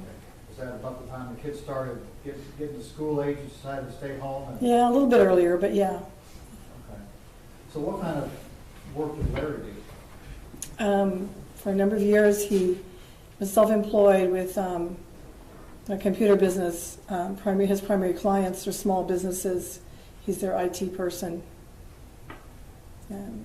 He's done some other things after the economy crashed in 08 and 09. It took down several of our clients. And he did some private security work, and he still maintains some clients that he's had for years. So he's mostly retired, but still has a few good clients he takes Yes. care of? Mm-hmm. So what did the homeschooling consist of?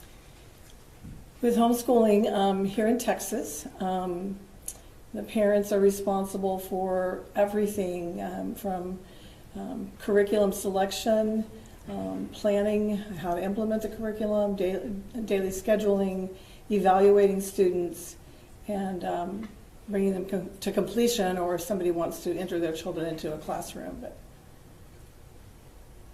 So at some point, Aaron earned a high school degree? he did. And after high school, what did he decide to do? He entered University of Texas at Arlington as an honors student in the engineering program. And did he eventually earn a degree? He did. He has a bachelor's degree in physics, and it's a minor in engineering.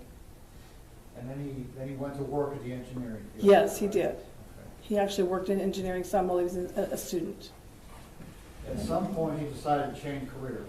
He did. And decided to become a police officer. Yes, sir. Do you know why he did that? He told us he wanted to do it because he wanted to make a difference in people's lives and to help people.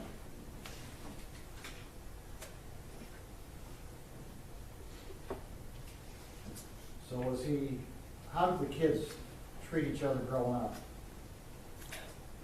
Really, they all got along pretty well. There's some normal sibling rivalry, but there was a lot of love and compassion. And Aaron liked to dote on the younger sister, who's 10 years younger. When she was about 2 or so, he liked to put her down for her afternoon nap, and he'd go, see, if I put her down, I'd let her pick 1 or 2 of her stuffed animals or something, but Aaron would let her pick a whole selection of them and bring them to bed. So what's that younger sister's name? Alyssa. And she's here with us? Yes, she is. Right? So, what kind of guy is Aaron? He's smart. He's a hard worker. He definitely wants to help people, and he's very faithful in carrying out his responsibilities. He's very industrious, often,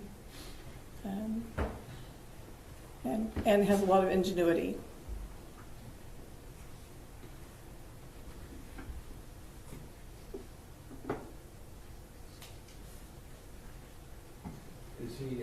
Does he have the ability to follow rules?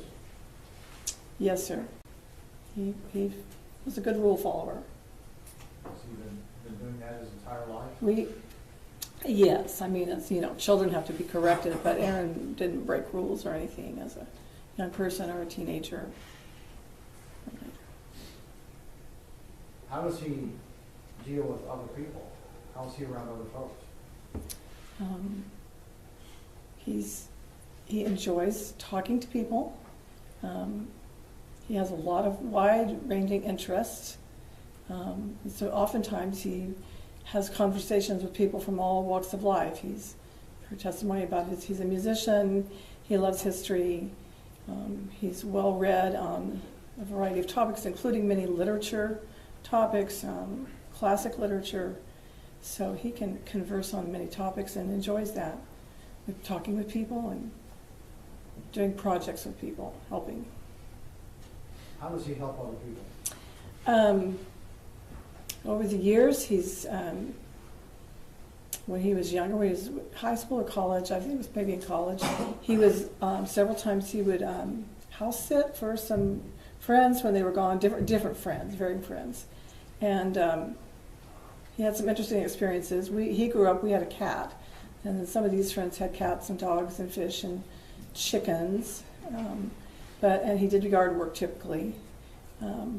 One friend was a widow lady and needed a lot of help around her place. She had a place with a not acreage, but a very large yard, and it needed some work, and Aaron would often go over and help do the yard work or make repairs. When he was growing up, did he have any particular hobbies? Yes. He loved to build with any kind of the construction toys that kids play with, Legos. We did a lot of Legos and Connects.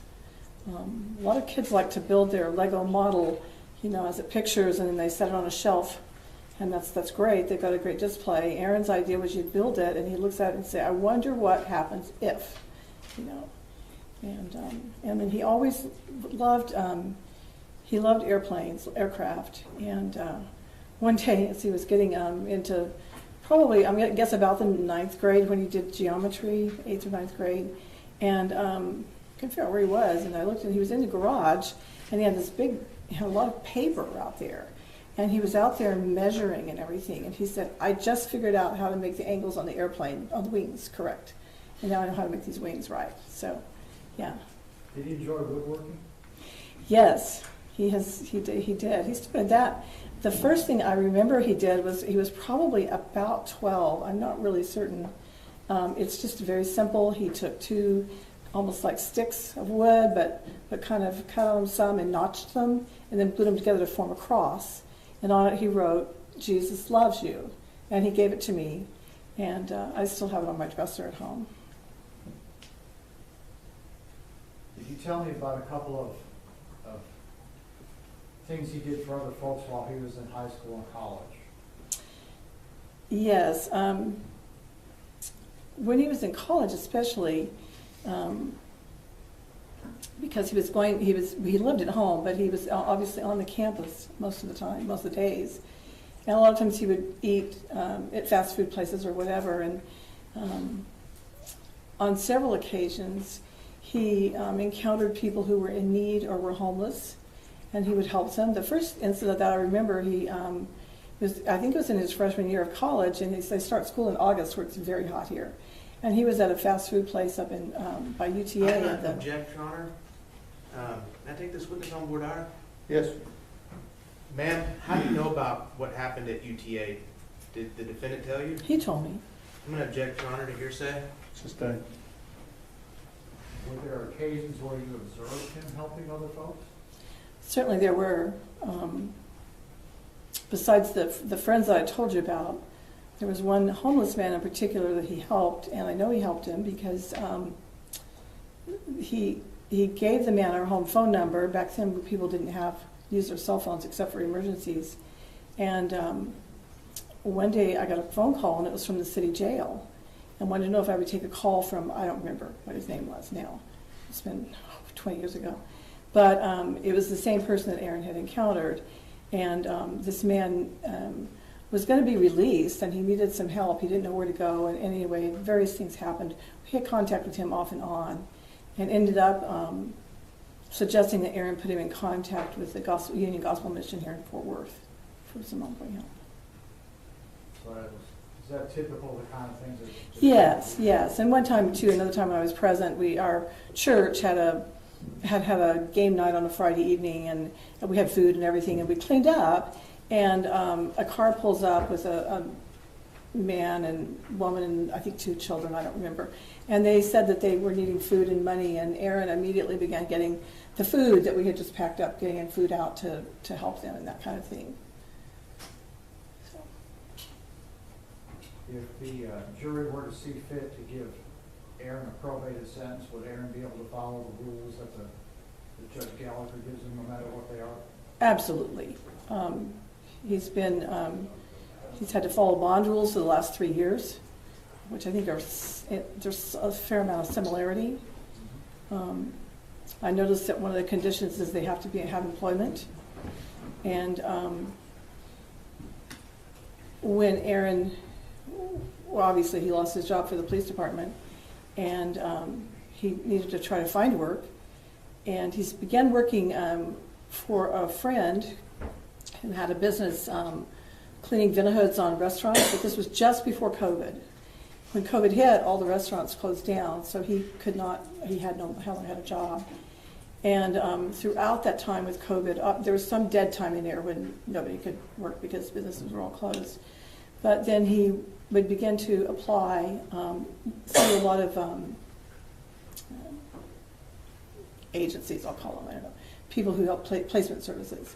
And I think the way some of those work is they'll do a basic background, and then they place somebody, and then they'll do a more thorough background check.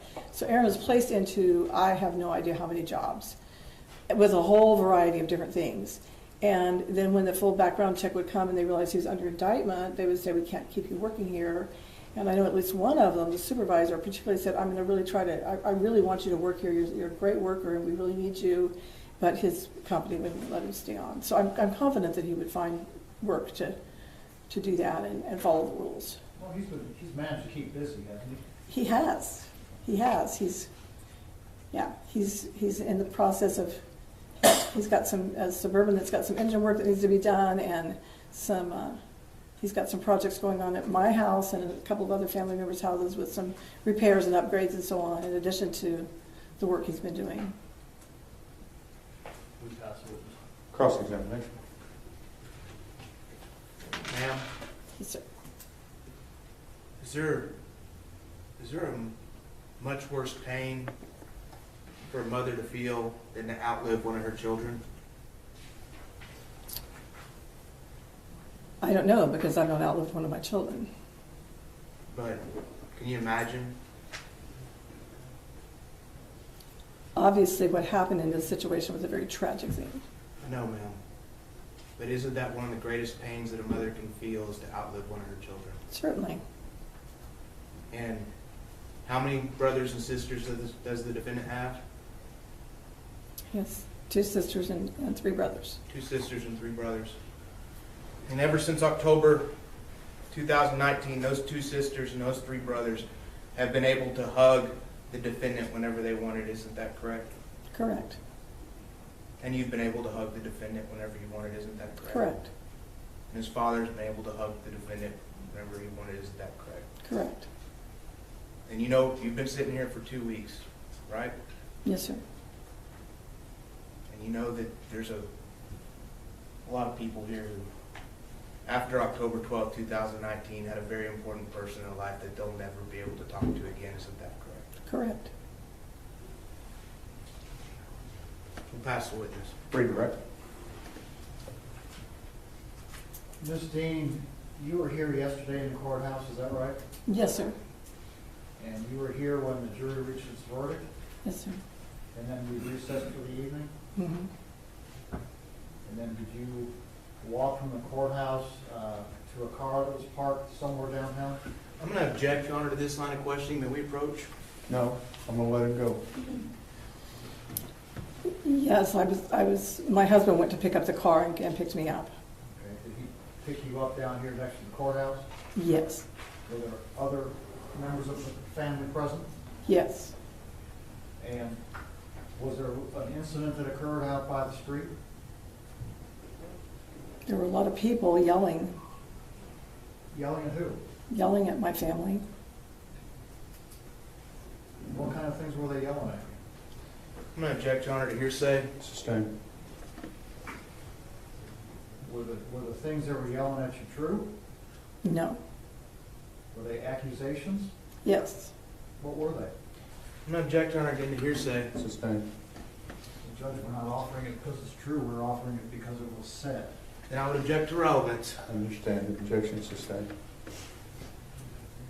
Was it a tense situation? Yes. Were those people being kind to you? No. Did you feel safe? Only because there were a lot of sheriff's deputies around. Was it a very bad situation? Yes. Are you concerned about it going forward? Yes. We pass witness. Mr. Smith? You've seen Atatiana Jefferson's siblings in this courtroom, haven't you? Yes. It wasn't Atatiana's siblings, these people outside yelling at you, was it? I don't really know who it was. Are you saying it was them? There were a lot of people out there hollering. I have no idea who those people were. So you think it could have been them yelling at you? And Judge, I don't know. for the record, we're not saying it was. We understand. Pass the witness. Mr. Gill? Nothing further, Judge. May Ms. Dean be excused subject to potential. Kobe, what do you think about the defense trying to get into this? I kind of feel like they were just trying to elicit some compassion. Something from sympathy. Yeah, some sort of sympathy or compassion for the Dean family or themselves. You know, but as Dean was able to keep out, it's not really relevant. And the things that they were said, if they wanted to find out what was said, then they would have to call those people to the witness stand. Not really a relevant thing to bring up during the trial. Right. Or during this part of it. And, I mean, people obviously, I mean, this is a highly emotional trial on both sides of the aisle, no matter where you sit. So, I mean, it happens. Protesters, I mean, in this day and age, people protest for any and everything. So, I mean, it's just, unfortunately, it's just par for the course. Yeah. What you think about her testimony overall? It was fine. I mean, like if I was a juror, she said nothing that I wouldn't expect her to say. It's his mom. She loves him. He'll do great on probation. He was this kind of kid. Does it have much effect? Not really. I mean, it didn't to me. And, you know, maybe I'm jaded based on, you know, my experiences as a trial attorney. But how many years have you been a trial attorney? 22. Oh, you're definitely jaded. So, I know I'm jaded too. Did you think it was effective? Not really. I saw all the testimony, and I thought the question when she's asked, the question about, you know, a mom losing a child, I don't know. But it's tough to have to testify in open court and know it's televised. So I don't know. And I've never, you know, unlike Rebecca, I've never actually been a juror, so I don't know. You know, I've never had that experience. Right. In that part of the criminal justice system. Right. I mean, I've been, like I said, I've been doing this a number of years. I've never had a mom get up there and not really say these things. Like I've tried death penalty cases where my client. Even serial killers' moms like them. Well, maybe. Well, yes, but like I've literally had my client's mother where he was accused of killing her grandchildren, his own children, and she still testified for him on his behalf. So,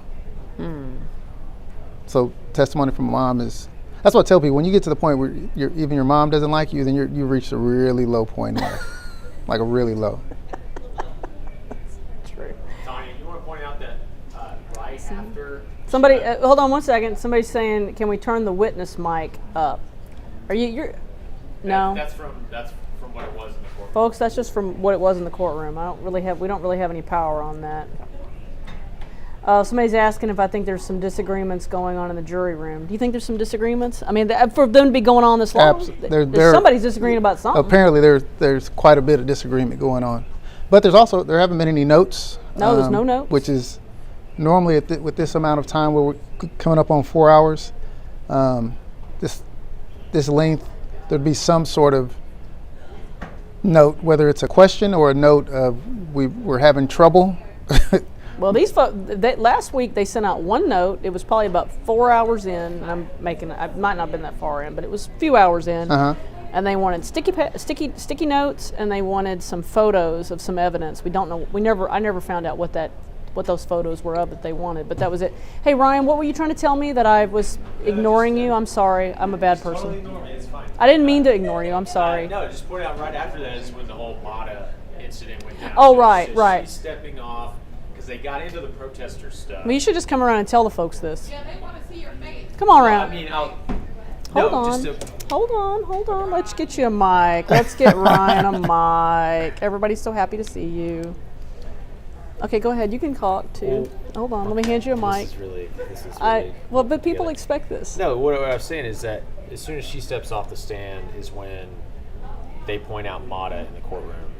Right. And then that whole exchange happens with the arrest and everything. That's when my mouth kind of went to the floor. Yeah. Because So it was her getting off the stand and then him standing up because he was called up.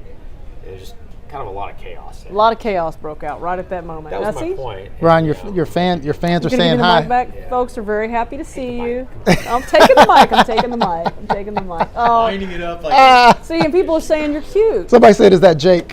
No, that's not Jake. That's funny. Oh my God. Well, when we're killing time here, waiting on a verdict, or not a verdict, waiting on a sentence, this is kind of how we're doing it. So, but I do like replaying some of this testimony because it's interesting to re-listen to it, and that's why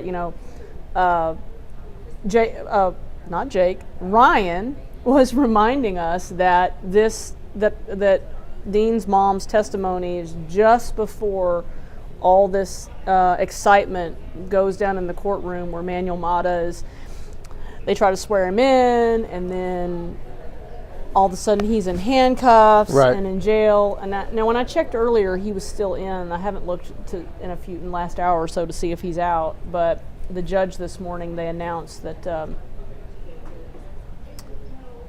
I thought I saw someone said they checked and he's out. I thought maybe I misread it. Yeah, I'll have to go back and look. I'll look in the Tarrant County Jail site again, the inmate log. Oh, Ryan's going to check. So, yeah.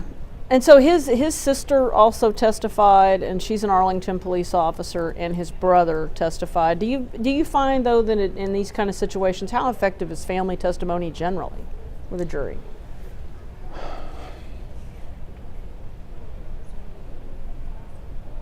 I mean, it's necessary. Like when I have family available to call in punishment, I do.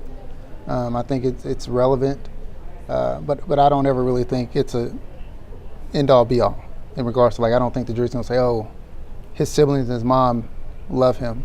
What's the best thing you can show during punishment? Depending on the kind of case, but remorse. We've talked a lot about remorse, a lack of criminal history, distinctions between the offense that the person was convicted of and the probability of recidivism in the future. The ability for sometimes whether rehabilitation is a possibility. So and also being honest, being honest in regards to what you're asking the jury to do. Like if I have a really bad case and I know that, the state is asking for life, it doesn't make sense for me to ask for the minimum when I know it's not realistic, nor am I kind of respecting the process. So, so I wouldn't ask for, but if I can articulate for, in a case like that for 20, but I tell them why I believe 20 is enough and sufficient to accomplish the goals of everyone. Right. So. Mata is still listed as in custody.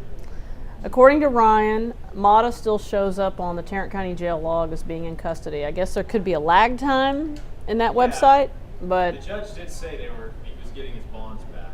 So, I mean, and as we are probably all aware, the criminal justice system does not move rapidly. And that's probably an understatement.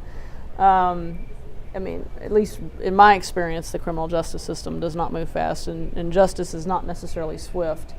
So I guess can you see if Rebecca's available? Because she's on the ground there at the courthouse, and she might have a better sense of kind of what's going on right now. Hopefully she's at a moment when she can chat, because her first priority is going to be to the TV product, and I hope that you folks out there are watching Channel 8.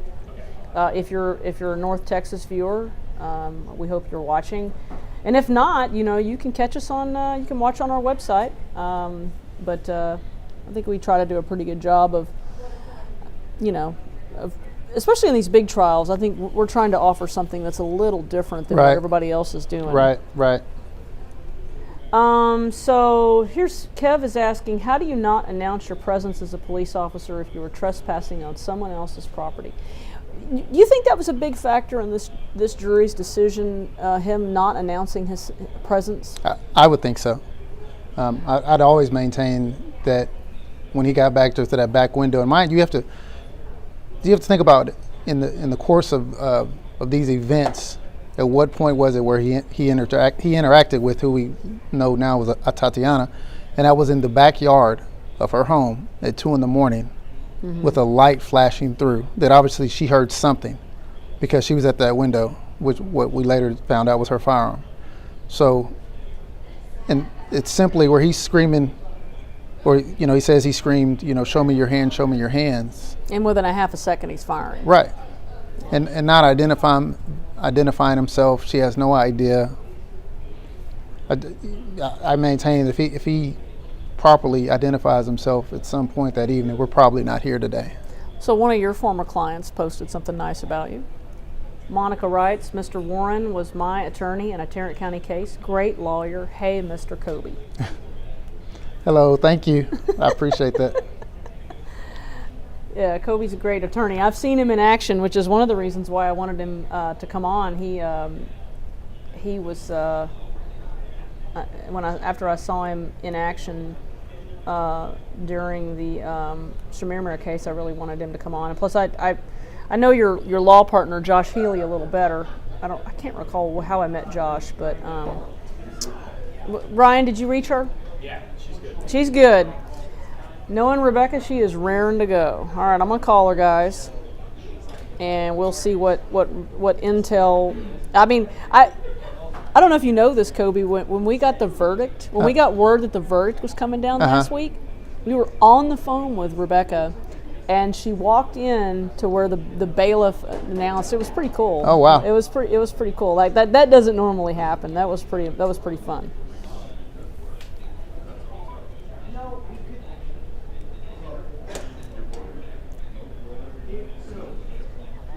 Hey, I'm gonna put you on speaker, and then you can give the YouTube jury an update.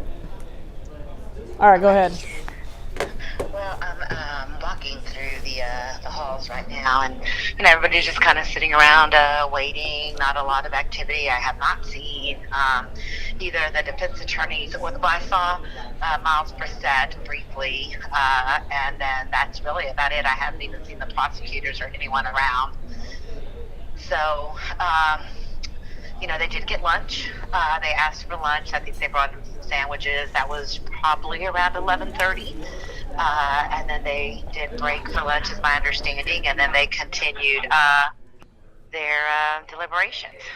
And there's probably about, I'd say maybe 20, 25 people from community leaders, some family friends sitting out here waiting for the verdict. Yeah. A lot of people on pins and needles, or how would you describe the mood? Everybody's just kind of sitting back and talking. I wouldn't say pins and needles. I think everybody's just waiting. Yeah, it's just kind of weird. Oh, Sharon's asking how often we cover cases like this. Sharon, we're doing this about twice a year on average. We probably would have done more of it, but when the pandemic hit, it was difficult to do this approach where we have experts and stuff coming on. That was just kind of hard to do. They still? I think the last one we did was Yasser Saeed, who was. Well, we didn't have the experts, but you and I, Rebecca and I, for you folks who don't know us, we go back a long way. We've known each other how long? 2004 maybe? Yeah, probably 2004. And so we've when I was a Dallas Morning News reporter, and she was a TV, obviously a TV reporter, and we became kind of work partners, and we've covered all kinds of stuff together. And so we tag teamed the Yasser Saeed case. Like I said, we didn't have time to get the legal expert component of this, but we had fun covering that case together, and we were both working our butts off at the courthouse together. So that was definitely covered a lot of cases together over the years. Oh, we've got lots of war stories. Yes, and I've covered a few officer involved shootings. Of course, Tanya, you covered the big case in Kaufman County when the DAs were killed. So we have definitely been around for a while. Yeah, she's referring to when the DA, the top prosecutor, and his wife were killed, and that was actually where I met Miles Brissett. And the first time I met Miles, and Miles is a very good attorney. He's one of Dean's lead attorneys, and so both Miles and Bob Gill have also represented other police officers. They represented Roy Oliver. What do you recall about them during the Oliver case, Rebecca? Well, I actually recall that they brought in some of the same expert witnesses. They brought in the same use of force expert that testified in this case, testified in the Roy Oliver case. And in that case, what I remember is also their defense was somewhat similar in that they said at the time that Roy Oliver fired his rifle and shot Jordan Edwards, he was a teenage boy sitting in the back of a car, and he was shot in the head and killed. That their defense at the time was that he thought that shots had been fired, that there was danger in the public, and that this car was trying to hit them, and he fired in self-defense because he feared for his life, and so he fired his weapon. They used again, and the expert that testified in this case said he felt that Roy Oliver's actions were justifiable, that they were reasonable at the time. Of course, the jury didn't buy that, and they actually convicted Roy Oliver of murder and sent him to prison for 15 years. Same thing, though. He took the stand, because the only person that really can tell you what they were thinking at the moment they fired that gun is the person themselves, is the officer himself. No one else can tell you what their frame of mind was at the time that they fired that gun. And so he was convicted. So I do remember some similarities in the defense. Well, and in these officer-involved cases, the officer pretty much has to testify, right, Kobe? I mean, they got no choice. Well, in almost every,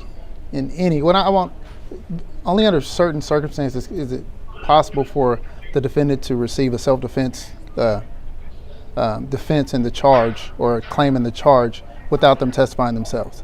Like it's a very small percentage. In almost every instance where self-defense is alleged or asserted, then the person has to take the witness stand and tell you.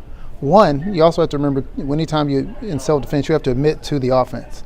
Right. But you're saying that, yes, I did this, but I was justified in doing it because of X, Y, and Z. And then normally the only person, almost in every instance, the only person that can assert that and say that is that person. So whether it's an officer or if it's me or you in that same situation. If we're going to claim self-defense, we got to get up there and testify. That's correct. Okay. And then the other thing that we learned today is just basically we're trying to get more information on the people that are going to be before the judge again on the contempt charges on the gag order. But we do know that they have that there are more people that he has signed the orders for. We just don't know who they are yet, and I think that the judge is probably just not going to deal with that immediately because we're waiting for the verdict here in this case now on the sentencing. So, have you gotten any word of whether or not they'll allow cameras during those contempt hearings? I have not. He didn't allow us to hear that in open court when he did admonish the two people, the council member Chris Nettles, and also the mayor of Fort Worth. We didn't get to hear any of that, but they were also dealing, I guess, with the issue of the death threats and the fear that there were threats against the family and the defense attorneys themselves. And so they were dealing with all of that around the same time that he was admonishing the two council members. Well, Tamara, I didn't mean to miss your question. If you knew how fast these comments were scrolling on my screen, you'd understand. It's really hard. I'm trying to listen to what's being talked about. So if you put it in the chat, and I will ask it. Go ahead, Kobe. No, well, I was just wondering, hey, Rebecca, was there no footage at all of what they were alleging that this crowd was screaming or doing to the Dean family? There is some footage that several TV stations got, and you can hear them screaming things like, well, at least in the video that I saw that went back and reviewed that we had, you can hear people screaming murderers, other things like that. And apparently, I did hear one guy say, "You're not going to be able to ever sleep again at night." But to me, they were just more in general kind of screaming at the family sort of thing. I did not specifically hear any threats, but apparently undercover officers that were there did hear that. And I've talked to several media outlets to find out if they have any footage or can hear any threats. But right. When you're looking at that particular guy, Manuel Mata, none of us have footage of him actually screaming any of the threats. All the footage that we have from the moment when the family was walking out to the car is him standing there. It looks like he's going live on YouTube or somewhere, wherever his blog. But I never heard him or saw him say anything. But apparently the undercover officers did. Okay, so a couple of things, questions I did see. Sharon was asking if there are a lot of community activist types there right now. What are you seeing, Rebecca? No, none at all. Just family supporters. I have not. In fact, I haven't even seen. You think they're? Well, somebody asked if they think they're afraid of getting arrested. No, but you really haven't seen a lot of community activists here throughout the hearings, or even during jury selection, or here at the courthouse. The only time that you've seen a few community activists was on the day that Dean testified, and on the day that the verdict was expected to come in. That was about the only two times that we really saw more activity. But other than that, it's just really been people supporting the family and then some pastors. Sharon, they've been deliberating just a little over 4 hours right now. And somebody asked if judicial complaints could be filed based on what happened Friday. What's your understanding of that process, Kobe? Just my general knowledge would be that if they believe that what Judge Gallagher did was improper or unbecoming of a sitting member of the judiciary like that, then a formal complaint could be filed with them, and then it basically would go into an investigation phase, and then they'd make a determination whether it was founded or not. Well, and you heard Judge Gallagher say that, because I went back and listened to everything again, and you hear him say, "Look, I just wanted everybody in my courtroom to be safe and that everything is fair." And when I saw someone that the undercover officer was making threats to the family within arm's reach of the family, that concerned me. So he did what he did, he said. Somebody's asking, please advise why Dean's family is allowed to have direct contact with him. I don't know that they are. They're probably allowed just regular visitation like any other. Are they talking about now, right now? I would think about now. I mean, because before. Oh, you see them walking up and talking, and the sister talked to him for a long time. In the courtroom. In the courtroom. Now, yeah, he is turning around and speaking with his family, and I've seen that in other cases. Yeah, I've seen that as well. It kind of depends on the judges, and then also kind of the policies of the sheriff's department in that regards, whether it becomes a safety issue or whatnot. And so, Rebecca, are you seeing a lot of people hanging around or waiting around, or is it mostly family members, or who are you seeing?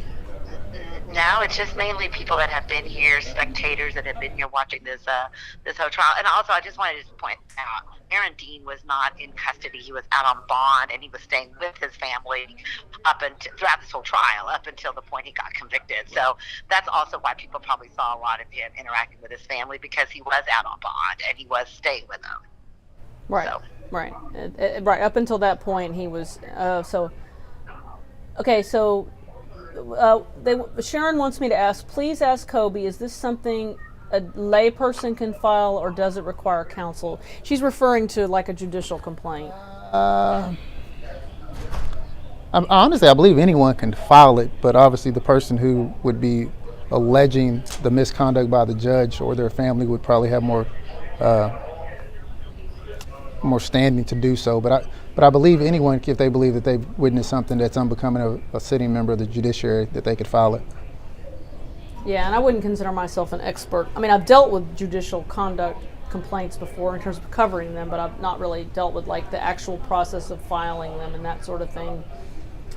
So people I will say that those are really hard, Tanya, too. Also, they're really hard to get those for them to rule on those cases as well. I mean, I think I had one issue once with a judge that refused to give us the arrest affidavits and actually tried to seal an arrest affidavit in a case, a high-profile kidnapping case a while back, and I threatened to file a complaint because you cannot seal affidavits, arrest affidavits in the state of Texas. When you arrest somebody, you have to release those because it gives the probable cause as to why you arrested someone. So right. those are open to the public. And I was told I would probably not be very successful, but after I went to the judge and complained and said I was going to file a complaint, the judge went back and looked at the law and realized that she was mistaken and gave me the paperwork. Yeah, and we've run into that, and we run into it oftentimes where, where we end up educating judges and their people that work for them about the law in terms of search warrants and that sort of thing. And so that's not unusual for us to run into that. And Rebecca and I have to be pretty familiar with the Code of Criminal Procedure, especially as it relates to those parts of it. Even though we're not lawyers, we have to know. We have to be able to argue about certain things. Oh, yeah. Well, and I've even seen judges try to seal the public off from jury selection. That has happened in a couple of recent high-profile cases, and I had to tell them, you cannot seal the voir dire or not allow the public or the media into, at least the media, to Absolutely. You can't close off the courtrooms. You can't close off the courtroom. We've had that quite a bit. Yeah, that discussion's been had a lot with judges over the years who think they can, and Rebecca is quite willing to let them know that they cannot. Does it make you very popular? No, it does not, and we're definitely not shy. Okay, so we're gonna. I think Ryan has Dr. Clayton's. So we're gonna let Rebecca go. And if Rebecca, if the bailiff comes out, you got to call me because the folks out here are very interested in an update. So, by the way, also the family is going to hold a press conference, and I'm getting a call from somebody associated with this trial, so I'm going to jump off. Okay, talk to you later. Okay, bye. All right, bye. All right, so we're going to play. So we're now almost 4.5 hours in on jury deliberations. They began deliberating around 10 a.m. this morning. The jury can give a sentence of between 2 to 20 years. If they give Aaron Dean less than 10 or less, he can get probation. So they deliberated for about 13 hours on guilt innocence, and we're still waiting. So we're going to play while we're waiting. We're not going to play. It's still processing. How long does it? I don't know. It should be done soon. Well, Kobe and I can continue to talk, I guess. Unless, are you good to still talk? Yeah, I'm good. Okay, we can keep answering questions. Somebody's asking what time that Rebecca thinks she's going to hear the sentence. She doesn't know, no more than I know. Somebody's asking if he got probation. Nope, he's not gotten probation because we don't yet know the sentence. The jury is still deliberating. You're asking about the press conference. The Lee Merritt, the attorney representing the family, announced on Twitter that once we have a sentence, that there will be the family will have a press conference at the house where this happened. And so we're kind of waiting on that. Oh, somebody's wanting us to replay Dean's testimony. Yeah, we've already played that, guys. Oh, want to know what's the next case I'll cover? I don't know. Yeah, Kobe, do you know? Can you think of any big? Well, I tell you what, when that Hospital? FedEx, well, the hospital one. Yeah, the hospital shooter may be a that'll good one. That'll be something. We had the hospital shooter, the guy that went into the hospital and killed a couple of nurses, right? Was it two? Killed, yes, a nurse tech and a nurse, and had already beat up his girlfriend, I think. Yeah, that was having a baby. If these cases are, it all depends on whether or not the judge allows cameras. I could see the FedEx driver if that's out in Wise County. Yeah, I don't know. I mean, if any, well, I don't know if they're gonna go death on that. On the McKinney.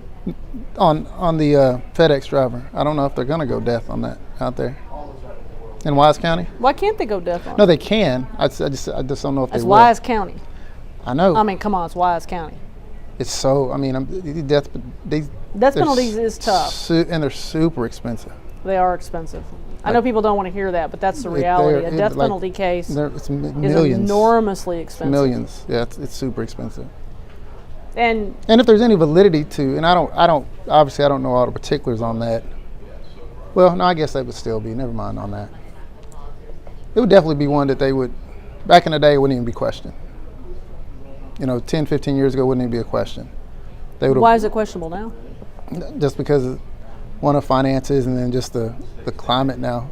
It's just they're just a lot. There's a lot more goes into the cases that they're seeking death on, especially in the smaller counties, but even in the larger counties.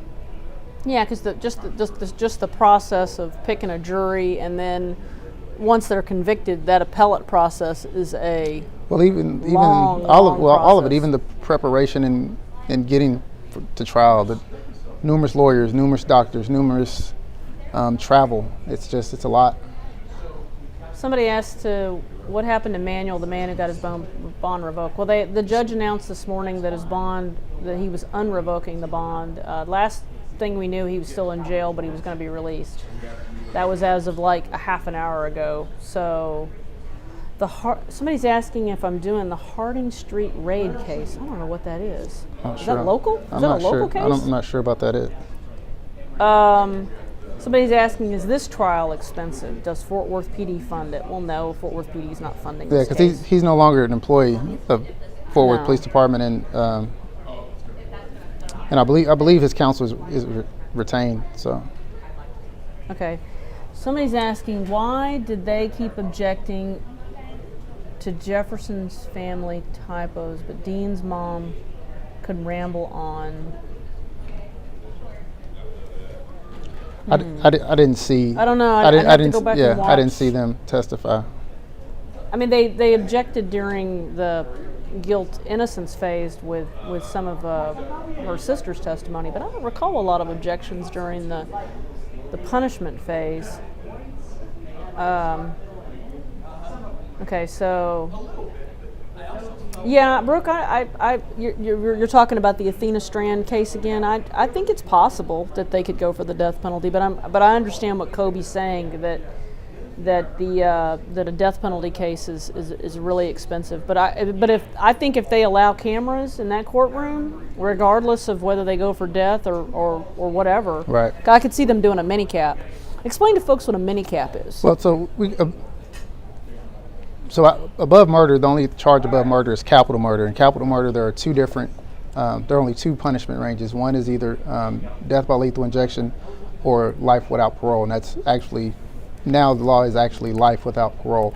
And so what we call a mini cap in the business is like a mini capital murder, is where the state has waived or is not seeking the death penalty in that case. And so what would happen is the state presents this case, and if they secure a guilty verdict on the capital murder case, then there is no punishment phase. Like what we're waiting for right now, we don't wait for, because once found guilty, the defendant's automatically sentenced to life without parole. Which is what happened in Shamirmir. Correct. So I put a story about the Athena Strand case in the chat, but that's a pretty brand new case. So we're probably looking at a couple of years realistically, at least a year before anywhere it goes to trial. Somebody's asking me about a case that happened in Houston. So I'm not. Yeah, I mean, I'm not familiar with that one. Goodness. Pecan Park. Well, I think I remember that case. That got a lot of coverage because that caused a lot of, I think, resignations, and it was a big deal. Anyway, that's outside of our area, guys. I'm in Dallas, and so I don't think my bosses are going to allow me to do a trial from Harris County. Although it'd be fun, but I don't see them allowing it just because it's outside of our area. WizKid is asking about if there are any developments in the situation with what we saw with the swearing in of witnesses and stuff, the stuff with Manuel Mata. We heard the judge this morning.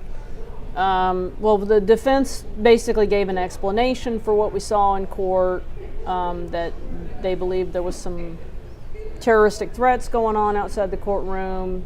The judge explained his actions, and then he unrevoked Manuel Mata's bond, and he's supposed to be getting out. So that's kind of where that stands. So somebody's asking. Oh, you got that clip ready. Okay. Okay. So one more question before we go to this. Do you think Dean's accompanying officer testimony helped or hurt his case? You remember seeing that? Did you see that testimony from Officer Darch? I don't. I read it. I don't recall. I didn't view it. But from what I surmised from my little bit of research is that I just think she testified truthfully as to what she saw, what she observed. It appeared that she kind of let him take the lead, and she was just assisting. Although, if you think back, that she was the initial one to receive was dispatched to it, right? But certain things that she was unable to say. She never saw a gun. He never testified to saying. She never testified that she heard him say gun. She did not testify to him stating that he ever announced himself. So I think the things that I think she testified truthfully from what she viewed, and I think it would have been fine. I think his greatest hindrance, his greatest handicap was himself. Well, honestly, I thought that she hurt him in the sense that she showed far more emotion than he did. That's true. She was, I think it came across how devastated she was, because she describes how once she realized that Zion was in the house, her first priority became, her only priority at that moment became getting him out of the house and to safety. Right. And she was genuinely upset and tearful, and so when you compare and contrast those two, I think that really came through for me. That's true. That is true. Yeah. So in that way, I thought she hurt him. But somebody was asking if we're going to cover the IV bag doctor. I've covered the IV bag doctor. I actually was the only, our investigative team, we actually got him on the phone. We're the only people that have actually, in the media, that have actually talked to him. We did a story. I can put it in the chat, guys. But here's the thing with the IV doctor is that's a federal case, and as a result, there are no cameras allowed in federal court. And God knows I'd love to have cameras in federal court, but I have not yet seen federal judges allow cameras. You can't. Oh, that's not gonna happen. Yeah, no. That's not gonna happen. I mean, I can have hope.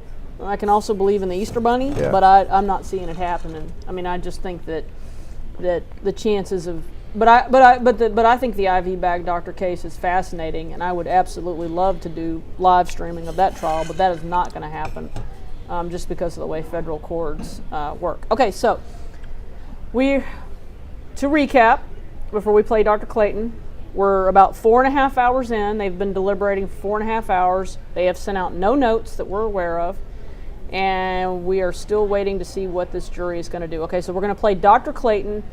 He was the psychologist who testified for the prosecution during punishment. I am a psychologist, clinical and forensic psychologist at Price Proctor in Dallas, which is a group forensic practice. How long have you been a clinical and forensic psychologist? Since 2012. Take us through your educational background. Sure. So I have a master's and a PhD in clinical psychology. After my PhD, I completed a postdoctoral fellowship in forensic psychology, and then I also attained board certification in forensic psychology. And so what do you mean by postdoctoral fellowship? Explain that to us. A postdoctoral fellowship is just a specialized type of training in a certain area. So in this, it was in forensic psychology. And I want to go a little bit through some of your clinical experience, if we can. Before you worked there at Price and Proctor, where did you work? Before I was at Price Proctor, I was a full-time student at UT Southwestern Medical Center in the clinical psychology program. And did you also work at some point at UT Southwestern as well in the psychotherapy clinic? Yes, that was part of my practicum. And what does that mean, practicum? It's part of your training process and for attaining your PhD. You're getting clinical experience. Did you also work at Parkland Memorial Hospital? Yes, I did. In what capacity? I was in the psychiatric emergency room there doing assessment of patients that would come in. As another part of your psychology practicum, did you work at the Shelton School and Evaluation Center over there in Dallas as well? Yes, I did. What is that? That's a specialized school for individuals, students with learning difficulties. Have you worked in other psychiatric hospitals before? Yes, I did do a practicum during my master's degree at a psychiatric partial hospitalization program through Brentwood Hospital. That was in Longview. And so take me through some of the books or articles that you yourself have written. Sure. So my published article from my dissertation was in the area of health psychology. It had to do with healthcare utilization for adolescents who were dealing with type 1 diabetes. And have you also participated or contributed to certain chapters in various books? Yes, I have. I contributed to a chapter dealing with caffeine and the effects of caffeine, also in antisocial behavior treatment, those types of things. So we shouldn't have caffeine, or we should? A little bit is okay? Depends on how much, All definitely. right, okay. Okay, so explain to the jury what clinical psychology is. So clinical psychology is dealing with the treatment of assessment or treatment of patients. What is forensic psychology? Forensic psychology is the application of mental health issues to issues of the law. So assessment or treatment of mental health issues as it relates to a legal question. And so explain to us your duties as a forensic psychologist working where you work now at Price and Proctor. Well, I do a number of things. The majority of my work is in adult criminal cases where I'm doing assessment of things like competency to stand trial, insanity, risk assessment, that type of thing. I also do evaluations related to occupations, so pre-employment evaluations for police officers, firefighters, that type of thing. Have you testified before as a forensic psychologist in this county? Yes. In this court? Yes. Have you testified for both the state as well as the defense? Yes. As an expert in the area of forensic psychology? Yes. Have you worked with or been hired to be consulting on different cases by these particular defense attorneys? Yes. Few or many occasions? Many occasions. All right. Did you conduct a psychological evaluation on Aaron Dean back in March of 2017? Yes, I did. What was the purpose of your psychological evaluation at that point? This was a pre-employment psychological evaluation for the Fort Worth Police Department. Officers are required, as they apply, to go through this process and go through a psychological evaluation. And you mentioned earlier that you do other pre-employment evaluations. You said police and fire. What other types of professions have you done these pre-employment evaluations for? I've also done them for private security. I've also done employment evaluations having to do with individuals that are air traffic controllers, nursing evaluations, that type of thing. Those all seem to sound like high-stress jobs. Why in particular are you doing psychological evaluations for potential police officers? Well, it's required by the Texas Commission of Law Enforcement. My understanding, it's required because of that, because it is a high-risk, high-responsibility type of job. So they want to make sure that in addition to a physical screening, they're getting a psychological screening as well to see if they're suitable to hold this type of job. And do you see the person, Aaron Dean, do you see him in the courtroom today, the person you did the psychological evaluation on? Yes. Can you point to him and identify an article of clothing he has on? He's standing right there with what appears to be a blue tie. And Your Honor, let the record reflect this witness identified the defendant in court as well as the individual who's standing up in counsel table. Record will so reflect. Okay, so tell me, what date did you actually perform this evaluation on the defendant? I saw him on March 29th of 2017. Okay, so take me through the process. Somebody comes to your office, and where's your office located, sir? It's in Dallas. Somebody comes to your office in March 2017. What is the process for how you go through the psychological evaluation?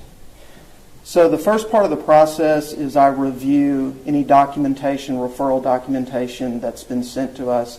Typically that includes like a personnel packet, also a job description for whatever job they're applying for.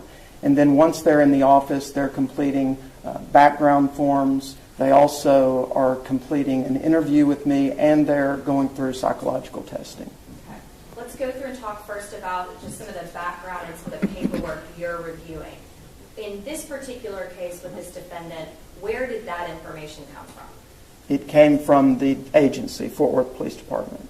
And so the personal history that you're reviewing from the Fort Worth Police Department, what kinds of information does that have that is helpful to you? It basically provides just an overview of the person's background. It's information that they have provided to the department, the agency, on their various background issues, employment, any legal history, that type of thing. When you say they, are we talking about, in this case, it would be the information provided by the defendant to the police department? Yes. Prior jobs? Yes. Different types of, if there's been any issues in the past as far as any legal issues, any offenses, incidents, things like that? Correct. Where they went to school? Yes. All right. Past employment, past education, those types of things? Yes. All types of biographical information? Yes. So in this case, did you review the personal history information from the Fort Worth Police Department pertaining to this particular defendant? Yes. So after you reviewed that information, and you said that there are some other forms that are filled out, what other forms are filled out, sir? When they come to the office, they fill out the consent forms for the evaluation. They fill out just a brief information sheet that lists their name, date of birth, phone number, email address, that type of thing. And did this defendant fill out your background information form in this case? Yes. We provide them with a background information form when they get to the office that they fill out before the interview. And so when they're filling that information out, are you looking over the information that's provided by the Fort Worth Police Department? Yes, or I've already looked over it before that time. So after they fill out the information, the background information form for your office in the lobby, what's the next thing they do? So the next thing they do is start in on the psychological testing.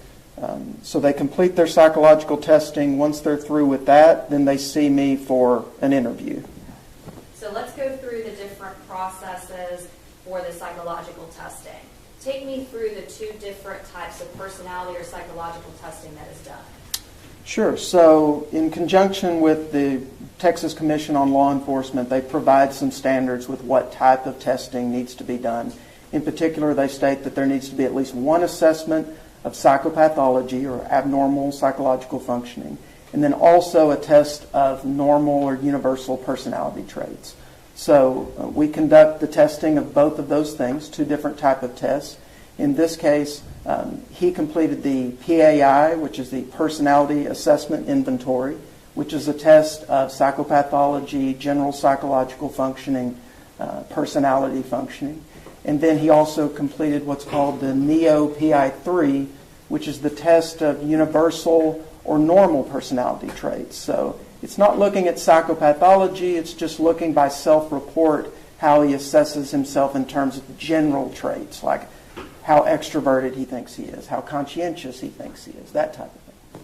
Can you explain explain to us in more depth what psychopathology is? Psychopathology is just an abnormal psychological functioning.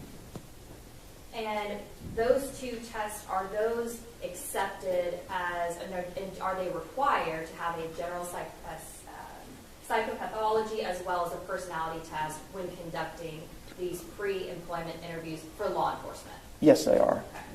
And are these the most common that are used, the personality assessment inventory and the NEO personality inventory?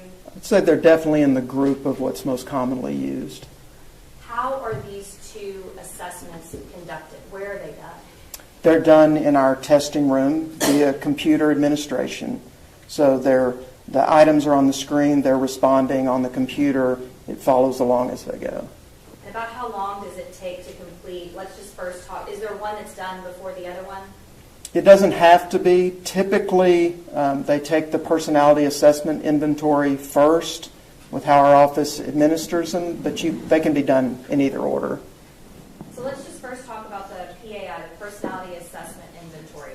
The test that's determining the psychopathology of an individual, how long does that take?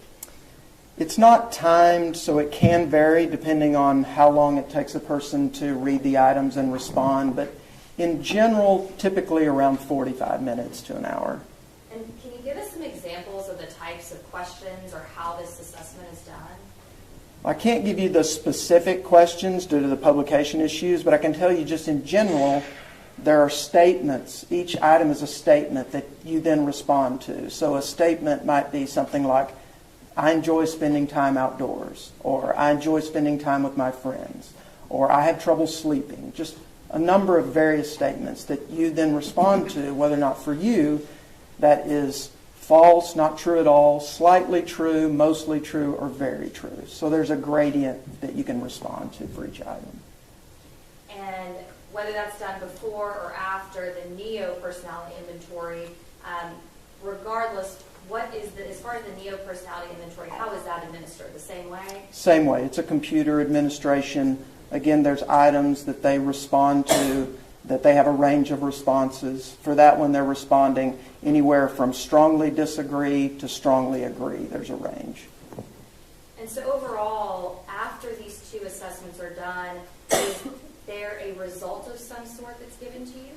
Yes, there's a report for each assessment that's provided. Is that provided to you before or after you interview the defendant? Before. So I review the testing results before in case I want to review any of that or ask any follow-up questions with them. It's also required as part of the TCOL instruction that the interview has to come after the testing. And so overall, the personality assessment inventory, the NEO personality inventory, are both of those, would you agree with, based on self-reporting, whatever they answer, and then it's reported to you? Yes, but the PAI is a little different in that it assesses the extent, what we call validity or impression management. It assesses the extent to which a person is trying to present themselves maybe better than they are or with little faults, or if they're trying to present themselves as having more problems than is actually present. The NEO doesn't do that. And how are there those safeguards? How does that show up on a test? If somebody's trying to seem better or to seem like they have more problems? There are specific scales, what are called validity scales on that type of test, to where it analyzes their response pattern and it gives you a score to reflect how likely that kind of issue might be present or not. And depending the type of, the request given, whether it be pre-employment or maybe for court, have you seen that before where individuals will try to act like they have more problems or more issues? Many times. Have you seen where people try to also, fake the test out or over-exaggerate how good they are? Many times. Try to kind of fake out the test. There definitely can be some significant positive or negative impression management depending on the context of the evaluation, yes. And so the positive impression management, if you do see that, how do you make sure that the test is still valid? Well, there's a range of what's acceptable for that inherent in the test. So it interprets the level that that's at, and then it gives you some information in terms of if it's at a certain level, then the test is considered invalid. If it's below that level, then the interpretation suggests that you should interpret the rest of the test with some caution, that there might be some distortion here, but it's still able to be interpreted. So the test guides that. All right. And so whenever you did review the NEO personality inventory and the results and the PAI results, did you have any particular areas that you explored with the defendant during the interview? Yes. Let's start, is there one that you prefer to start with as far as whether the personality assessment inventory or the NEO? The personality assessment inventory is the first test that he took and the first test that I discussed with him, if you want to go in order. Yeah, let's go in order. Let's start there. And so did you discuss, what particular things did you discuss within the PAI? Well, given that there were indications from the PAI of grandiosity and some interpersonal difficulties, including that this person would likely to be seen as domineering or over-controlling, interpersonal difficulties related to that, that they might be someone, these profile types tend to be those who are very concerned with sort of the facade of superiority and not appearing passive or weak in any way. So those type of things, given that they suggested some possible problem areas, I asked him about those type of things. Will you define the grandiosity to us, please? Sure. Grandiosity is just an inflated sense of self. So an inflated sense of your own abilities, your own qualities, things that you see, like arrogance, entitlement, those type of things are what we think of with grandiosity. And what about domineering? Define that for us. So domineering is someone who tends to be overbearing or controlling of others. And superiority, you said with superiority. Describe that to us. Can you define that more for me? Sure. So just again, it's the idea of having a very high opinion of yourself and being very concerned about appearing weak or submissive at all on the outside to others. And so when you see these particular personality traits, what do you discuss with them? Well, I asked him a number of follow-up questions in terms of to try to get from his perspective how he saw himself in this way, his own assessment of his abilities, and how he would assess his interaction with others. Okay, and give me some examples of how you asked those questions. So I asked him to rate himself on a scale from 0 to 10, where 0 is the worst person possible, 5 is an average person, 10 is a perfect person with no flaws. I had him rate himself on that scale. And what was his result? He gave himself a 9. A 9 out of 10? Yes. Is that, in your experience, a higher rating than you typically see? Yes. And so is that consistent with what that particular personality test had assessed as being grandiose and having a higher inflated view of yourself? Yes. Did he indicate why he's not a 10 out of 10? He indicated that he would be a 10 out of 10 if not for what he categorized as some stupid things that he had done in the past to, as he described it, piss people off. And what other types of things did you discuss with him regarding this grandiosity portion of the personality test?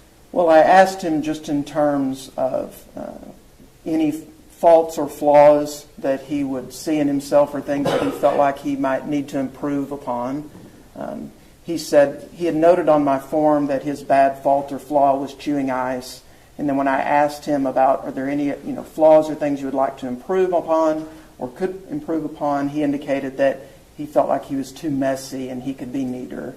I asked him if there was anything else that he might need to improve upon, and he said no. And your opinion is saying that someone's messy and chewing ice. Do you typically see people have more that they'd like to improve upon in their own lives? Typically, it's not out of the ordinary in this type of evaluation where someone is up for a job that they're not presenting you with everything negative about themselves, but I typically see a little bit more than this for sure. Okay. All right, and then what else did you ask him about in terms of the grandiosity we've been discussing? So I asked him just about various occupations or skills and whether or not he felt that he could do these things or not do these things. I went through a number, some of which he said he could do, some of which he said he couldn't. Things that he said that he could do was that he felt like he could fly a commercial airliner. When asked why he felt like he could do that, he said that he had played a flight simulator game when he was a kid. He said that he could teach an advanced calculus class. Things that he said that he could not do was that he was not qualified to be president. He could not perform brain surgery. He indicated that he could not teach an advanced economics class. But he could fly a commercial aircraft. Yes. From what you reviewed as his personal history, background, employment, education, did he have any pilot training? Not that I'm aware of. So based on the playing of his flight simulator game, he believed he could pilot an aircraft. That's the way I took it, yes. And is that consistent with somebody that has an overinflated view of themselves? Very much so. And their abilities? Yes. Okay. All right, so what's next? What else, as far as your evaluation, did you see and discuss with him? In terms of the testing, I did ask him, since there were some indications on there of this overbearing, over-controlling type of interaction with others, he said that he had never been told that he was too dominant or over-controlling, or that he was impatient. He indicated that he is able to take charge, but he is also does just fine with being submissive to others. Basically reported that he had never had any problems or issues with that. Did that surprise you? Yes and no. I would say, given his grandiosity, I wasn't expecting to hear a lot from him that maybe painted himself in a negative light. But I was somewhat surprised that if that was his personality style, that he might not have ever heard that, at least from someone else, even if he didn't agree with it. Okay. All right. And so what else was discussed with him as far as the concerns that you saw on the test? The majority of my discussion with him in terms of concern of testing revolved around those two areas: his grandiosity and then his interpersonal style and difficulties that might result from that. That was the main focus of the follow-up from the testing, because those were the two main problematic issues. And when he talked about rating himself, and he would be a 10 with the exception of some stupid things that offended or bothered people, did he go through and talk about the specifics of what those were? He provided 3 examples, yes. Did you also, in reviewing his personal history from the Fort Worth Police Department, were some of those things mentioned? Yes. Okay. So let's go through those if we can. Tell me one of those things that he mentioned in the testing and in talking to you. So one of the things that he noted was that he had had an incident where he had gone into a fast... Can we approach the bench? Yes.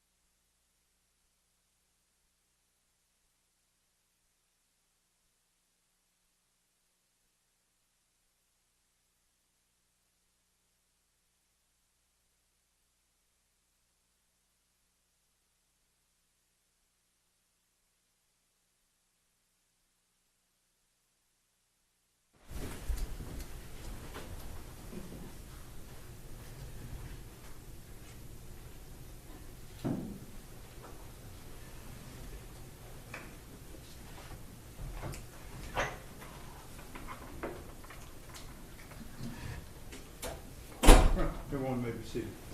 Ms. Diener, Judge, before we get into that, I want to be clear on the record. Our first objection here is that we had a motion to limit on these matters that was granted by the court before we began testimony in this case. The court instructed the state to approach the bench and let the court know before they intended to go into any of these matters, and they were preparing to go into it before they were interrupted with an objection without approaching the bench, without giving the court an opportunity to rule on these matters. All right.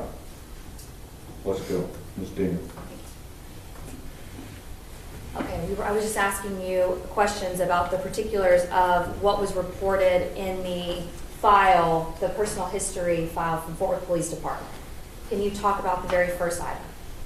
Sure. So the first thing that we discussed was related to an incident where he was in a fast food restaurant and he had an airsoft gun that was on his hip. Evidently, police were called and talked to him about that. He wasn't charged with anything, but was told that that wasn't a good idea. The next thing that he discussed, he said that it was about a year later. All of these occurred in his early 20s. He indicated was another incident with an airsoft gun where he and a friend were playing, shooting at each other in an area that was at or near a church or a residential area near a creek. He said that there was a homeowner, I guess, that had seen them and had called police. Police had showed up and gave them a stern talking to, is the way that he described it in this personnel packet. And I had asked you earlier when you were outside the presence of a jury during the 705 hearing if you reviewed, and I actually think defense counsel asked you as well, if you had reviewed this background information with the Fort Worth Police Department, and you had answered yes, correct? Yes. And you also had shown in, I believe it was that's part of the psychological evaluation, is that you do an interview with him to discuss those matters, correct? To discuss matters of his history is part of it, yes. Okay. All right. And then did you also discuss with him a matter that pertained to him being a student at UTA? Yes. Okay, tell me about that.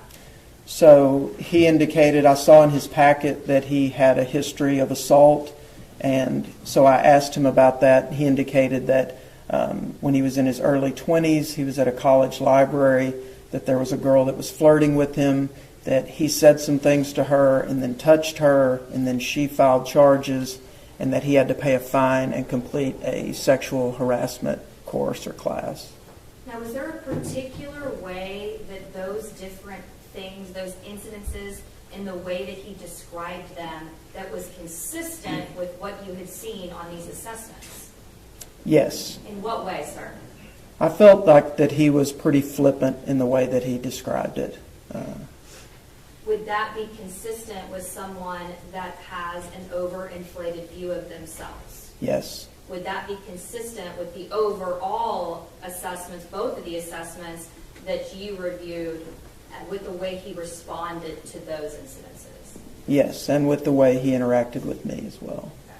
And when we were outside the presence of the jury, I didn't go through each one of these specifics, but did defense counsel ask you to go through and interpret some of your handwriting so that we could understand what you said on these pages? Yes. Okay. Is there some handwriting at the very back of the background information form?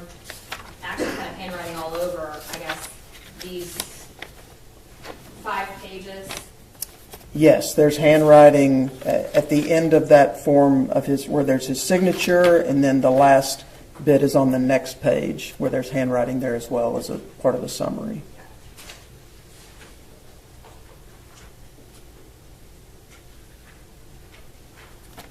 Looking now here at the Fort Worth Police Department's background information,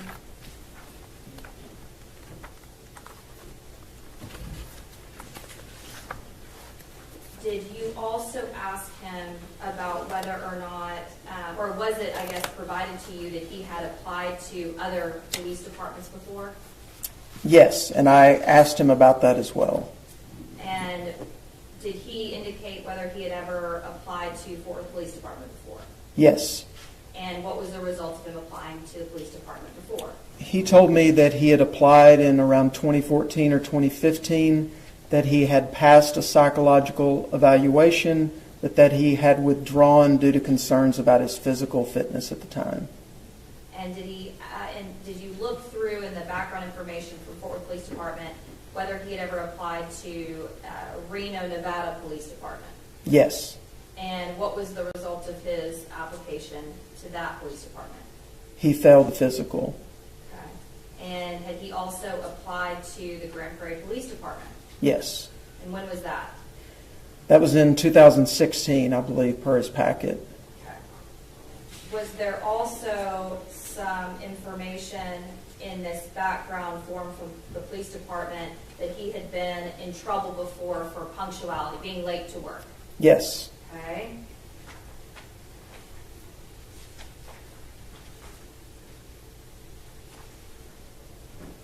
Was there also information about him having several traffic citations and several, I guess, a mention regarding his insurance, his auto insurance?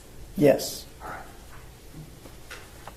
Now, when you asked, or when you reviewed this background information, did he put the 2 instances with the gun and the incident involving UTA, are those both also in that background information?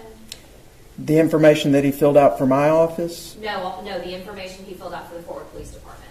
Yes. And is that also in the information that he filled out with you? Well, in the information that he filled out with me, he noted his assault. There was nothing that he wrote on his background form related to the incidents with the airsoft guns, but I did talk to him and ask him about that. Okay. And why was that important to you to talk to him about that? Well, just because they were interactions that he had had with law enforcement in the past, and that to assess his behavior and judgment at the time and what occurred.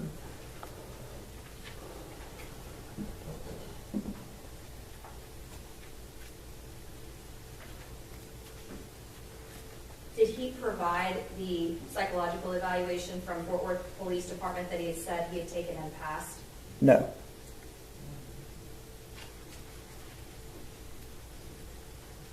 If he had provided that to you, would that be a part of the file that you would have provided to me? Yes.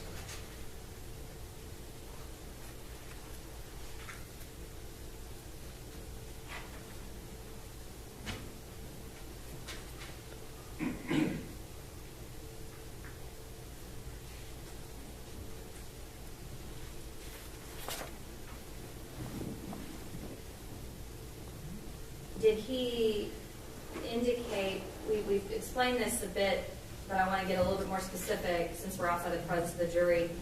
When he talked about the incident in college at UTA with a female, did he indicate to you whether she, the female, was being flirtatious with him as well? That's the way he described it. Did it appear to you that he was minimizing, or I guess you used the term flippant, minimizing or being flippant about this prior incident? Yes.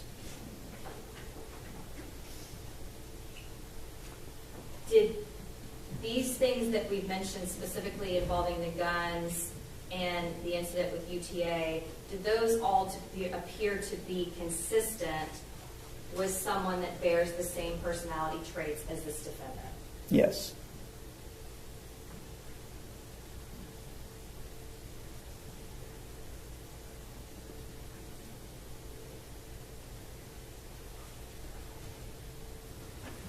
And Judge, for purposes of this record, since we're outside the presence of the jury, I wasn't planning on getting into him being late to work. I wasn't planning on getting into him losing his auto insurance or traffic citations for any, I think, speeding or wrecks. But I just wanted to flesh that out since we were outside the presence of the jury. But for purposes of this hearing, I'll pass the witness. Thank you. Mr. Gill. Go ahead. So, Kobe, what do you think of the doctor's testimony? I mean, he said some very concerning things relating to the psyche of Mr. Dean. that should have probably been taken into account prior to him being hired by Fort Worth Police Department. And he appealed, and there were 3 other psychiatrists who said he was just fine. Right. But I thought it was interesting. On Friday, when we heard this testimony on Friday, I actually missed the reference to the airplane, which is why when they brought it up in closings, I was like, airplane? Where did that come from?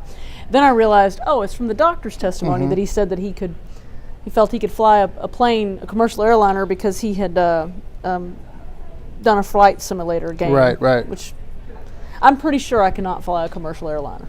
So, this sense of I thought was interesting. Like, he rated himself Dean rated himself a 9 out of 10, and his reasons for not giving himself a 10 was because he was messy, and I forget what the other thing was. He was messy. Oh, and he chewed ice or something like that, and occasionally, I guess, makes people mad or something. But it was just kind of an odd way to rate yourself.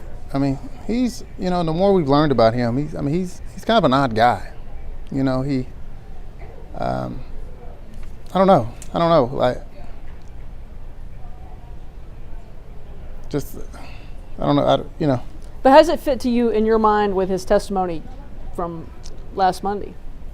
Oh, I think it makes sense. Like, I think the way he testified, the things he testified to, how he testified, how he rated himself, how he graded himself, like, it all goes back to what Dr. Clayton was telling us about him back then. Grandiosity, almost overconfidence, and there's nothing wrong with confidence. There's nothing wrong with being self-assured, but a lot also has to be with being cautious and being wise and making decisions, not being completely reactionary. Taking the time to assess when you haven't. And I go back in this situation and dealing with Atatiana, he had time to assess properly and make some much better choices and decisions. Well, he could have taken time.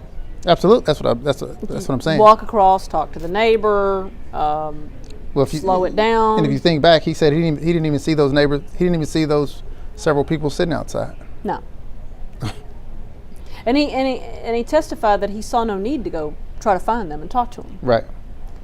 See, to me, I tend to think that more information is better. I know when I'm working a story, and I want to know more.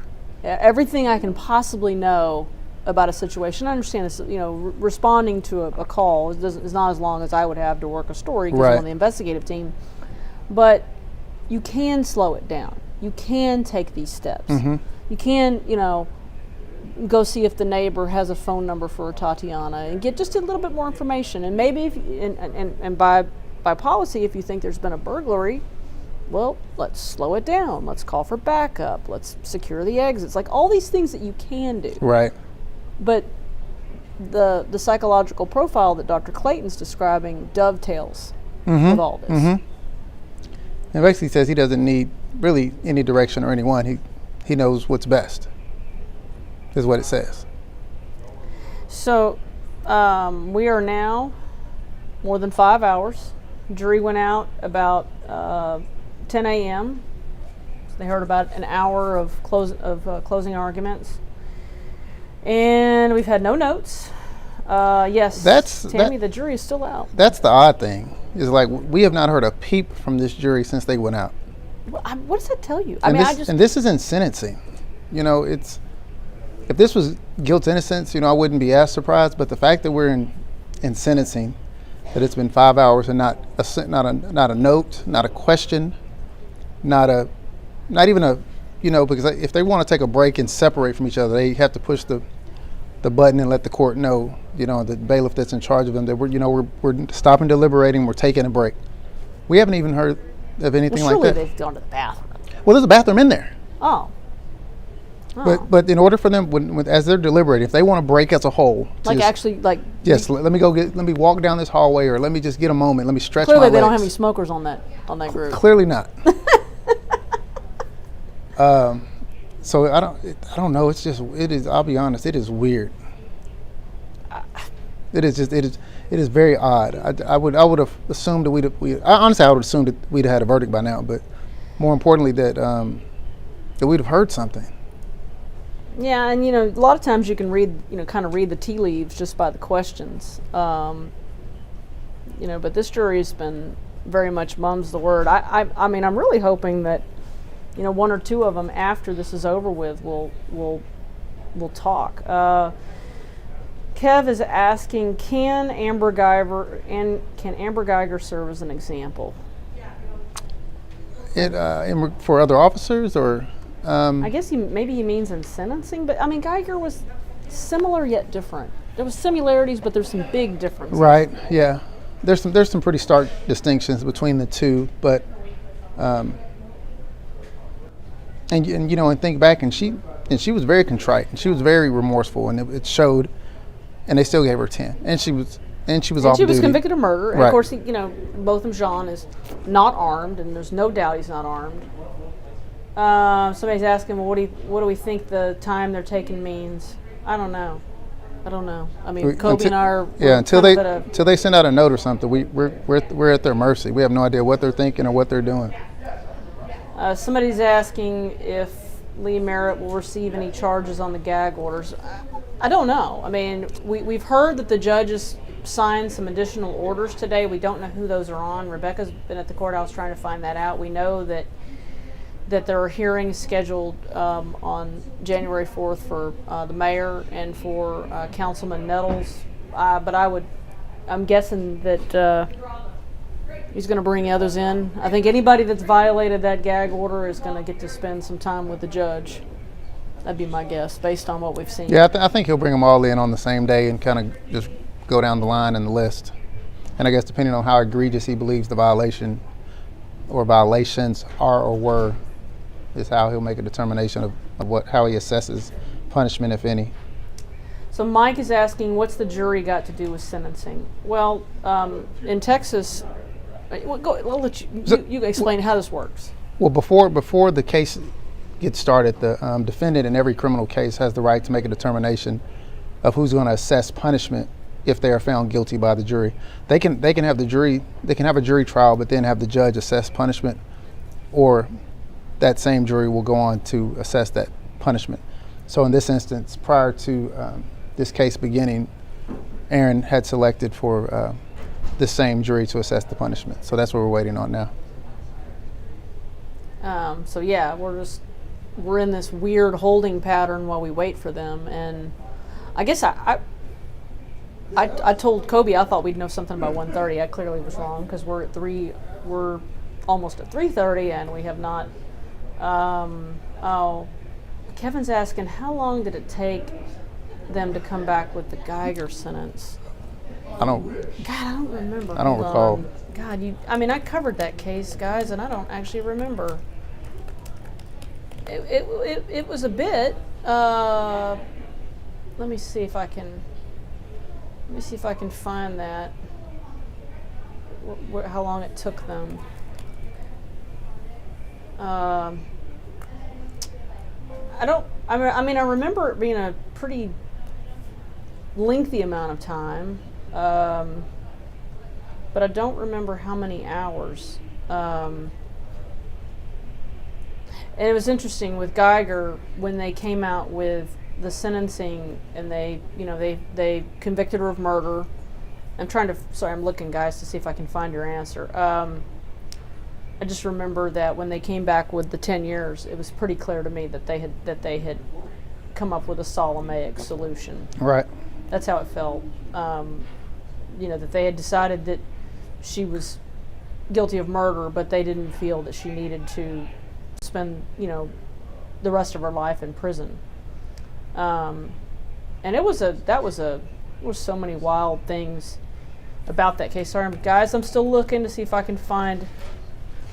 USA Today says it took hours to render a verdict. Let me see if I can find it. You would think I'd remember this, since I actually was sitting here doing the same thing during the Amber Geiger case. And I'm looking, see if I can find it. It was probably a similar amount of time, but I just don't recall. Hour and a half. Oh, see? All right, Ryan's faster than me. Ryan says An hour and a half. Oh, okay. Can you put that? Did you find a story on that? Yeah, I got it's New York Times. Well, can you just put it in the chat? Put it in the chat. Ken answered too. Okay, so it took an hour and a half, which is probably why it didn't stick in my head. But you got to remember that with Geiger, there were things that happened right after the sentence that were so wild that you had Botham Jean's brother give a hug. That was during victim impact. Then you had the judge come down and hug Amber Geiger and give Bibles. And I mean, I've covered a lot of things, but I've never seen anything like that. That was wild. And so, so now we're well beyond the deliberations for Geiger. What does that tell you, Kobe? That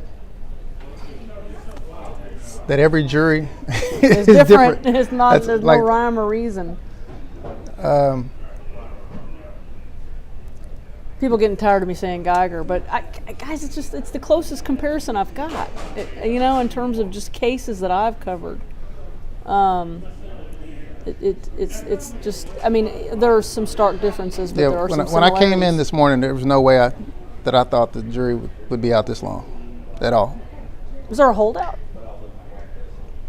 There's clearly at least one or more that are on the very opposite end of some others.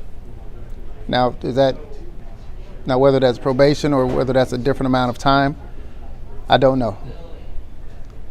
So if jurors are watching this, can y'all send us out a note or something? Yeah, no, they better not be watching this. You get me in trouble with the judge. Man, I don't want to be one of the people in front of Judge Gallagher on January 4th, or calls a mistrial. Lord, no. No, I'm sure they're not watching us. But a couple of people have asked, and we've already talked about it. What would happen if they don't reach a decision?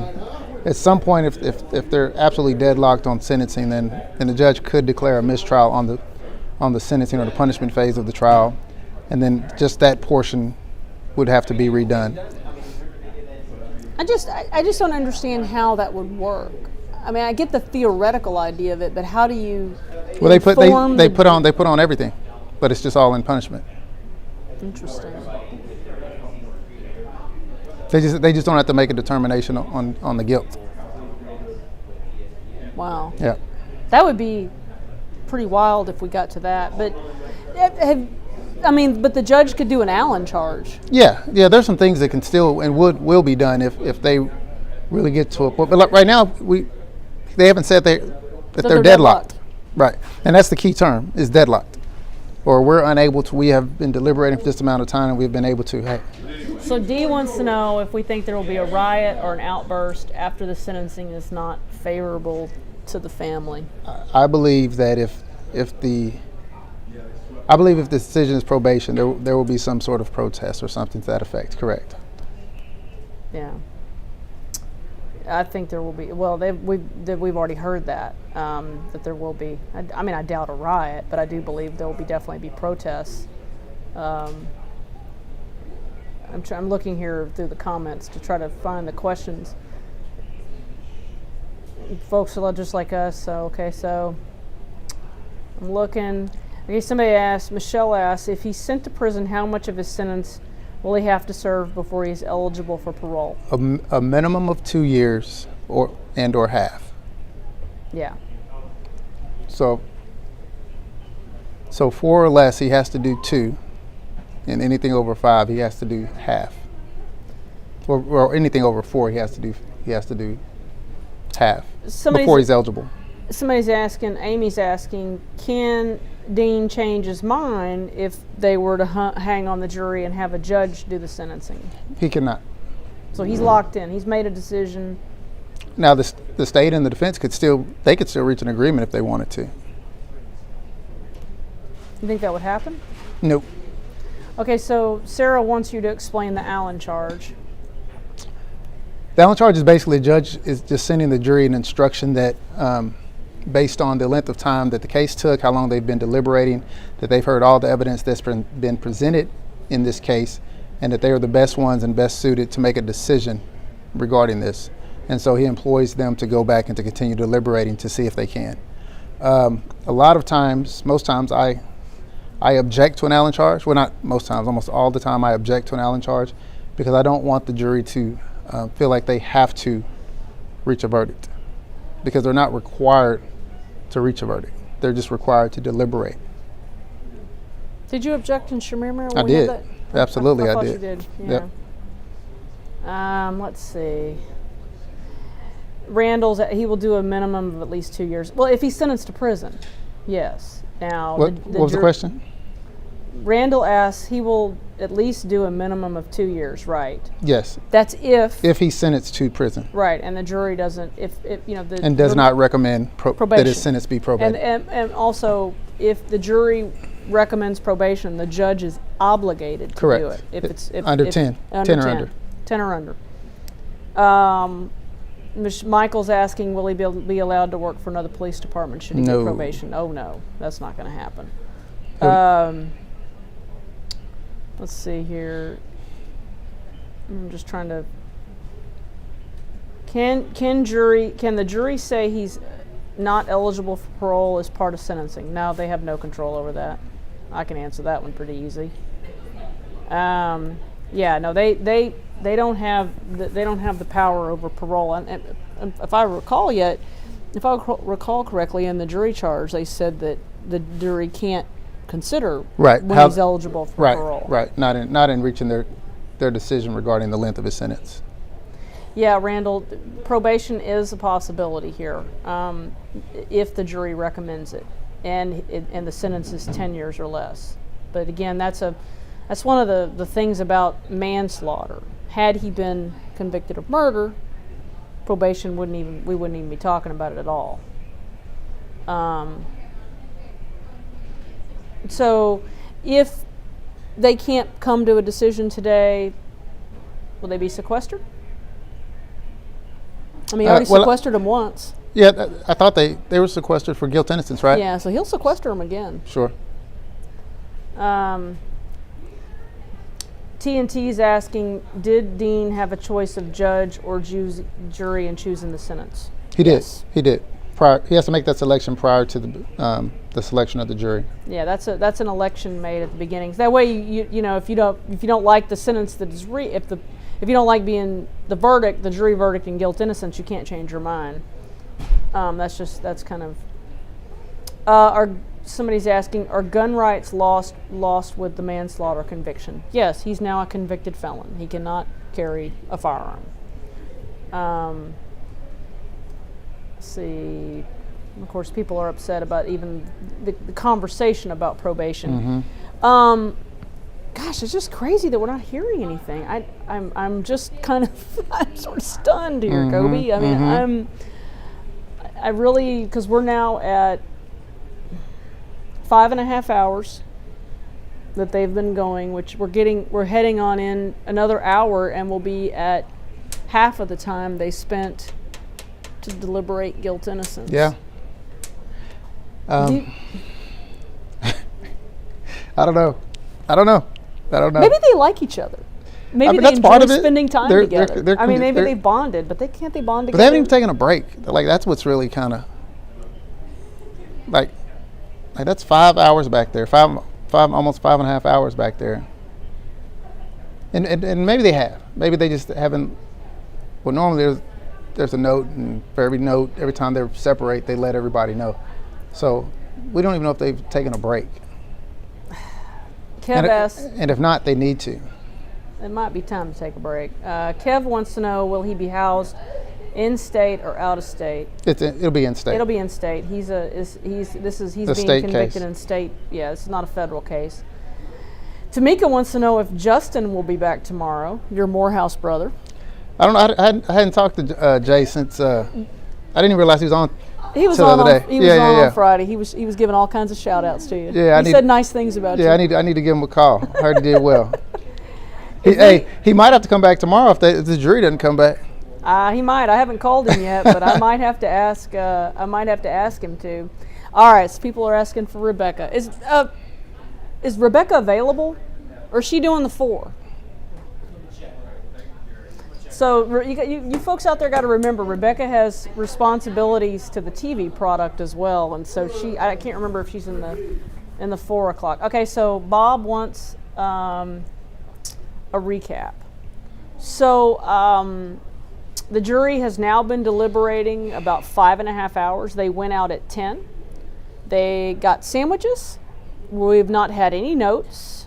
We've not heard about any notes. We've not heard that they've taken a break, like a break.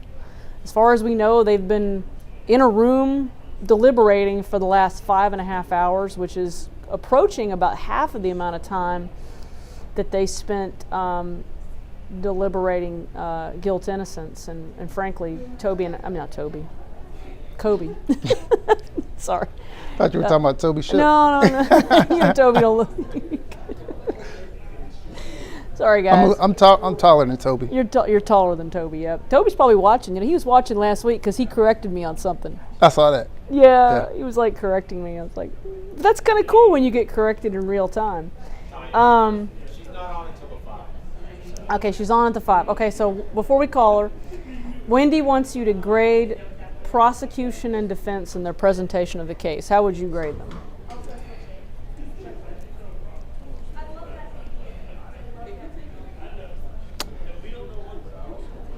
I would give them both solid B pluses. There's always, in the work we do, whether it's on the state side or as a defense attorney, we always feel like there's more that we could have done. There's better arguments we could have made, and I'm sure they feel the same way. Just little small things. Even in their arguments, I'm like, oh man, I wish I'd remembered to say this. I know a lot of folks, write down their arguments. I do not. I feel like what I remember is what's important. I may make some little notes on the back. You do it all extemporaneous. I'll make a little note on the back of the jury trial, like a one-word deal to remind me, but yeah, I never write it out. So if I write it out, if I get thrown off my script, then it messes me up. So I just speak on it. It's funny you say that because I know a lot of times when I do live shots, a lot of reporters want to, of course I came out of newspapers, so I'm a little different. They want to, have a really set script. Unless I have something really specific I'm trying to make sure I hit, I actually like to do it extemporaneous too because then I sound like I'm reading. If I have it written out, right. I start to sound like I'm reading. So I try to keep it as, I usually have like a little like notes to self. These are the things I want to hit, but not so much have it be written out in sentence form. Okay, so let's call Rebecca. Okay. And see if Rebecca can give us any intel.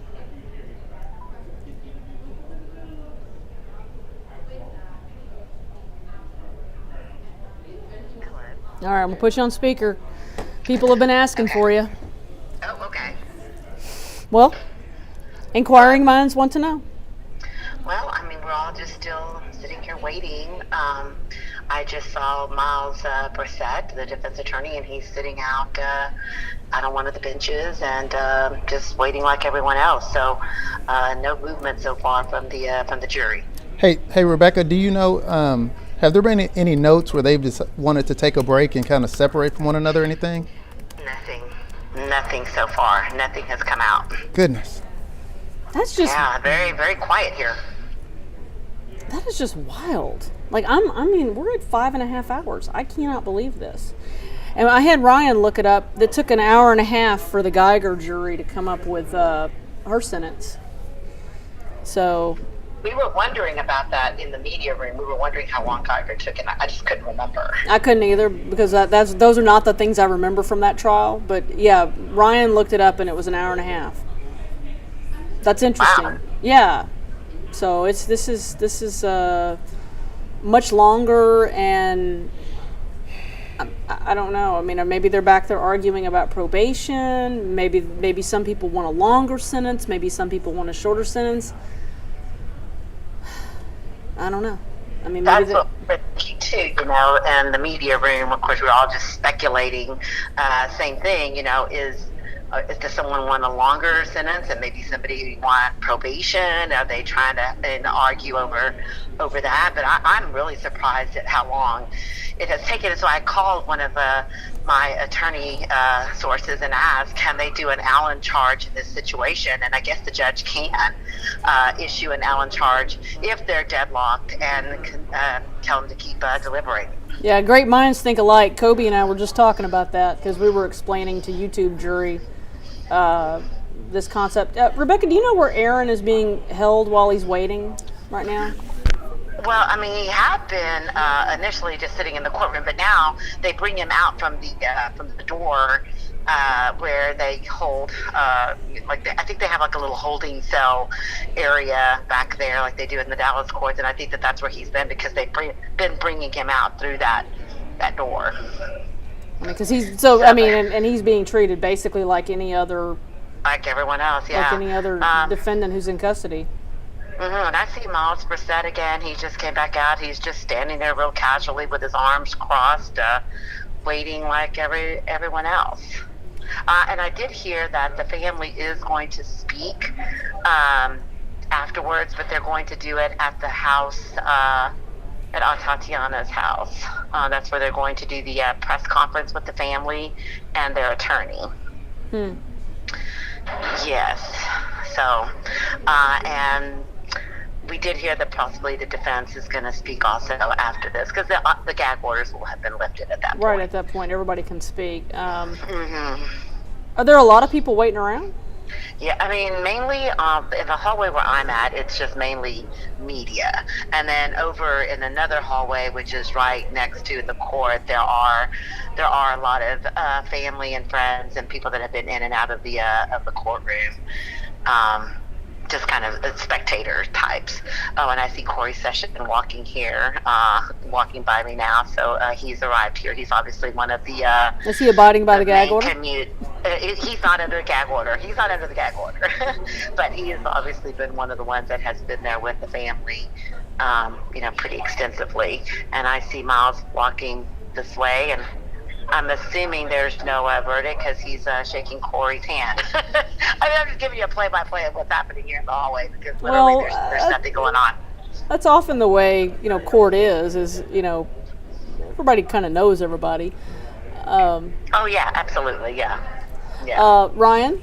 Ask her... well, come over here, Ryan. No. People might be curious, like, behind the curtain, sort of, like, what is she doing during the day? Like, how are you spending your day, Rebecca? And what is she getting ready for the 5 if there's nothing to get ready? Well, so what I'm doing throughout the day is I went back and I listened to closing arguments, and we obviously take in the live feed, and then I log everything, which means I'm writing it verbatim, everything that was said. So then we go back and we write a story, and I did write a story for the 5 o'clock newscast using both sound from the prosecutors and the defense attorney. Then we use a microphone and we track that, and the photographer I'm working with is editing that piece right now. And at the end of the day, if we get a verdict and it's right at 5 o'clock, obviously we scrap all of that and just start ad-libbing. And for the most part, I've been trying to also do a little bit of background on and talking to attorneys that I know about what happens if this jury is deadlocked on a verdict, and that's when I was told that they could come back out and do the Allen charge, and so that's kind of it's the rest of the media. They're also sitting in the same room. We're all in one big courtroom that the judge has set aside for us, and everyone has their own little workstations. And this media, we've all known each other for a long time. There's several of us that have been here for many years, and we've worked really well together. And if somebody learns a piece of information, we just kind of share it with the whole room. Typically we're very competitive, but in a situation like this, when we're all together, if somebody gets a little bit of information, like I found out that their press conference was going to be at the family's home, I came and told the rest of the media so they could prepare to be out there as well. Well, there's no point in being at that point being competitive, because we're all a lot stronger together, and it's covering something like this than we are apart. And is Scott Gordon there today?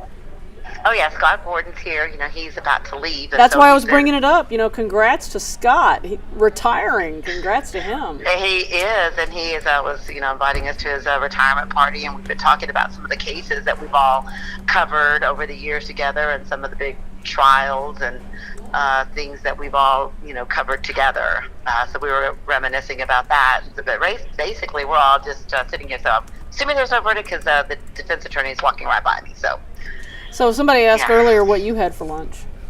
Mm-hmm. What did, Okay, so we just got an update that the jury did send out a note about watching the body camera video and the general orders, and that note came out about an hour ago. It was Prosecutor Dale Smith asked them to do. Remember, he asked them to go back and take a look at the video if they wanted to make sure to go back out. So they did ask about that. There was a jury note that came out about an hour ago.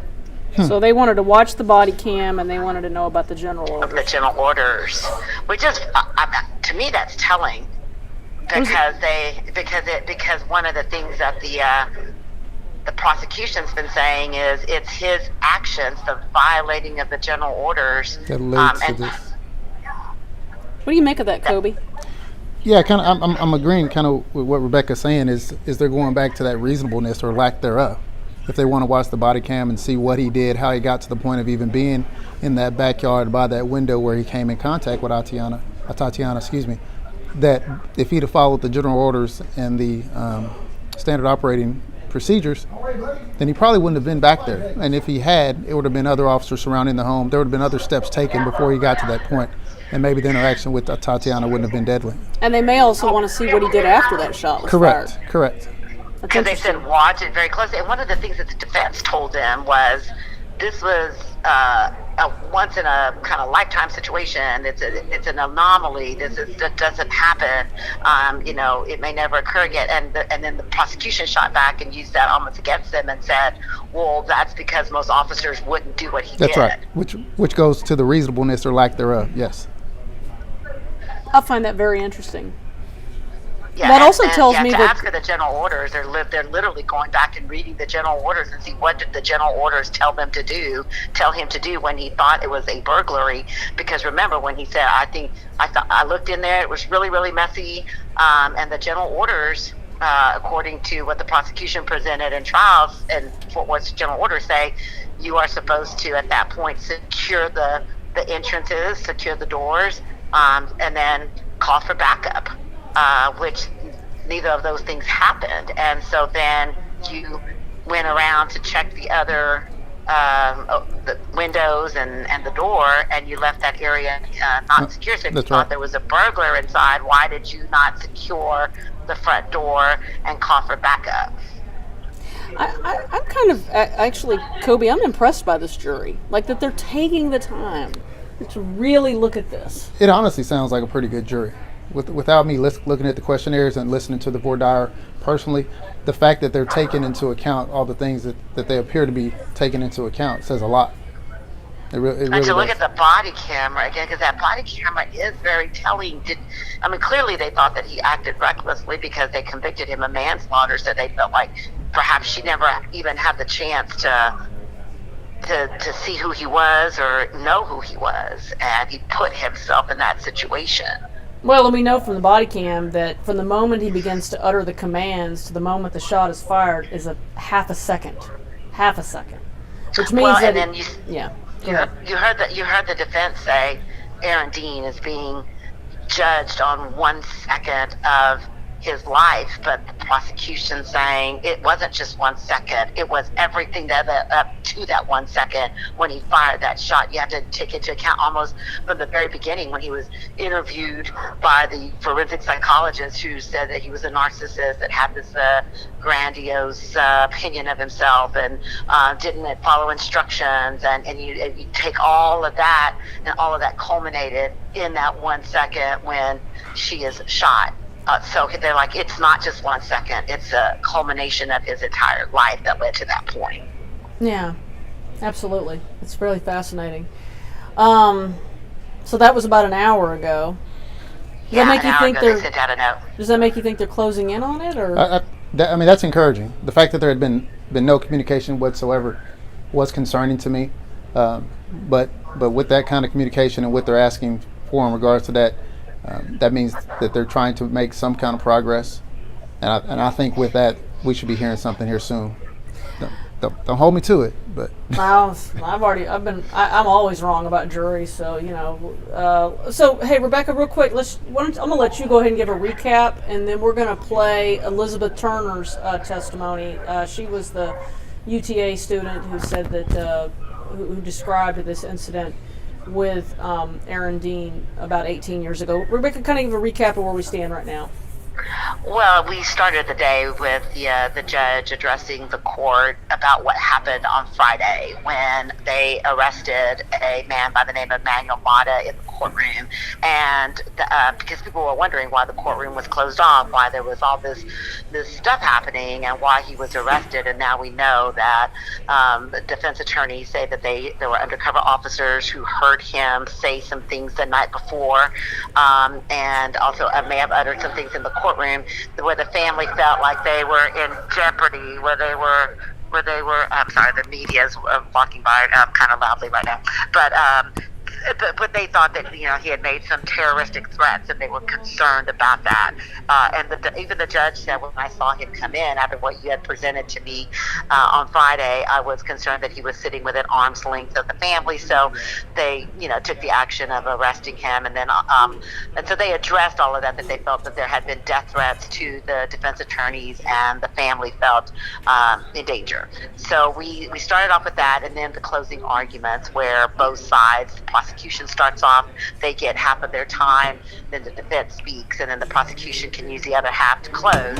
And prosecutors basically said, remember, they held up a picture of Atatiana Jefferson, and they said, remember, this is the victim, remember her family, don't forget Atatiana Jefferson. She got a life sentence. She didn't get a chance at life. She didn't get a chance to graduate and become a doctor. Remember her and hold him accountable for what he did. And probation is not enough, because probation means that he gets 15 minutes with a probation officer a month. That's 3 hours a year if you count it all together, and they put that before the jury. Defense attorney said, don't judge him on that 1 second. He is a churchgoer. He is a good guy. He has never committed a crime before. Listen to the testimony of his family and his church friends that say that Aaron Dean would be a good candidate for probation because he would follow the rules. He has followed the bond, all of the things that were set forth with the bond conditions, and he didn't violate it, any of his bond conditions, and so they believe that he would be good for him to be on probation.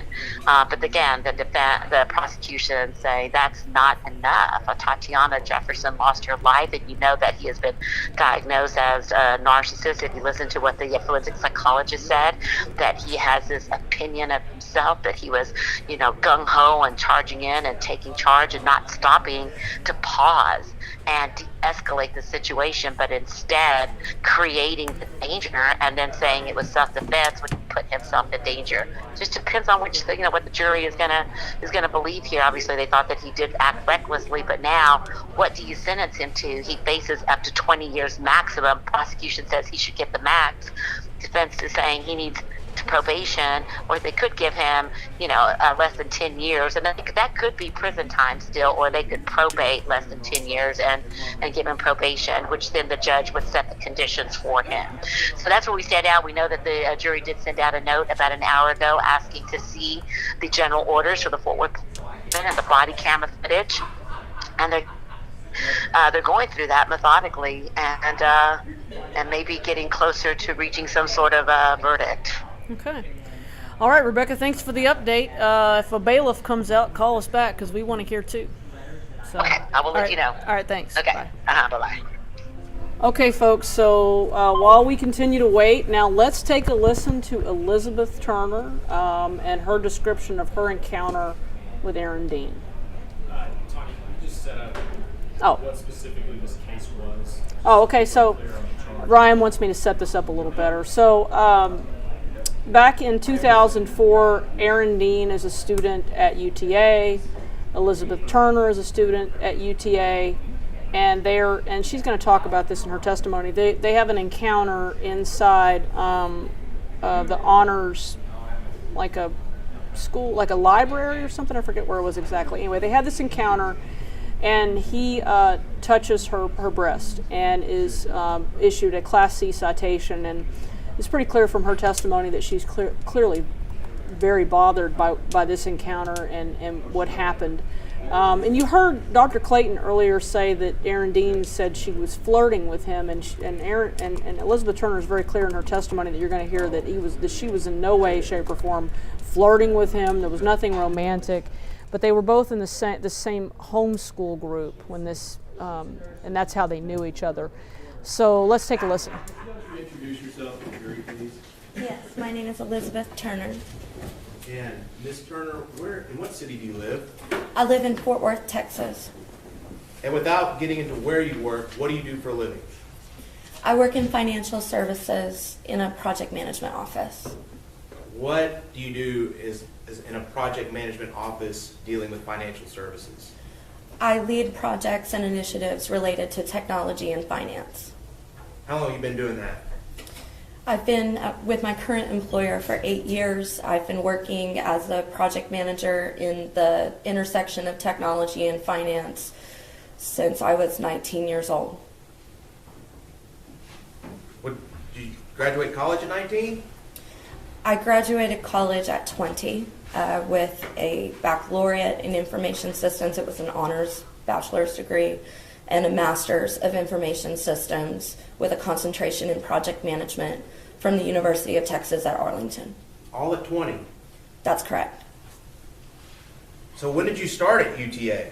I enrolled at the age of 14 in the spring semester of 2001. Tough going to school at 14? Going to college at 14, I mean? It was an experience. So what'd you do before you went to college? Where were you educated before then? I was homeschooled. So whenever you got to UTA, were you a part of any clubs, or did you create a club? Yes, I was very involved in campus activities. I served as a member, multiple terms, as a member of Student Congress. I was a university ambassador, was vice president of the Spirit Team, vice president of the Association of IT Professionals, and I also created a student-led organization called Homeschool Graduates at UTA. Now, in November, don't give me the date, but what year were you born? I was born in 1986. 1986. So November of 2004, you would have been 18? That's correct. Do you recognize someone in the courtroom you know as Aaron Dean? Yes. Would you point to that person and identify him for the record? The gentleman standing. May the record reflect the witness identified the defendant in open court. Record will so reflect. How do you know the defendant? I was acquainted with Aaron Dean when he became a member of the Homeschool Graduates at UTA. And what were the homeschool graduates of UTA? The Homeschool Graduates at UTA was a student-led organization. We petitioned the university with signatures of about 20 members to become official. Once we had achieved official status, we met at intervals in the Honors College to acclimate to the college experience together and share resources about campus life, time management, and study skills. And so was the defendant a member of that club? That's correct. He was one of the members. Did you know him very well? I saw him at intervals when we would have club meetings, occasionally various honors college events on campus. So, did something happen in November of 2004 with you and the defendant? Yes. And what happened?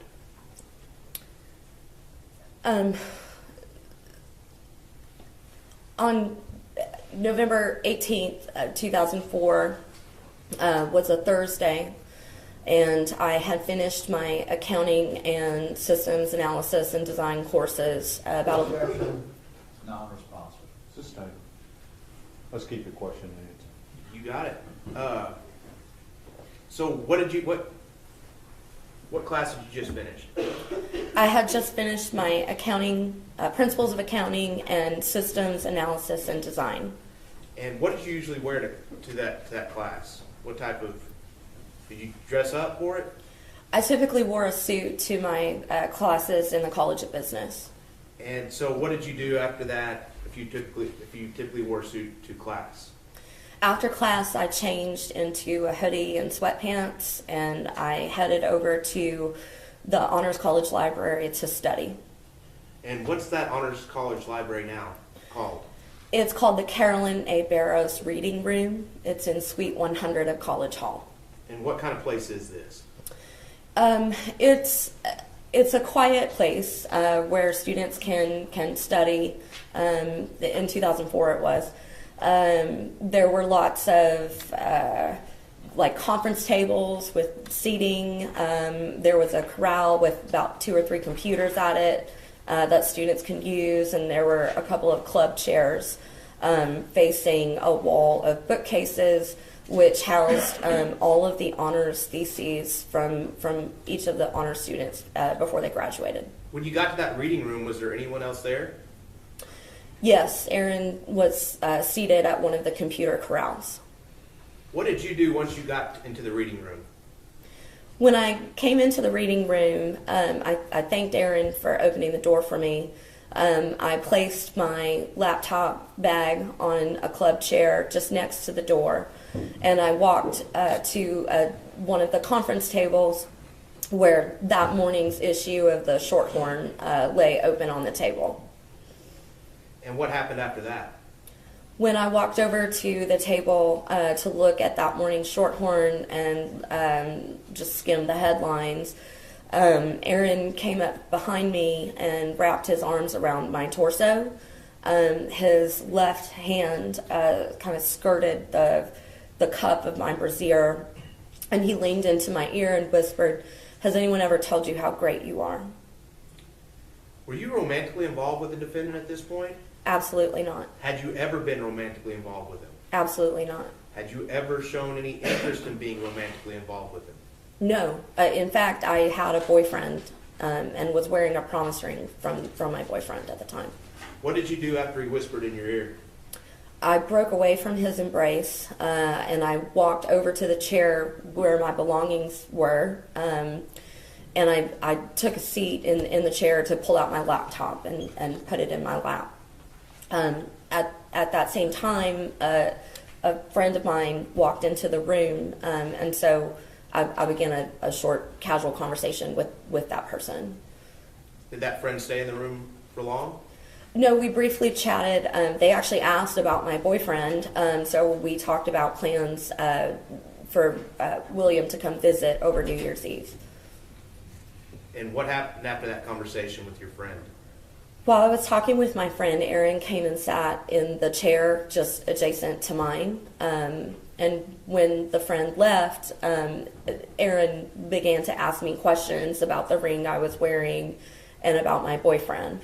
What did you tell him about the ring you were wearing?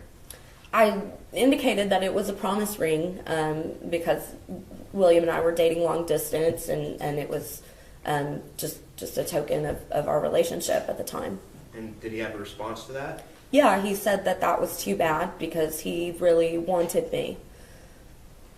Did anything else happen after he said that? I mean, when he said that, I was kind of taken aback because we had literally just been talking about my boyfriend and how much I cared for him and him coming to visit me and me wearing a promise ring.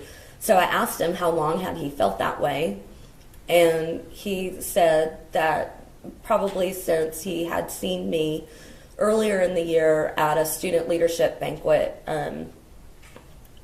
I was wearing a dress that he described as a really great dress because he could see the top of my breasts. And while he said that, he took his finger and touched my right breast and traced the outline of the breast with his hand. So touching my body over my hoodie that I was wearing.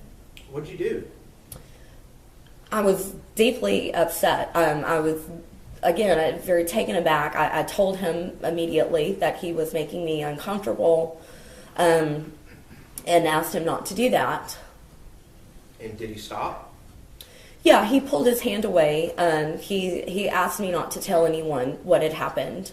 And I grabbed my bag and I left the room. Where'd you go? Well, I was very upset. I believe I had started to cry. I actually took my cell phone and called my boyfriend in Chicago to ask what I should. What? The question was, where did she go? Suspended. Okay, so you talked to your boyfriend on the phone. Did he console you? Yes, he suggested that I go find an adult that I trusted. Objection. Just try and answer the question yes or no if it calls for a yes or no answer, okay? Understood. Thank you, Your Honor. Mr. Smith? What advice did he give you? My boyfriend suggested that I find an adult on campus that I trusted, and given that I was just outside College Hall, he suggested that I go across the street to the student union and find someone in student leadership. Who did you find in student leadership? I went down to the basement and spoke to Tammy Tucker, the head of Student Judicial Affairs. And did you know Tammy Tucker? I did. I was familiar with her because of my student leadership activities. Did you trust her? Yes. Did you trust her advice? Yes. After talking to her, did she give you some advice on what to do next? Yes, Tammy suggested that I take a ride with a member of her staff to the campus police department where I could leave a report. Did you make a report with the campus police department?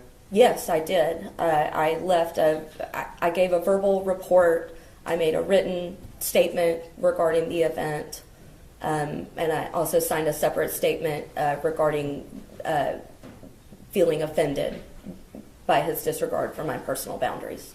And as a result of that report, what happened? I believe Aaron was either arrested or issued a citation, and I believe he pled no contest and paid a fine. No further questions, Your Honor. Pass the witness. Cross-examination. Commissioner, did you say something about filling out a witness statement or a personal statement? Yes. Judge, we don't have a copy of that. Does the state have a copy?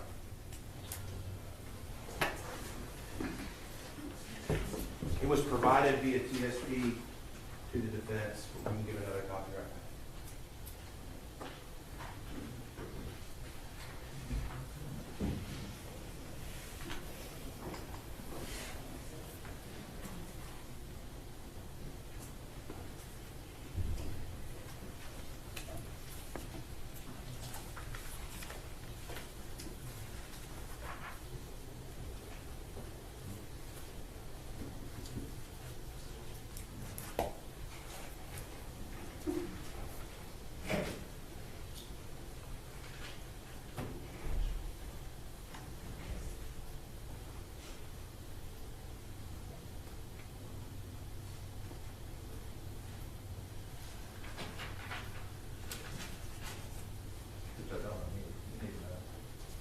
I'm letting you look at it.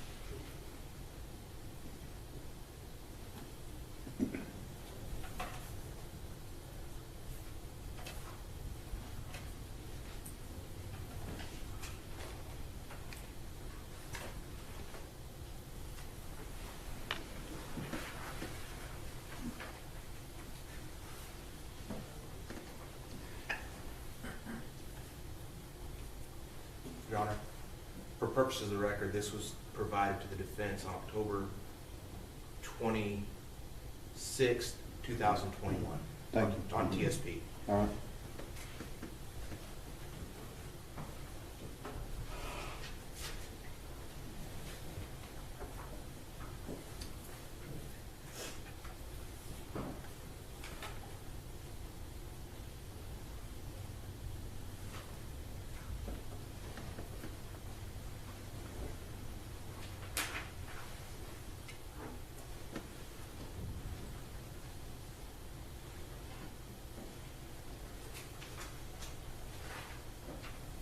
Good morning.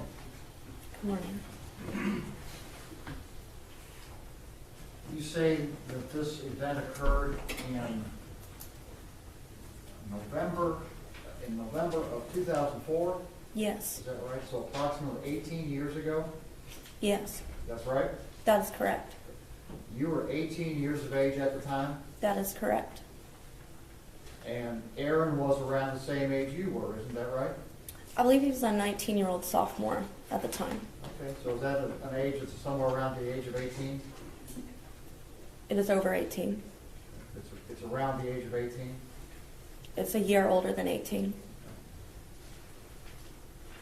And this, you were in the an honors library at the time? Yes, the Honors College Library. And is there a certain group, a select group of students that are allowed to get into that honors library? Honors College students typically use the library.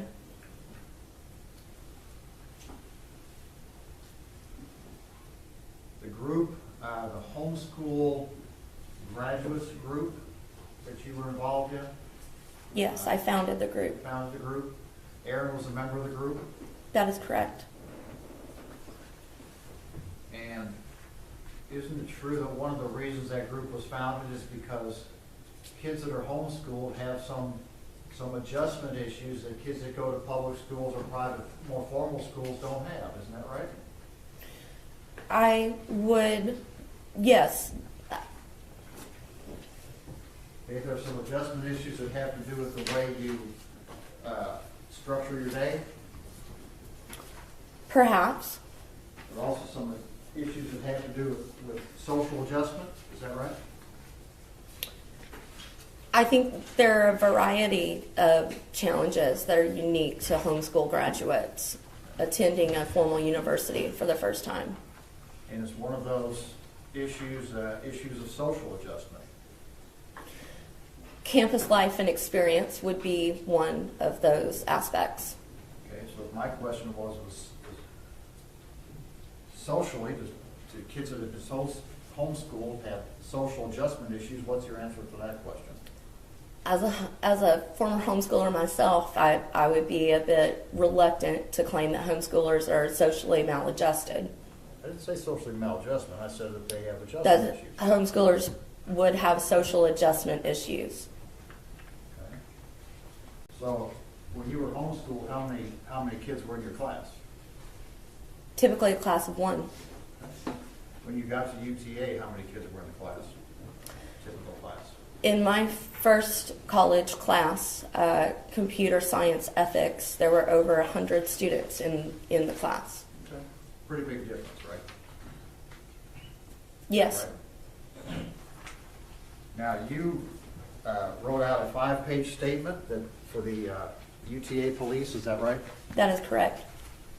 And isn't it true that in that statement that you told them that Aaron had traced over your breast, is that right? That's correct. And that you told them that what you told him at that time was that was very flattering, but that he was making you uncomfortable. That's correct. And something else that you kind of left out earlier was that he apologized to you, didn't he? He did.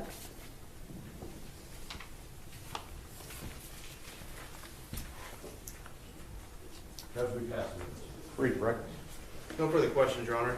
May Ms. Turner be excused subject to any potential recall? No objection from the state. She may.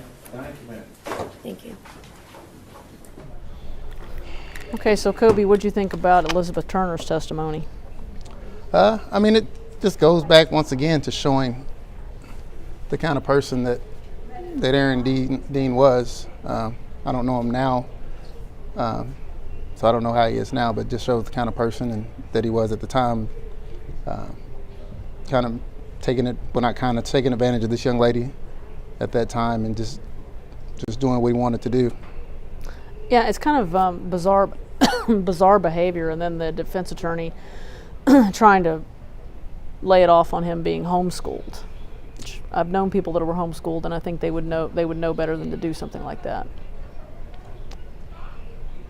Yes, yeah. Well, it kind of goes just back to common sense.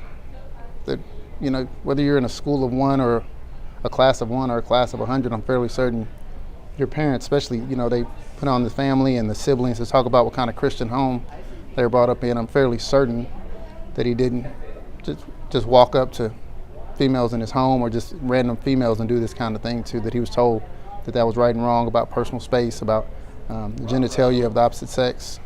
So like I think that's kind of an odd. Even if you're homeschooled, you ought to know that you shouldn't do that. Right. Yeah. Yeah, in that particular case, Dean was charged with, he was given a Class C assault citation. In Texas, a Class C assault is akin to a ticket. There's no jail time with it, and it sounded like he ended up having to take some kind of class, and he pled no contest to the case, and they. So yeah, it's just kind of it's a very odd encounter and just really inappropriate, and it's pretty clear that Elizabeth Turner was really still bothered by it even all these years later. Yeah. So I'm not sure, you know, what to make of that description, but it kind of fits in with the stuff we heard from Dr. Clayton, Dean's testimony, just kind of the behavior. Right.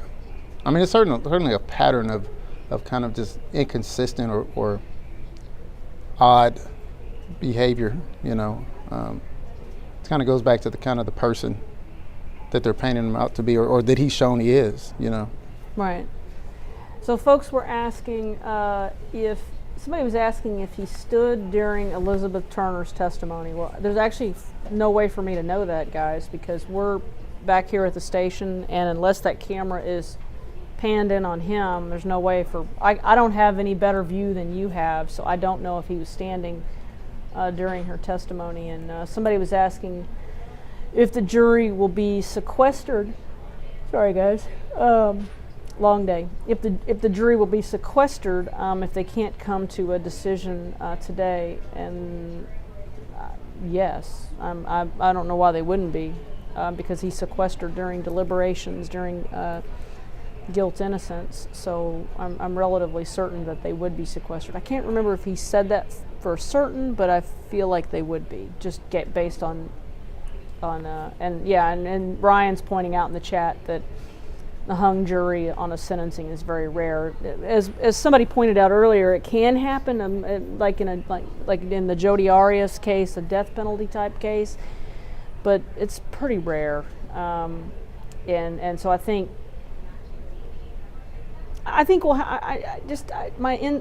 my sense is that we're going to have something today, and then we know about, I don't know, an hour and a half ago or so, they asked for, the jury wanted to see that body cam again, and they wanted to see those general orders. And so I feel like they're back there really taking a hard look at what he did. Right. And I feel like they're really trying to make the right decision. Like for And isn't that what we want a jury to do? Absolutely. That's all we can ask. I mean, 12 citizens. These aren't 12 attorneys or 12 reporters, these are just 12 regular people like you and me who are back there, and you know, given that a lot hangs in the balance here, it's important that they take their time and take all the time that they need. So I don't know. We'll have to see. And folks keep bringing up this issue of the situation with Elizabeth Turner about whether or not this was sexual assault. Justin on Friday called it sexual assault. For me, just from my perspective, being a police reporter, I'm just always, when I refer to sexual assault, I'm talking about the penal code. And the penal code has a fairly narrow definition of sexual assault. And I understand that there are other people who have a broader definition of what is sexual assault, and that can include fondling or groping or touching. But for me, at least from a legal matter, folks, and this is on this show, we're really, and what we're doing, we're speaking about legally what is considered sexual assault. So I try to be really careful about language and how especially since I'm talking about legal matters. And so, you know, so there's a broader definition of sexual assault, you know, that encompasses more things. I'm reading the comments here because there's been some people who are bringing this up, and especially, you know, take into account, I think what they say 2004, is that right? Yeah. So back in 2004, I mean, it was very the laws were not as broad as they are now. Like even at the time, it would simply be an offensive touching since it was over the clothing. Would it still be that way now under state law? Well, there's actually a new law called indecent assault, which is a Class A misdemeanor. Interesting. It's brand new, that it would probably more likely be applicable in this situation. Indecent assault causes another. Well, I don't know. I'm pulling up the law to see what that is exactly. I didn't even realize that. Yeah, it's pretty new. But you know, like I said, I understand that no one is saying here that what the conduct was not inappropriate, not a problem. You know, when I'm speaking of sexual assault, I'm speaking in the narrow terms of the Texas Penal Code, because we just have to be careful here. But that doesn't mean that I take the conduct lightly. And as I've said repeatedly, had my son done that, well, of course he's 10. But if he was, you know, 18, 19, 20 years old in that particular case, Dean was 20 years old, and he did something like that, he'd be in big trouble with me. Right, and sexual assault requires penetration.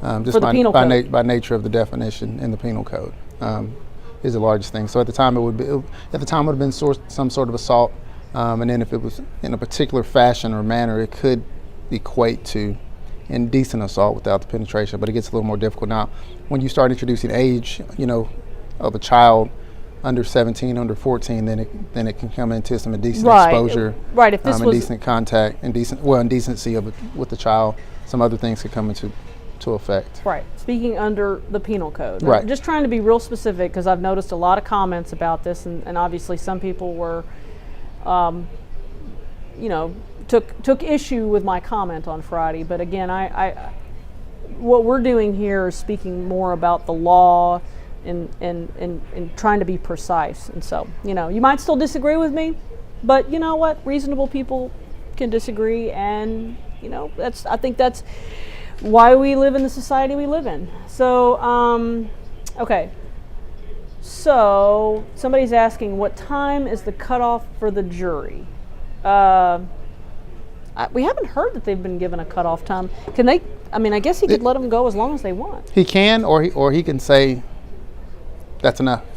So typically, but there's no indication that they're a hung jury back there. No, nothing yet.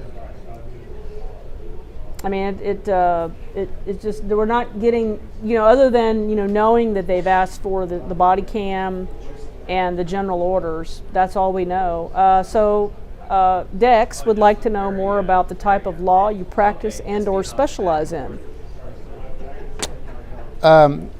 So at my firm, Warren Healy, PLLC, at IGotCharged.com, is primarily criminal defense. Myself and the other lawyers, my law partner, we've been primarily practice criminal defense, and we've been doing so. I've been practicing since 2000. I was formerly a criminal district attorney here in Dallas County for about 3.5 years, and I've been practicing defense work, both state and federal, ever since then. Wow. And you and your law partner, y'all met at the DA's office, right? That's correct. Yeah, and I know Kobe's law partner. I've known him. I can't remember how I met him, but I met Josh a while back, and then of course I saw Kobe in action during the Shamirmir case, and I was like, I got to have Kobe on my next trial. Well, of course, MBA. It was a shameless plug, but somebody asked him to do it, so we did it. I mean, we got plenty of time here. We're just waiting. So somebody's asking about Dean being married or having children. No, as far as I know, he's not been married or had children. I think that we would know that if he did. So let me see. I'm going here. So, well, yeah. Lexus, yeah, I'd agree. He should know that touching a woman is wrong, period. I agree with that. Okay, so what testimony do we now have queued up while we can continue this waiting? You don't have anything at the moment? Oh, my goodness. Lord. I think people like it more when we're talking. They like it more when we're talking? Well, gosh, I mean, I'm able to talk. I mean, I but even I kind of start to run out. Okay, so here's the thing. Start throwing questions in the chat, and we'll try to answer them. Okay, so this is a repeat, but somebody's asking, how come the jury is doing the sentencing and not the judge? Kobe. That election is made prior to the jury being impaneled and sworn in, and the defendant has the right to choose whether the judge, even at a jury trial, the defendant has the right for either that same jury to assess punishment if they're convicted, or they can have the presiding judge assess the sentence if he's convicted. And in this case, he opted for the same jury to assess his punishment. Yeah, and this jury, like I said, we've not gotten any indication that they're hung or anything like that. I might be mispronounced as Calliope. Well, actually, you guys got to meet Ryan. He showed up on the latter part of the day on Friday. I finally got him to come over, and he actually came over earlier today. So I don't know if I can convince him to come over for a third time. That might be asking for too much. He's really kind of shy. He's cutting He's cutting video right now of Dean's sister for me. He's getting it. It's a process. It's not magical. Like I ask him for video and then he suddenly has it for me. It takes a little bit of time. So will he? Jennifer wants to know, Kobe, will he be sentenced immediately after the jury tells us what it is? I'm sorry. Do you know if he'll be sentenced immediately after the jury gets yes, sentenced? Once and if the jury comes back with their decision, then yes, he will be sentenced right then and there. Okay, so and to answer your question, somebody asked how old he was. He's 38. Oh gosh, the questions are starting to roll too fast. Let me go. So, as the attorney, do you sway your client one way or the other? Who decides punishment? Do you try to convince them one way or the other? It depends on several factors. It depends on the county, depends on the judge, depends on the kind of case. So all those things are taken into account. And generally, it's better to go with the jury, right? Yes. Very rarely do I do a jury trial and then we have the judge assess the sentence. Okay, Heath. Yeah, we have talked about that, but we can do it again because God knows we've got time. What happens if the jury can't come to a decision? If the jury cannot reach a decision and the judge declares a mistrial, then the sentencing phase only would be retried by a new jury. A new jury would have to be impaneled and picked and selected, and then evidence represented to that jury. Somebody's asking the longest he can get, 20 years. Somebody's asking, did Aaron ever say why he became a cop? I don't recall. I don't recall that either. I mean, you were with me that day. There was a lot of testimony, but I don't recall.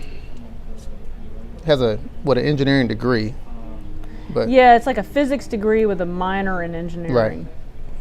But he never really said. I don't know. I think his sister became a cop before him.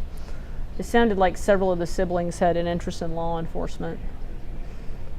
Somebody's asking, does Dean have time to get his affairs in order before the sentence starts? Nope. He does not. This is not federal court, folks. He does not. I mean, sometimes in federal court you'll see them set sentencing at a later date, but this is not the case here. He has already been taken into custody, and if the jury imposes a prison sentence, he's going to prison. A mistake of fact, they never really got into that, Gavin.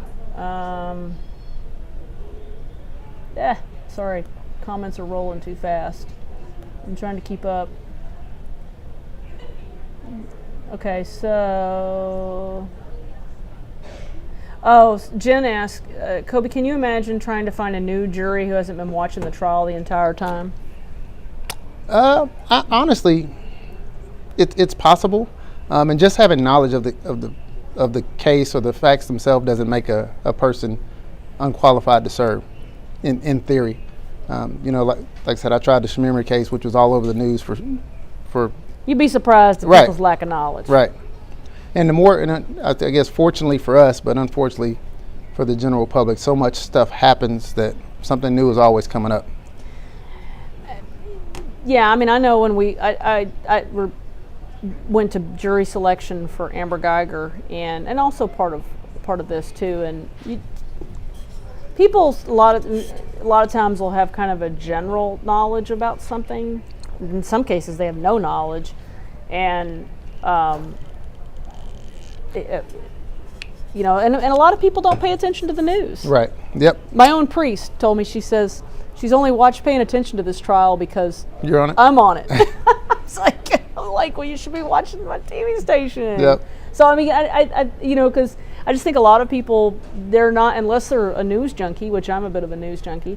They're not following the play-by-play. So Right. You wish people stayed more informed, but I think I live in the reality of that's not necessarily the case. I think they could find a jury. If they give him, Roxanne wants to know, if they give him probation, does he get to go home today?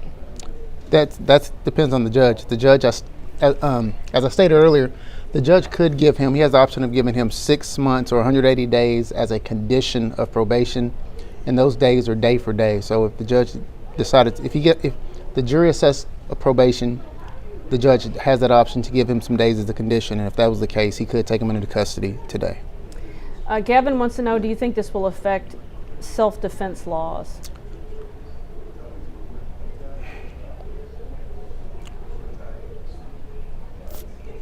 No, not. I mean, like Tanya and I spoke on earlier, I think there needs to be some changes in the legislation regarding police officers in general.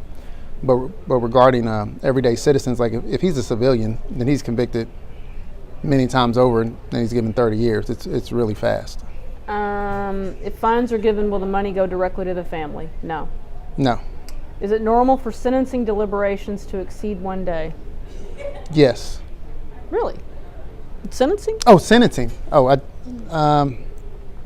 well, obviously it depends on when they start deliberating, but no, they typically don't last.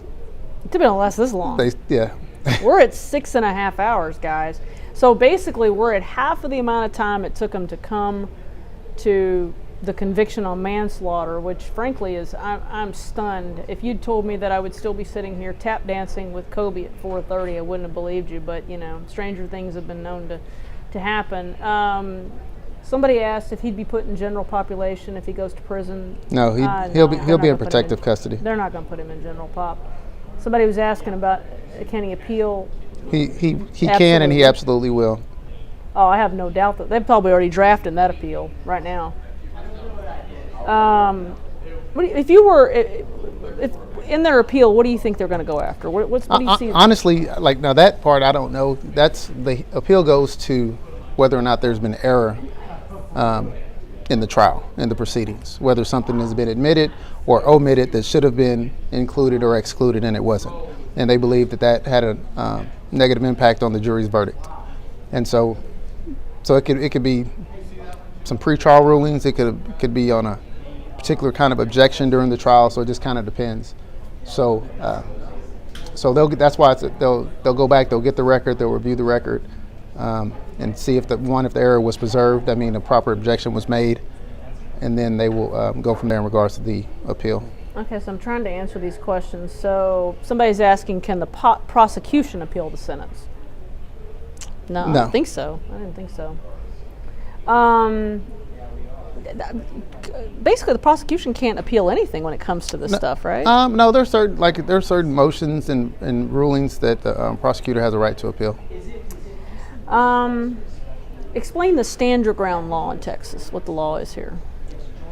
Well, at her home, she's absolutely, well, in regards, there's at home, the castle doctrine is you don't have to retreat. You obviously can protect yourself from an intruder. You can protect yourself, your property, and others.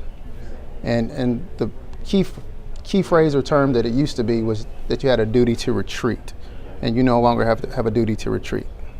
So she didn't have a duty to retreat? Not at all. Because she didn't know who was out there. Correct. Yeah. Folks, there was a couple of questions I know I've missed because I can't read my own handwriting. I was trying to write them down, and my own handwriting is gibberish, so I can't even read it. Oh, so somebody's asking about the fund that the prosecutor mentioned in closing. I don't know if maybe they meant the Crime Victims Assistance Fund, but I do know this: like whatever fine he pays is not going to go directly to the family if a fine is assessed. That's not the way the fines work. If they don't like this sentence, defense will motion for a new trial as formality. Well, they're gonna appeal this no matter what. Right. I mean, this is going to get appealed. Absolutely. I mean, there's no doubt there's an. I mean, unless it's probation, then I'm not sure. Troy wants to know, why didn't he speak at the punishment phase?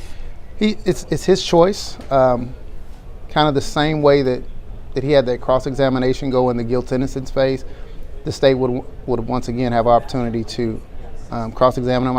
I can only imagine how many times Dale would ask him if he wants to change his grade now. Oh, Dale would have had a field day with him. So it would have just placed him in a very uncomfortable, even more uncomfortable situation than it was last Monday. The issue would have been he'd have had to make either basically tell the jury they got it wrong. And so just to them, I'm assuming trial strategy wasn't worth the risk. And a lot of times we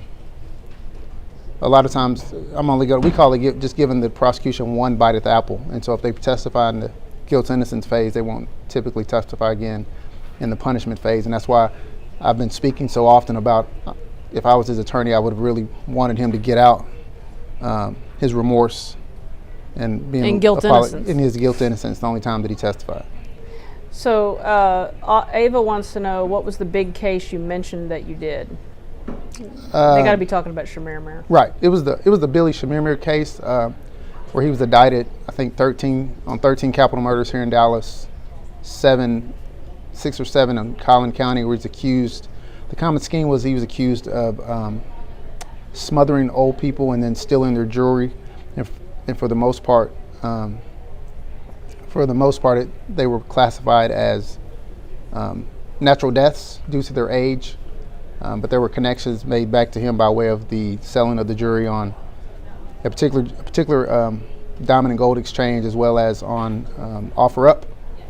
And so they tried him 3 times. The first trial, I got a mistrial, hung jury on, and then they tried him 2 other subsequent times where he was convicted both times. So he's been convicted twice and has 2 life without parole sentences.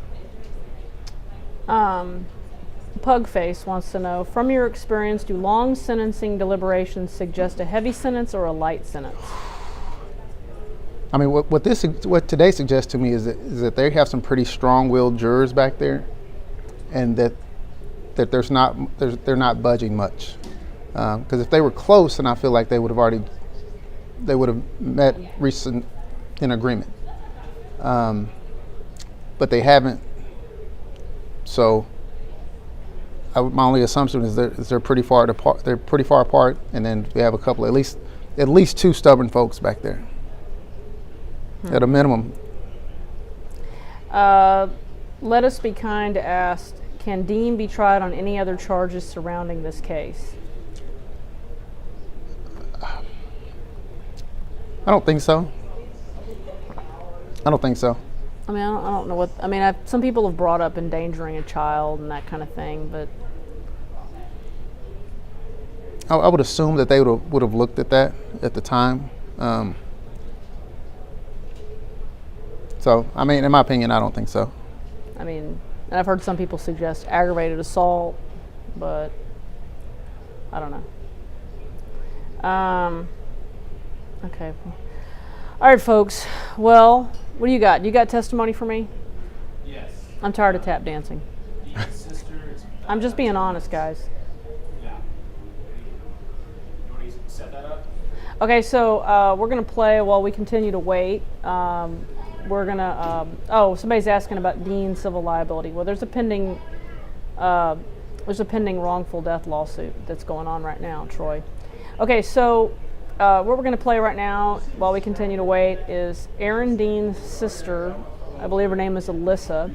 She's an Arlington police officer, and obviously she was asking the jury for mercy when she testified on Friday. So let's take a listen to her testimony.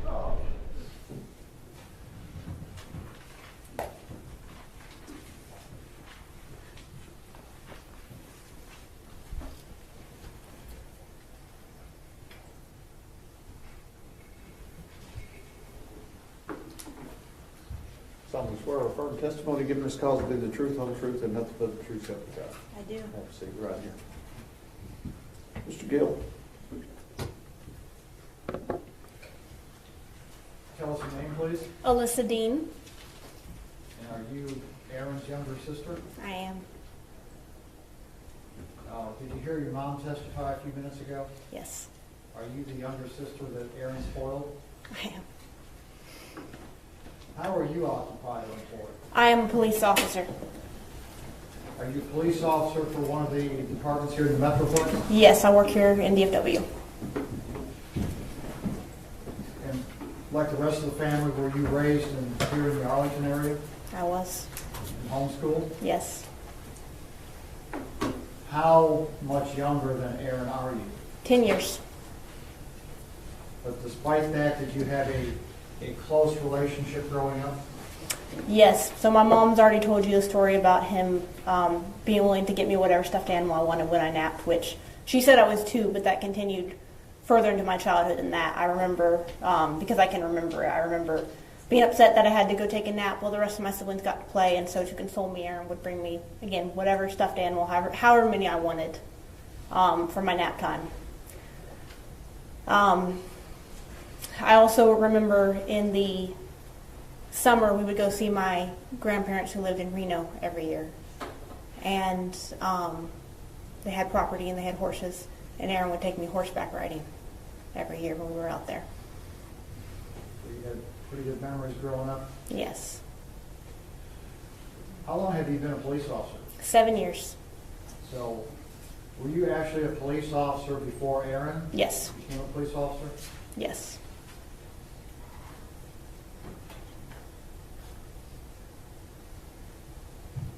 What kind of guy is Aaron? Hardworking, humble, caring. You've heard already from my family that he has a lot of projects, and he does. He likes to have a lot of different interests and likes to do a lot of things. He's actually been in the process of helping me remodel my bathroom at my house.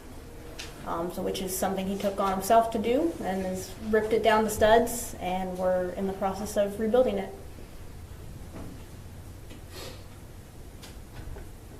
You say and gave us an example of how he's hard working. You say he was humble also. Describe that to us. I remember conversations when Aaron was going through the academy. Of course, I had already been through my academy by that time. I was an officer. And awareness that he was tackling a new field. It was very different from what he had done before, and that he did not know everything, and he knew he didn't know everything, and he was eager to learn every day. He was eager to get in there and learn what it was about.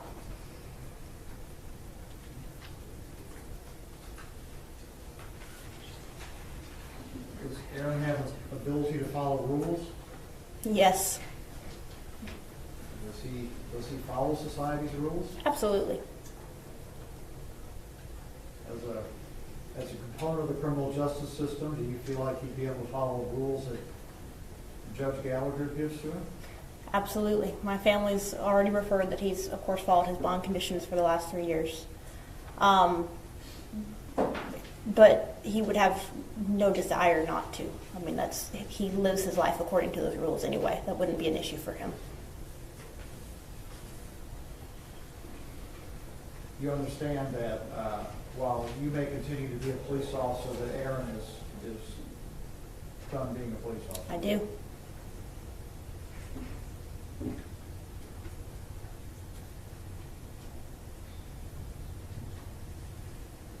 Who passed the witness? Cross-examination. You've had your brother, and you just talked about it, the last 3 years or so he's been helping you around the house. You've been able to see him, right? Yes. And you've been able to talk to him? Yes. Hug him? Yes. In fact, you just touched him on the shoulder when you walked in. I You did. can still touch him with your hands. I can. And you know that's not something that this family over here to my left, the second row right here, do you know Darius Carr? You don't know him, right? But I saw him speak earlier. Sure, but you don't know him. I do not know. And you don't know Ashley. I do not. And you don't know Amber, who's in the hospital. No. And you know, though, that they don't get that same opportunity. I do know. And they will never get to do that. You know that? I do know it. And as far as what we talked a little bit earlier about this with another family member, you also grew up in a very religious family, correct? Yes. And honor and follow the teachings of the Bible, correct? Yes. And you're familiar with the numerous Bible verses that deal with an eye for an eye, tooth for a tooth. You're familiar with those, correct? Yes. Old Testament, New Testament, both? Yes. All right. When you described earlier about your brother being humble and caring, you love him, correct? Yes. Y'all seem like you are very, very close. We are very close. And both of you guys were the only 2 of the 6 siblings that went into law enforcement yourself. Did he do that because of you? Actually, most of my siblings have had an interest in law enforcement at one time or another. We're just the only 2 who ended up pursuing it. And so, did he go into it because of you? No. Okay. And so both you guys were police officers at one point. Yes. You heard him testify this week, right? Yes. And you heard him grade himself as far as his performance out there, right? I did. And he gave himself a B? Mm-hmm. Is that a yes? Yes. Sorry, it's just because you have to Okay. take it down. But yes. And the grade that he gave, the B grade, do you feel like that's a humble grade to give when a life is lost? I think it is very hard to give a grade when you're not given a rubric to grade by. Sure. A rubric to grade by. Rubric? Are you? And so, do you agree with the grade of B then? Like I said, I. If you'll let me finish my question. I'm sorry. It's just because we can't interrupt each other, and I've got to finish before you answer, and vice versa. So, do you agree that with your brother then for the grade of B, with his performance out there at the scene? Like I said, without being given some kind of grading tool to use, I can't agree with that. I mean, all tests have to be given some kind of criteria to grade them by, correct? Sure. And so when Dale gave the A to F, he gave the grade B, and you don't disagree with that grade? Again, without defining what an A and a B and a C would be. I mean, any test you take, someone has to grade that test based on some example, right? You can't just make up a grade. So without being given that grading scale, I can't agree or disagree. Okay, so in your mind, there's nothing that he should have done any better out there? Yes or no? Yes? In my mind, no. There's nothing he could have done any better out there? No. I'm going to pass the witness round. Mr. Gill? Alyssa, you know as a police officer that every time you show up for shift, there's a possibility that something bad is going to happen that evening, right? I do. You know that officers get killed and injured all the time in the United States of America, isn't that right? Yes, there were 2 officers killed just this week in Bay St. Louis. What kind of call were they on? I believe it was I reject. This is now outside the scope. It's not relevant. This is good. It's something that, well, I assume your academy, you went to a different academy than Aaron went to? I did. Did they train use of force in your academy? Yes, very extensively. Were you trained if you faced a deadly threat? Did you answer that deadly threat with deadly force? Yes. Would you be surprised if any other police department across the United States trained any differently? I would be shocked if anyone trained any differently. And that's what officers have to deal with every day, is that right? Yes. Split-second decisions.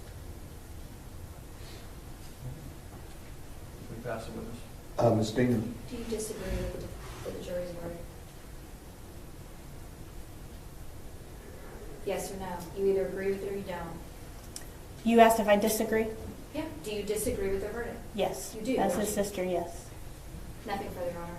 Mr. Gill, Nothing further, Your Honor. may Ms. Dean be excused subject to any potential recall. No objection by the state.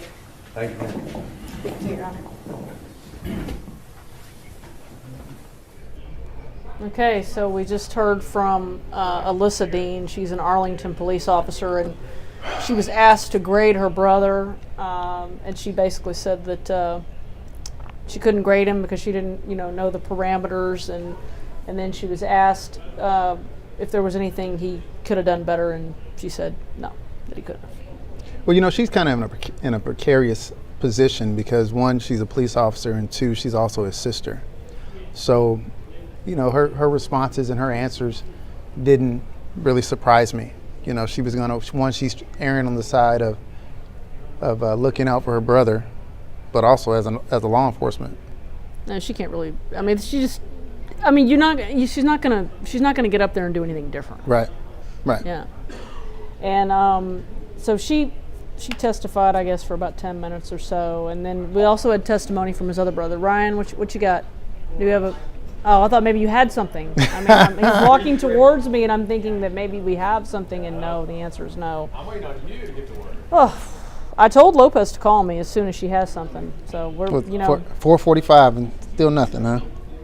The question is the story that Rebecca wrote for 5 going to make air, or at 5 o'clock is this jury going to come back? Maybe that's what they're waiting on. They was like, let's just do it at 5. Maybe, but even then, I think that at least on guilt innocence, the judge said that they would give kind of like a half-hour lead, or a period of time for everybody to kind of like gather. But I don't know if everybody's still there or what. I'm guessing they're all still there. Yeah. He I would think everyone would still kind of be there and on notice. So somebody was asking about having a search warrant before entering that backyard. There was probable cause for a perimeter search, and so the perimeter search wasn't really the issue. It was the manner in which the search was done, and which was against the general orders and the standard operating procedures of the Fort Worth Police Department. For how to handle a possible burglary. Correct. Right. Then someone's asking, is a longer deliberation typically better for the defense or the prosecution? I've seen it both ways, but a lot of times it normally benefits the defense. Certainly in guilt innocence. But what about in sentencing? It doesn't normally go this long. Right. I don't. This is new waters here. Normally, it's the guilt innocence takes a while, and then the sentencing is pretty quick because they've usually kind of parsed through the issues. Right. But even though they're not supposed to discuss the particular sentence, but I don't know. It's an interesting question. So somebody's asking if they'll continue tomorrow. Well, yes. If they don't reach a verdict today, they will return in the morning to continue to deliberate. And I'm relatively certain that they would be sequestered because he sequestered them in guilt innocence. I can't recall if he said if he was going to do it during this part of the trial, but I'm certain he would, because that's the whole reason they didn't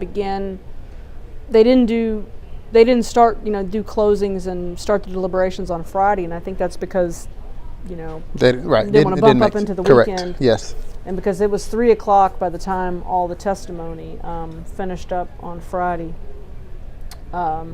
Someone asked, does it strike you as strange that not one member of his family showed 1 ounce of remorse for Atatiana's death? It's true. And I've tried several murder cases, and it's not abnormal for me to see the different families, like a grandmother or a mother, for them at some point to speak and even hug and console one another. But so for no one in his family or on his defense team or any of his witnesses to extend any sort of condolences or show any kind of compassion for Atatiana is telling and actually kind of sad. Yeah, because I think you can believe that he was justified, as his sister clearly does, and also be saddened. Sure. At Tatiana's death. And not only can you, but particularly in this situation, they should be. Right. You know, like they absolutely should be.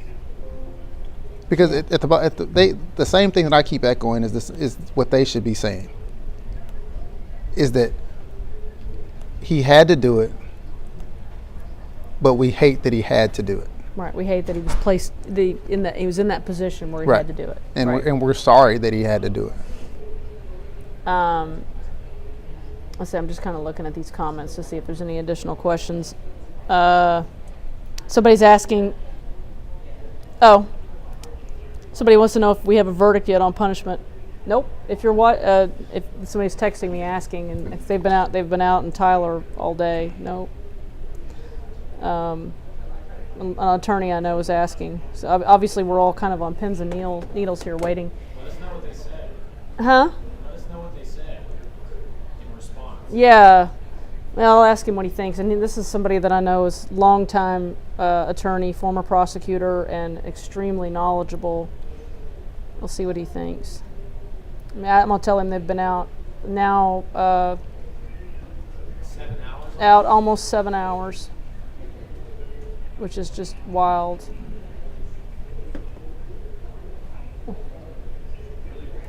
Now he's asking me about notes. All right, I'm trying to type one note.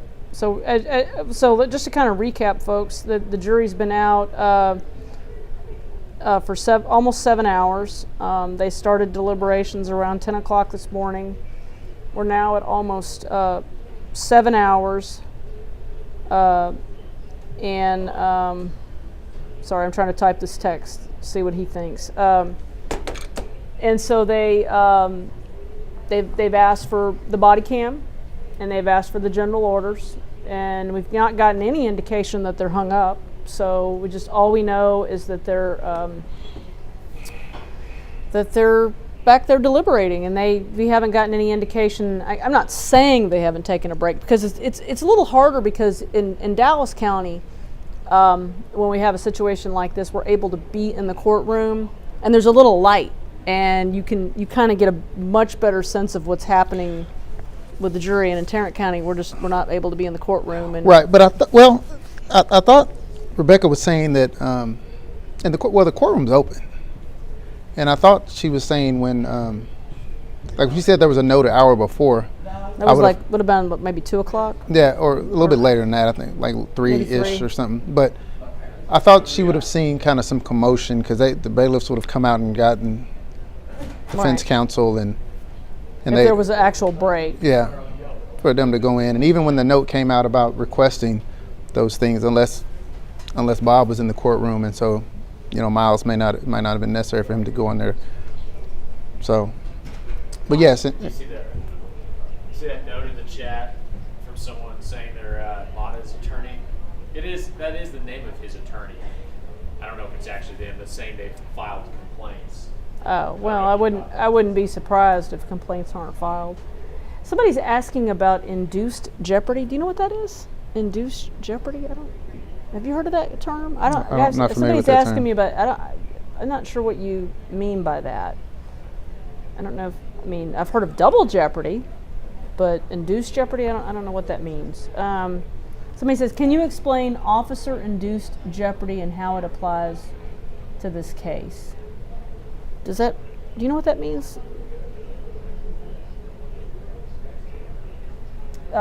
Jennifer says, I imagine Kobe telling Tanya, sure, I can hang with you today. Should only take an hour or so. That's about how the conversation went.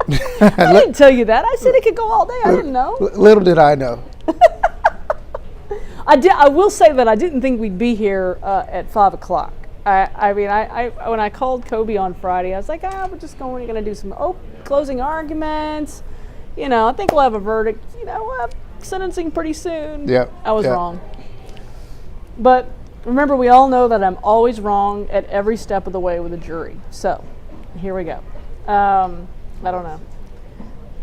Okay, so when someone saying they represent Manuel Mata says they filed complaints in this case. I mean, that doesn't surprise me. Assuming this person really is an attorney, I'm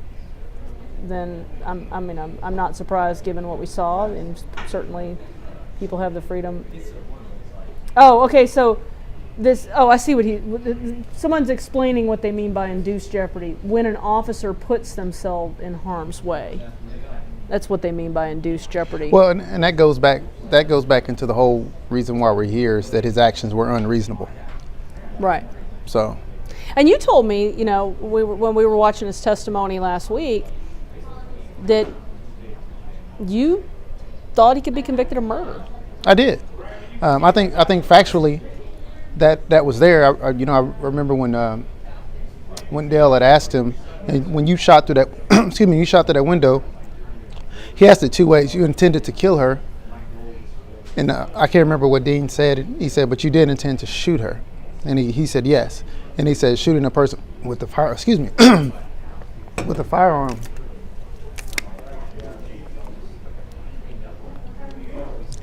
Shooting a person with a firearm is an act clearly dangerous to human life, and that's pulled directly from the statute of murder. And so he says that. So then enters whether it's justified in that shooting, and if it's not based on the unreasonableness, then that equates to murder. So, Human Rights wants to know, since Erin Dean's mom said she's a grandmother, if her daughter was in the same situation as Atatiana and the officers were black, would this case have taken 3 years? Honestly, I don't think the race of the parties has nothing to do with the length of time, regarding how long it took to get to trial. The fact, one, that he's been on bond for this amount of time is one issue. Then you also introduced COVID. COVID pretty much shut down trials for almost 2 years. Everything is backed up. Absolutely everything is backed up.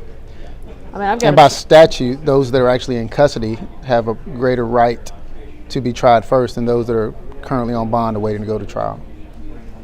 So, so if you're sitting in jail and you've been waiting on a trial, your case is going to go first. Higher precedence, yes. And for obvious reasons. And the entire criminal justice system is backed up because in large part because of COVID. Because how long did we go without trials? It was a long time. I mean, it was more than a year, Kobe, right? I mean, it was. Oh yeah.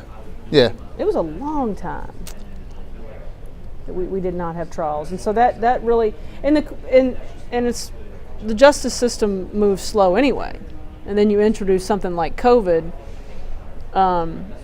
What's one of your oldest cases right now? I have some two plus year cases. Just still waiting our turn. Are they sitting in jail? They are. Sitting in prison or jail right now? In jail. So Randall wants to know, why did the state agree to a manslaughter charge? Actually, from my understanding, the state asked for the inclusion of the lesser included manslaughter charge. Why do you think they did that? Honestly, they may have been concerned about an acquittal on the murder charge, and so they asked for a lesser, just in case. Oh, somebody's asking if my friend has responded. All right, let me look. Let me see if he's responded. Not yet. He has not responded. Oh. Williams. So we've also got William Joy up at the courthouse. We can get William on the phone as well, and have him. Oh,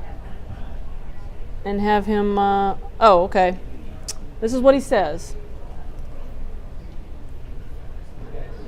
Okay, so the not guilty jurors probably decided, since he admitted he didn't do the best police work, they could find him guilty of manslaughter. He recklessly caused the situation, but they don't feel it's right to send him to prison with a gun pointed at him. Just my guess. That's his guess. Does seem. In other words, he's saying his guess is that there was they compromised. Sure. On the verdict. Yes. and now you've probably got some who want to send him to prison and some who are like, no, I'm not going to do that. That's about right. Or there are some that are really high and some that are really low on time, and neither are willing to budge now that they've gotten to this point. Man, I really want one of these jurors to talk to me when this is all said and done. I'm very curious now. I think if anybody ever finds out, if I ever get an idea of like, I'm not asking anybody to try to go figure out who they are. That's not what I'm about to say. But if I get an opportunity to talk to one of them, I would very much love to know what their thought process and what their reasoning was in terms of just what went into the decision for guilt, innocence, what went into this decision for sentencing. I'd be very interested to know kind of what that thought is. All right, let's call William. William is one of our reporters, another reporter who's been up at the courthouse all day, and we'll just kind of call him and see what he can say, because frankly, Kobe and I think we're both getting tired. All right, William, I'm going to put you on speaker and let you talk for a while, because Kobe and I we're both getting kind of tired here, getting punchy as I get. Hold on, I'm going to put you on speaker. All right, so tell us what's going on right now. Well, we're doing the same thing we've been doing for the past 7 hours at this point. So I want to say 9:45 was, I believe, when the jury began deliberating the sentence. I'll tell you, every time we see people walk by, we get a little bit jumpy. Just a little bit ago, I saw the bailiff walk by with 2 jurors, and I told one of the reporters, all right, so they're taking breaks. Happening. Taking breaks, okay. And yeah, they were taking a smoke break. Yeah, so yeah, we found out they were taking a smoke break because they're like, they've got a bathroom back there. They would need to move. I saw Miles Brissett and Dale's Prosecution and the defense attorneys walking by with their sport coats on a while back, and it turned out to be the one note that we've heard about, which is the body camera and the general orders that they were reviewing, which again, what specifically they asked about them, we don't know. One thing that I'm guessing you guys may have mentioned, but certainly we've pointed out, is that usually we get to hear those notes or know what they're about, but we haven't in this case, both during the verdict deliberation and now during the sentencing deliberations as well. So that's been frustrating, just how opaque that process has been. But again, we're just sitting and waiting, and as I'm sure everybody kind of has surmised, it's clear that somebody on one side, or maybe 2 people on each side, have kind of dug their heels in, and I'm curious to see how this plays out. One thing that we've been saying since the beginning with this jury is that they were so methodical from the very beginning. While the whole trial was going on during the evidence phase, they're taking a ton of notes. They did ask a couple questions during. William? I don't know. Did you phone that? Oh. My phone just decided on its own that it was going to restart. Hold on, or did something. All right, let me try to. He was rolling, and I don't know what happened. That was wild. Let me try to call him back. That was wild.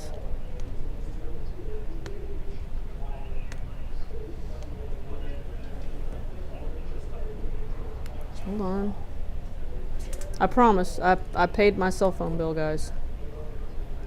Oh, here it goes. All right, hold on a second. My phone decided to be funny. Hold on. Let me put you on speaker. Yes, it is a Samsung. Go ahead, William. Yeah, no, it could be me, because I will say that's the courthouse signal is not superb. But yeah, I'll tell you that during the closing arguments, there was only one juror who was kind of, maybe wringing her hands a little bit and just kind of biting her lip a little. Like, clearly, just it almost seems like the jury, frankly, if I had to explain their how they were reacting, it was more like impatience than anything, which is partly why I'm shocked that it taken so long, because it felt like just this morning they looked like they were at least the couple that you can kind of look at and gain any sort of insight from seemed like they were just ready to go ahead and get started, as opposed to go through this whole thing. Like they had already had a number in their head. Because remember, they've had a whole weekend to think about this. Certainly they haven't gotten the, instructions from the judge, but they, had probably thought to themselves what they want to do. So yeah, at this point we're just, sitting and waiting. As you've probably already gone over, and I think we even replayed it. Both sides gave pretty decent closings. I think Dale Smith is, just like he was during the first phase of this when they were trying to reach a verdict. His closing was very emotional and probably one of the strongest parts of their entire case, especially when he presented the whole glass in the face but no glass in the hands argument, which I think a lot of people talked about. And he was emotional again today. He teared up, as I'm sure you guys have talked about, and Rebecca as well. But talking about those final moments where, Tatiana was, in his words, gasping for air, struggling to live, and saying that Dean just stood over her, that she deserved better. And then, on the flip side, the defense for Aaron Dean, Bob Gill, being very methodical, saying, look, there's a place here for rehabilitation. There's a place here for punishment. There's a place here for deterrence, but not for revenge, and that this isn't supposed to send any sort of message that this this punishment's just supposed to be about, this case, and saying that, Aaron has already punished himself enough. Although, the rebuttal to that from the prosecution is that when he was on the stand, he seemed to think that everything was fine, that he gave himself a B. His own sister got up on the stand and said he couldn't have done anything better. So I mean, like, I don't need to tell you, like any attorney or frankly a person who's covered this or about it would say, an insight into somebody made the comment in the media room, if this was only like, when they had doctors doing surgery and you can kind of stand above them or to the side and watch, like imagine that opportunity with a jury. It would just be incredibly fascinating. So yeah, who knows what they're talking about at this point. And I'll tell you, we still don't even know how late they're going to go. They went till 7 the first night they did deliberations on the verdict, but the judge said, it actually started with the judge saying, we'll let them go till midnight if they want. And then like an hour later, they were like, actually, at 7, because we got to get them fed and we got to get them in bed, and they'll be sequestered again. So I would assume that we'll stop at 7 again, and we're already past 5, but who really knows, So yeah, like everybody else, we're just sitting and waiting. Have you gotten any sense if we get a verdict tonight that we would have victim impact statements immediately after that? That's a great question. Again, I get the sense that the judge wants to keep moving through things, and I guess it depends on the timing, right? Like if the judge could let him go late, in that case, they probably would wait till tomorrow. But if, we get a verdict here in the next 10 minutes, then yeah, we'd probably do victim impact statements today. I'll tell you, and this is one thing I hadn't mentioned already, so the hallway, there's 2 hallways here, just to kind of put you in the courtroom for a second. So there's 2 long hallways, and in the middle is basically just like some offices and an elevator bank. And on one side are courtrooms that at the moment today are not being used, and that's where the media room is. And that's where we've been doing these. If you've watched our newscast, that's where our live shots are, and you may even see other crews in the background because we're all doing them along that hallway. On the other hallway, it's really lined with people. I mean, James Smith, the neighbor who called the non-emergency line, has been here. He was here for the verdict. He's come here several times. He's here today. He's just been sitting out in that hallway all day. There are other people who are just community leaders, pastors that I recognize, some other, I would say community leaders, people who we have talked to before, both about this story and others who are sitting on the hallway just kind of waiting for a verdict like everybody. And some people were laying on the ground I saw last time I walked by who were taking a nap or sleeping or trying to just pass the time because there's nothing to do, as the time just continues. What do you think of what the judge and Miles had to say this morning about Manuel Mata? Yeah, I thought that was really interesting. I'm really glad the jury wasn't there for that. Yeah, Miles was saying, look, we actually talked to Miles, I'll tell you, just, on background on the side. And, it's clear this is really important to him. As he mentioned on the record, in open court, he was saying, Bob Gill, the other defense attorney, has been attacked before in this courthouse. And so safety was really important to them. I will say it's been interesting to see, though, how that whole thing played out. We have video from outside the courthouse when the Dean family is walking their car. And you can certainly see Manuel Mata there, but I'll be frank. There's other people who are certainly yelling and shouting, and the video doesn't show everything. But the video that we have, and we have played on TV, I think several times at this point, he's certainly not one of the people yelling. But again, that doesn't show stuff off camera where maybe he was yelling, which is certainly, if they had grounds for it, as Miles mentioned, they had plainclothes officers who were walking there and witnessed everything, and so they couldn't make him at the moment. But when he came back into the courthouse, sat just behind the family, and they realized, all right, that's the guy. And so as everybody saw, they called him up. He wouldn't be sworn in. They arrested him then and there. And I think people who aren't familiar, Manuel has made appearance at other public gatherings in the past at the appraisal district office. He's been at city council meetings, so it's certainly not just a random person off the street. That doesn't justify anything at all, but it's not a random person off the street. It's somebody who's been very active in the community in the past. But yeah, I was curious. I think Miles called him a hanger-on, or just basically saying that he's a convicted felon. They were really I think pumping that up, and as Judge Gallagher said, his goal was to protect everyone, to make sure it's safe, and to obviously make sure it's a fair trial at the end of the day. Right. Yeah, but it was still a pretty bizarre set of circumstances that went down in that courtroom on Friday.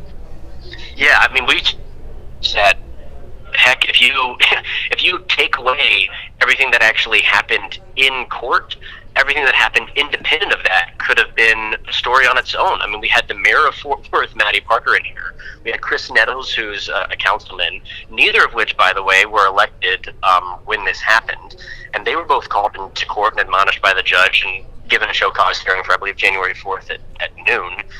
We actually were wondering this morning if we would see Betsy Price, who put out a statement and was mayor at the time, and actually is probably, of all the people who have given statements, probably the most consequential witness, because she actually would have been in all those briefings and whatnot at the time. She gave press conferences, so she put out a statement that night after the verdict as well. And then Lee Merritt has talked some, and I know he's not at the courthouse today, but he's planning a press conference with the family after any sentencing comes down, possibly today, or if not, then tomorrow. But yeah, you had that incident, going full circle for a second, you had that incident with the mayor and the council member brought in, and then you had somebody arrested in the court for this, I believe today they said terroristic threats of the family is the way it was described, the actual crime. And so those two things alone would have been, crazy enough, but now you obviously got the rest of the hearing as well. Yeah, it's just pretty wild. And so we're now more than 7 hours. This jury has been deliberating, and we've gotten one note. They wanted to see body cam video, and they also wanted to see the general orders, which is interesting. So, right, and what specifically they asked about the body camera and the general orders was not clear to us. That was passed on to us, but it wasn't given verbatim, right? So we don't know, if for people wondering, what exactly did they say about it? What were they asking?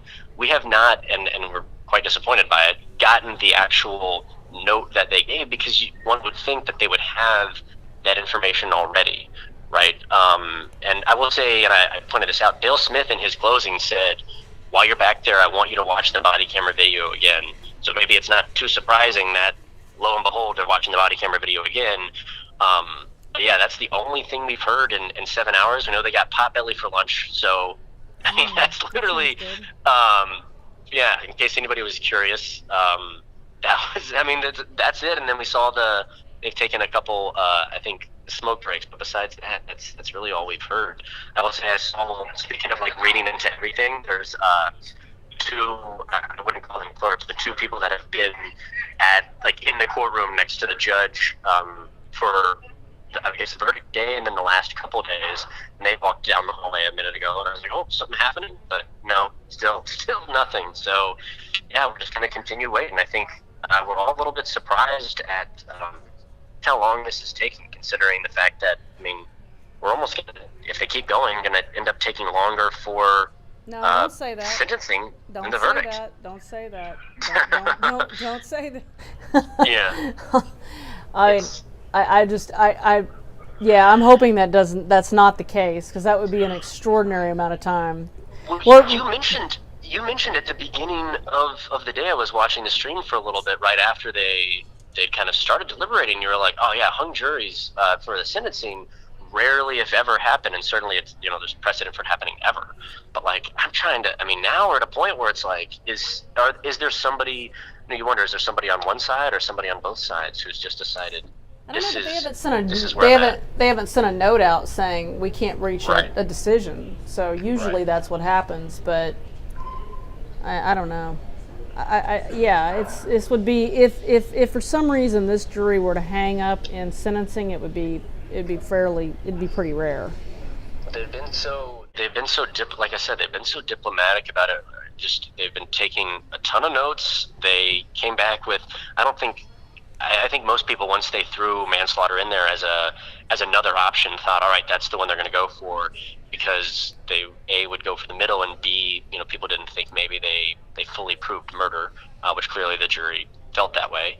So it was almost like, all right, when they come back for sentencing, they're going to pick the middle ground, right? Like 8 or 9 or 10 or something like that. And now we're at a point where, I mean, you could throw a dart, and I really wouldn't fault you for picking any number. No. But we'll see. I don't know.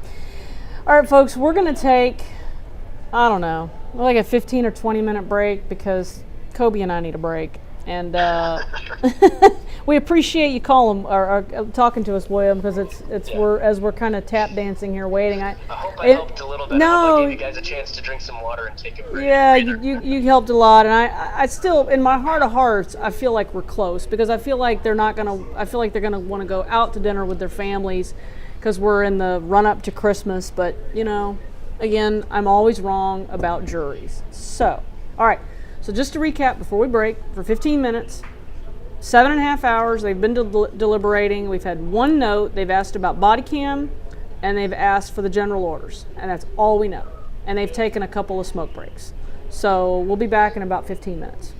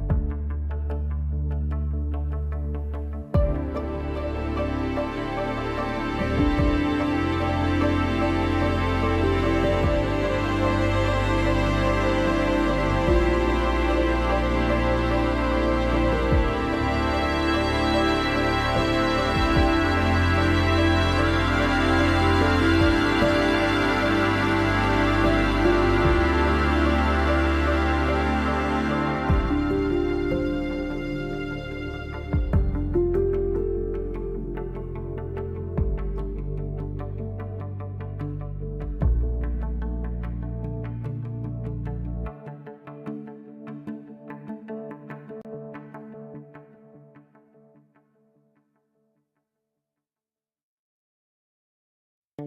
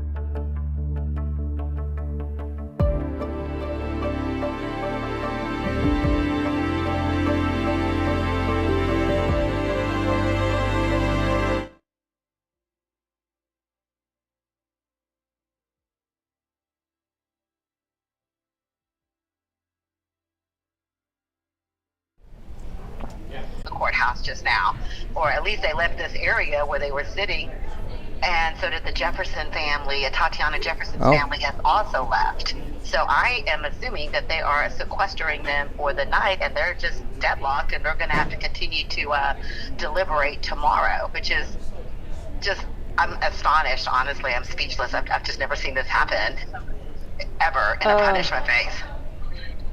7.5 hours. Very long time. Yeah, it's a long time. Very long and I'm sorry, time. you're with? Yeah, that's what I'm live on right now, and the jury is leaving right now with their bags and their and their suitcases. The jury is leaving. Wow. So they are taking them to a hotel right now to be sequestered. They're gone. They're done. Okay, well, folks, you heard it from Rebecca. Yeah. I guess now I got to find a legal guest for tomorrow, because I was not planning on working tomorrow. I fully expected we would have a verdict. Wow. Okay. So this jury has deliberated for about 7.5 hours. You heard Rebecca Lopez say it. She saw them leaving with their suitcases, and they're going to go spend the night in the hotel and start back up in the morning. Rebecca, anything else you want to add before we end it? No, other than, again, we just saw the jurors leave the courthouse with their suitcases, and we saw the defense attorneys and the families leave, and so they are sequestering them, and they're going to continue to deliberate, I guess, tomorrow. Yeah, Kobe, have you ever seen anything like this? They're still sitting I out have here not. wondering what's happened. The only I thing have not. This is very, very surprising. I would have never guessed this or anticipated this happening. So, I mean, they'll go home tonight, or they'll go to the hotel tonight. They're not allowed to deliberate. They won't be allowed to watch or see anything. And they'll come back in the morning and continue to deliberate, and hopefully we'll have a verdict sometime tomorrow morning. Okay. All right, folks. So we're gonna wrap it up, because I have got to now go find a legal guest for tomorrow. If any attorneys I know are out there watching, feel free to text me, give me a shout, because I've got to find someone for tomorrow, because I fully expected to be done today. We'll see you back here tomorrow.